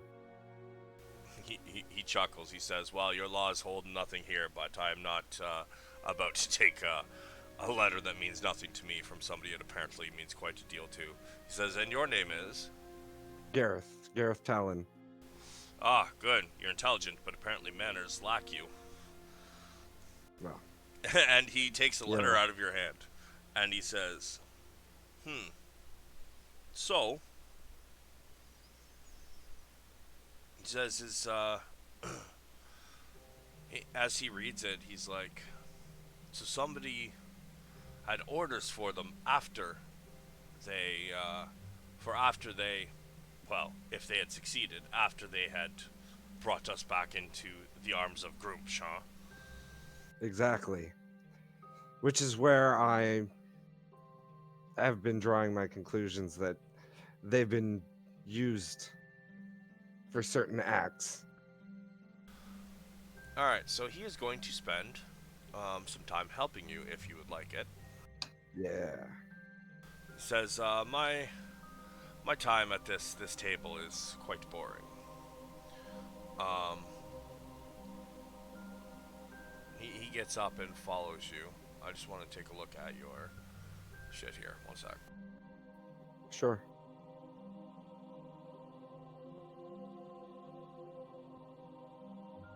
Roll me an investigation at advantage because he's helping you. 21. You guys are able to find something. I will give that Sweet. information to you tomorrow, though. That's fair. Anybody else during the next 2 days? Can I go back to talk to that priestess? Sure. As you enter, you hear footsteps slowly coming downstairs. And she's like, "Ah, you again. It is strange to see someone who doesn't follow code enter my temple twice in just a couple days. Is there something I could do for you?" Yes, I'm actually interested in. Well, I'm on a mission, you see, to find a relic of Helm that has been displaced, we'll say. And I was wondering if you have seen any ruins around.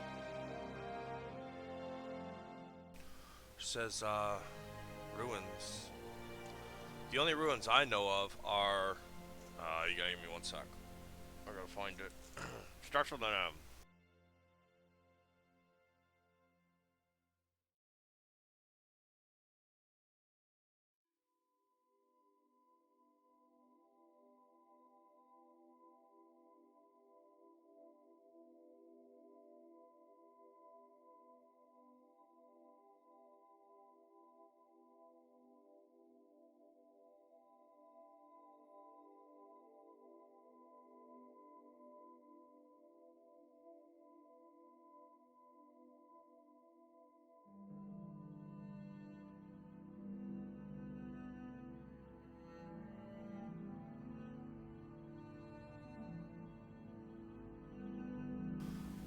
Ruins of Malesmere. That lies in the Savalier Wood, um, far to our west and north. It is west by northwest.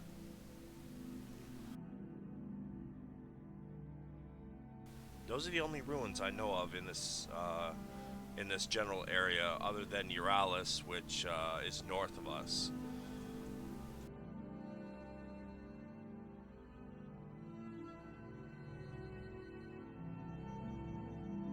Okay. Thank you. That's quite helpful. One last question. Um, do you harbor ravens in your tower? She says up there, no, no, no. This tower is often struck by lightning. Um, it is, it's. We built this tower to symbolize our god, and it reaches very high with plenty of metal on the roof, specifically to attract the lightning. I feel that maybe doing that and harboring ravens up there might be a little detrimental, if you know my meaning. Absolutely. Do you happen to have any in town? Um, we do not, but we have a courier that leaves every few weeks to take mail. Uh, no, that's all right. I don't need any mail sent out. But thank you for the offer. Have a nice day. Thank you. Please feel free to join me in the temple again. Have a good day. You too. Anybody else over the next couple days? I think Connie's gonna spend time like writing out the plans for the tooth device that we had discussed. Sure. Give me a. I'm gonna say you probably make 8 rolls on that. Okay. It was intelligence, right? Yep.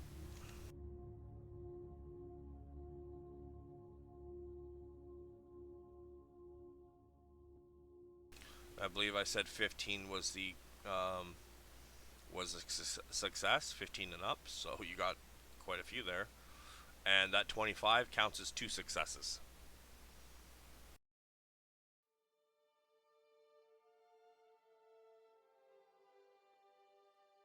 Let me just write it down.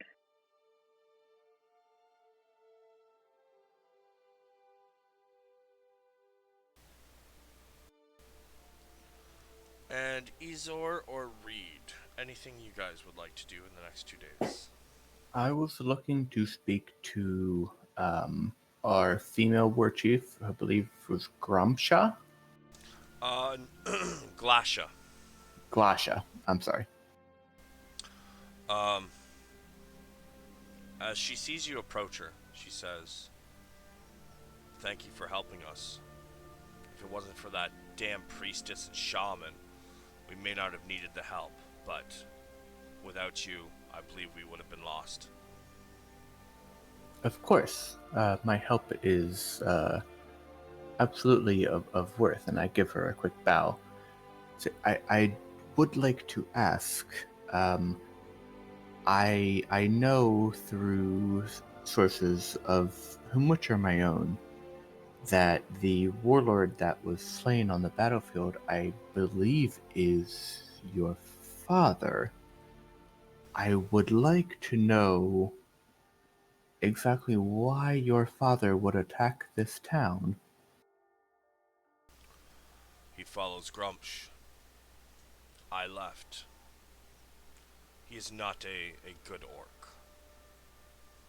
He is trash, and she goes to spit on the ground, but because of her torn up lip, a lot of it kind of just spittles out, kind of goes all over her jaw, and she just kind of wipes it. She said, I decided to join this town years ago because they follow somebody that is not Crumsh. I'm unmatched in battle among this town. So they gave me a council position for the Counselor of War. She kind of glances down at her arms and body and says, "Many of these scars were not earned in battle. Most of them were inflicted by him." And her voice kind of, it doesn't get shaky. It does get shaky, but not with sadness, with almost pure rage. And she says, "Followers of Grumsh believe that all orcs should follow him. And if they don't, then one of the laws of Grumsh is you attempt to make them follow." He came here probably partially to try to bring the city back into the fold, but he definitely also came here to kill me, as he sees me as a disgrace. But good thing that he will never darken our gateway again. I will admit to ignorance pertaining to the gods that you follow. But can you tell me what is the difference between Grumpf and the Lord that you follow? Grumsh is all about war and subjugation of those. He cares not for his followers. He only cares that he is worshipped. Everything the Grumsh followers do is about war and carving people for no reason. Cord, he cares not for war. If there is war and we call upon him, he may help. But he is more of I wouldn't say peaceful, but he's just better.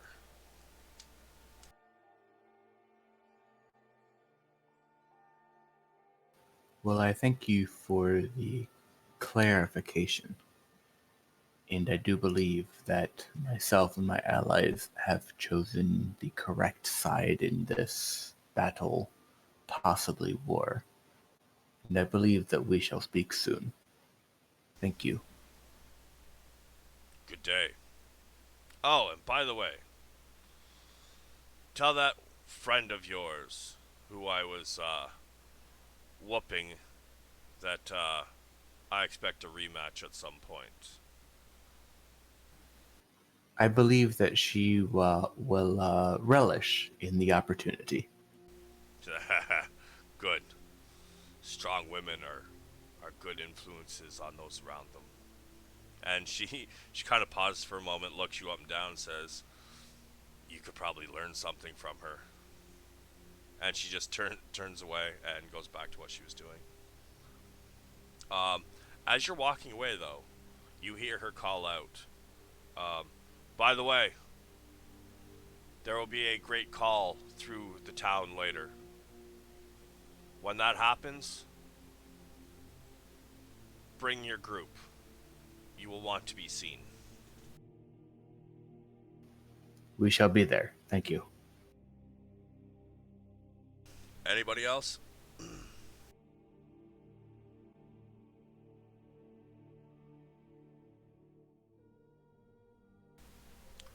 Alright, take that as a no. It's about 5 o'clock, and you guys have noticed that the town has started to fill up again. The the graves have been dug. The bodies have been planted.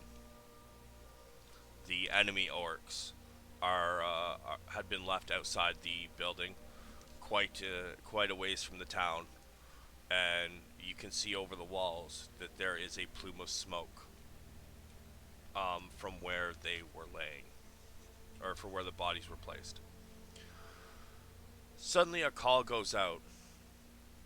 Says, "Everybody to the town hall," and this is audible throughout the entire town.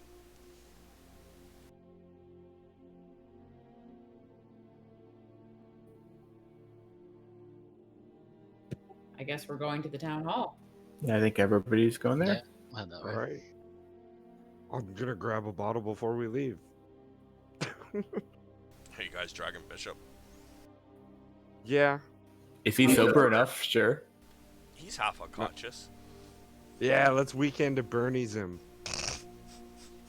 Yes. I have an 8 strength, so I can't help. But sounds like a good plan. I got him. Alright, so you guys make your way towards it, and the town hall is there, and you can tell that much of this city's people were struck down during this combat. It is obvious, but as you look around, you see almost everybody has a bottle or mug or something in their hand. And as you guys approach, you guys can hear very loudly. You guys can probably see it actually. In front of the town hall, there is 2, 3, 4, 5, 6, 7. There is 7. Yeah, 7 orcs standing out front. You guys recognize the female. You guys recognize the orc with glasses. And the one with glasses is speaking very loudly. He's not yelling. He is using a little spell to project his voice. He says, today we have buried our fallen. 2 days ago we were attacked, as you all know, and we did what we could. Unfortunately, will need to be some new rules about weapons during the festival, from now on they will be allowed. Keep them on your hip unless you are competing. If you are competing, there will be a place for you to put them. He says, but for now, we cheers to them, and the whole crowd roars, stomps their feet, beats their chest, raises their horns and their bottles and their mugs, and they cheers each other. They take a swig, and they pour half of what was in their containers onto the ground. But today is not just a day for remembering the fallen. Today is also a day of celebration. Their war chief is dead. It will be a long time before we hear from him again. We also have something else to celebrate. And he calls up Gareth. He says, Gareth, bring your friends to the front. Yeah, yeah. Let's go, I guess. Yep. To the front. Oh yeah. Alright, let me find it here.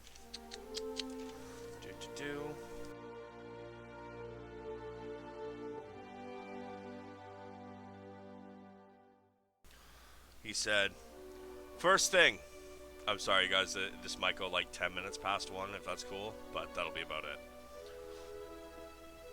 He says, first thing, this group had wished to take on a job.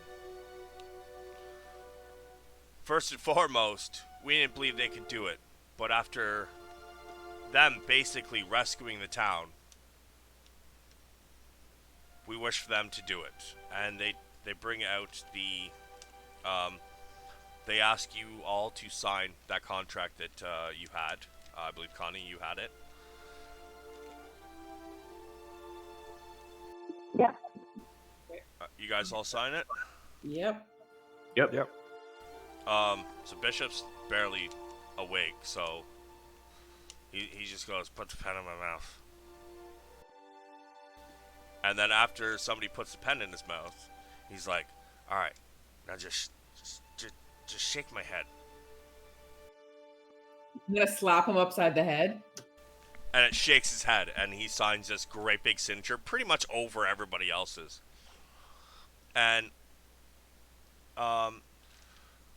the magic counselor, the one with the glasses, he says, he takes paper, and he's like, I'll be back, I'm going to go notarize this. The female orc who's standing next to him grabs him by the collar and brings him back and looks at the paper. She goes, bullshit. She throws it back to Connie. She goes, no great warrior group signs a contract like this without a proper name. She goes, bring that back when you have a name for your group, and then it will be notarized. The magic guy stops for a second, kind of looks around, and is like, alright, fuck it, whatever.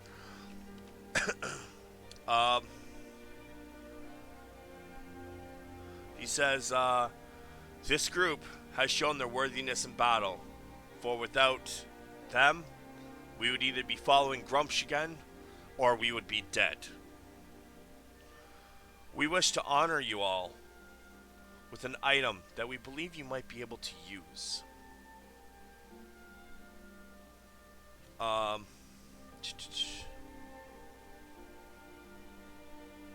We offer these items to you as a sign of your strength and your honor. He goes, I need to know which order you guys are lined up in.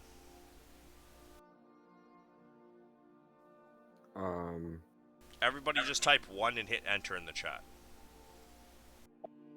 Everyone what? Sorry? Type 1 and hit enter. Alright, and then Ina is holding Bishop, so Bishop will be in between Greystag and Ina. Alright, so First up, he looks over at Reed Greystag. Where the fuck is your item? I know I picked one out for you.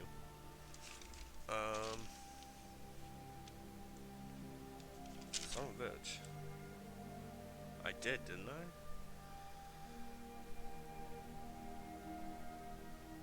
I? Ah. Okay, Reed. He hands you a staff,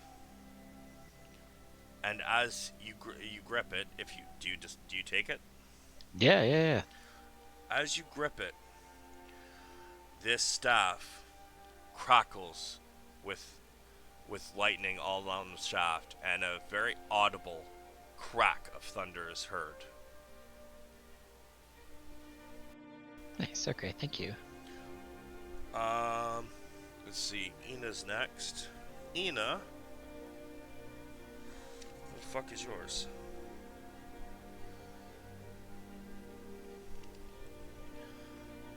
I really should have spaced this out better. Shit's fucking everywhere.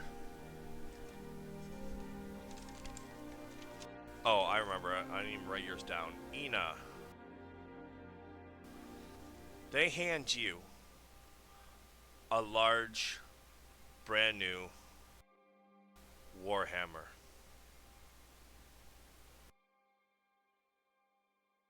A large what? Warhammer? Ooh, okay. I take it. I kind of had to homebrew a lot of this one, so this one is in a handout. Whereas everybody else, I will give you a link to go to for yours. Because there's not many fucking good Warhammers, so. In Players' Journals, Ina. As you grip this Warhammer, you almost, it's not strength, but it crackles with some thunder. And you get the feeling there's more to this than you are yet to learn. It should be in your handouts now, Ina. Next up, Thanks.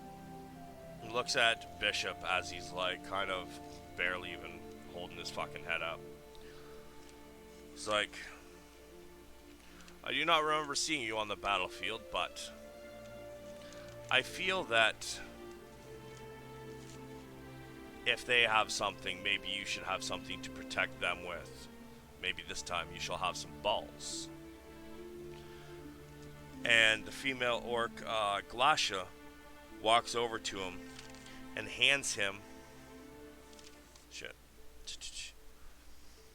It is a hand crossbow with the bow piece on it is covered in barbs, and underneath is a barbed bayonet affixed to the underside.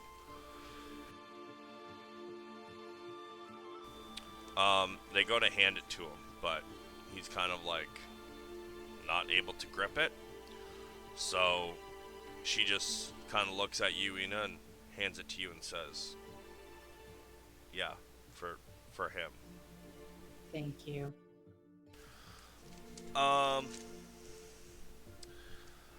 Who's next?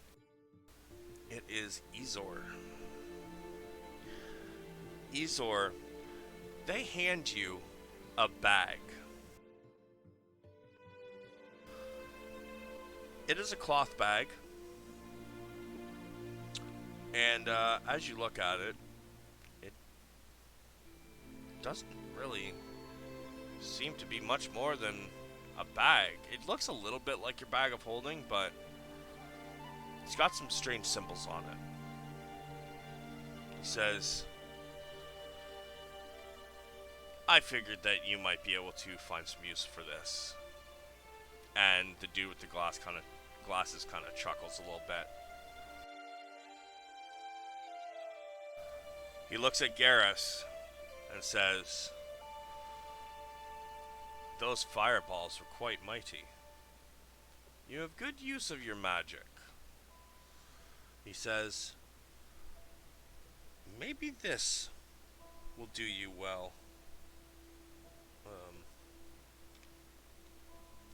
Shit, did I not get you something?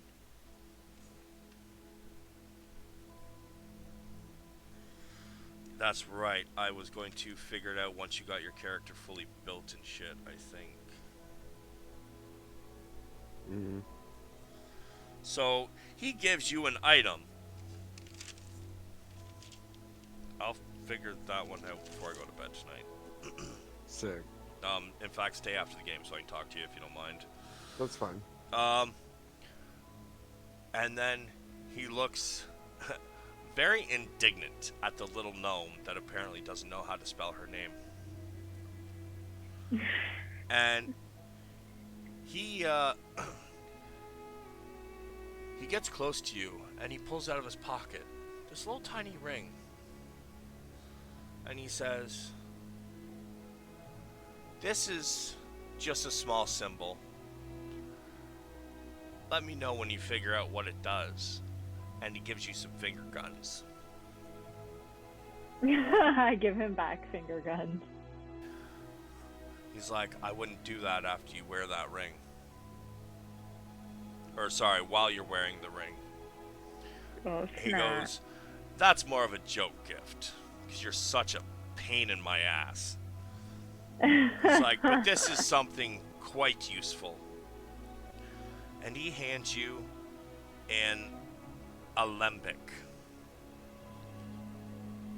You How might do you have seen spell something that like this before, being an artificer. They're rare, and they are quite useful. He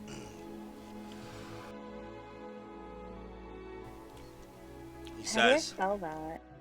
I'll give you the actual, I'm going to give you guys links to it all and shit. Oh, okay, perfect.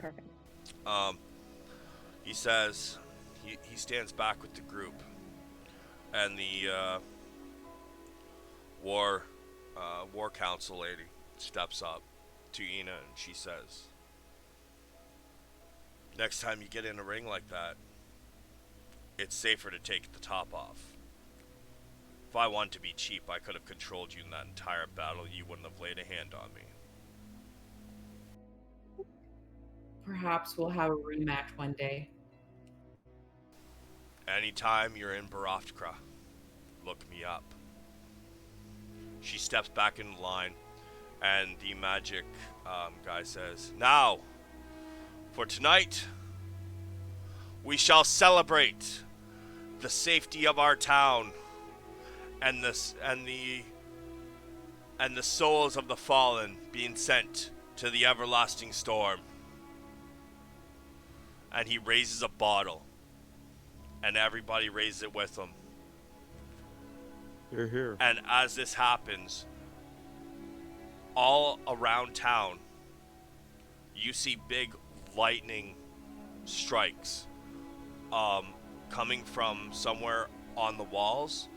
There's at least 7 of them, and they're all just hitting the tower over and over and over as everybody cheers and swigs from their bottles, mugs, and horns.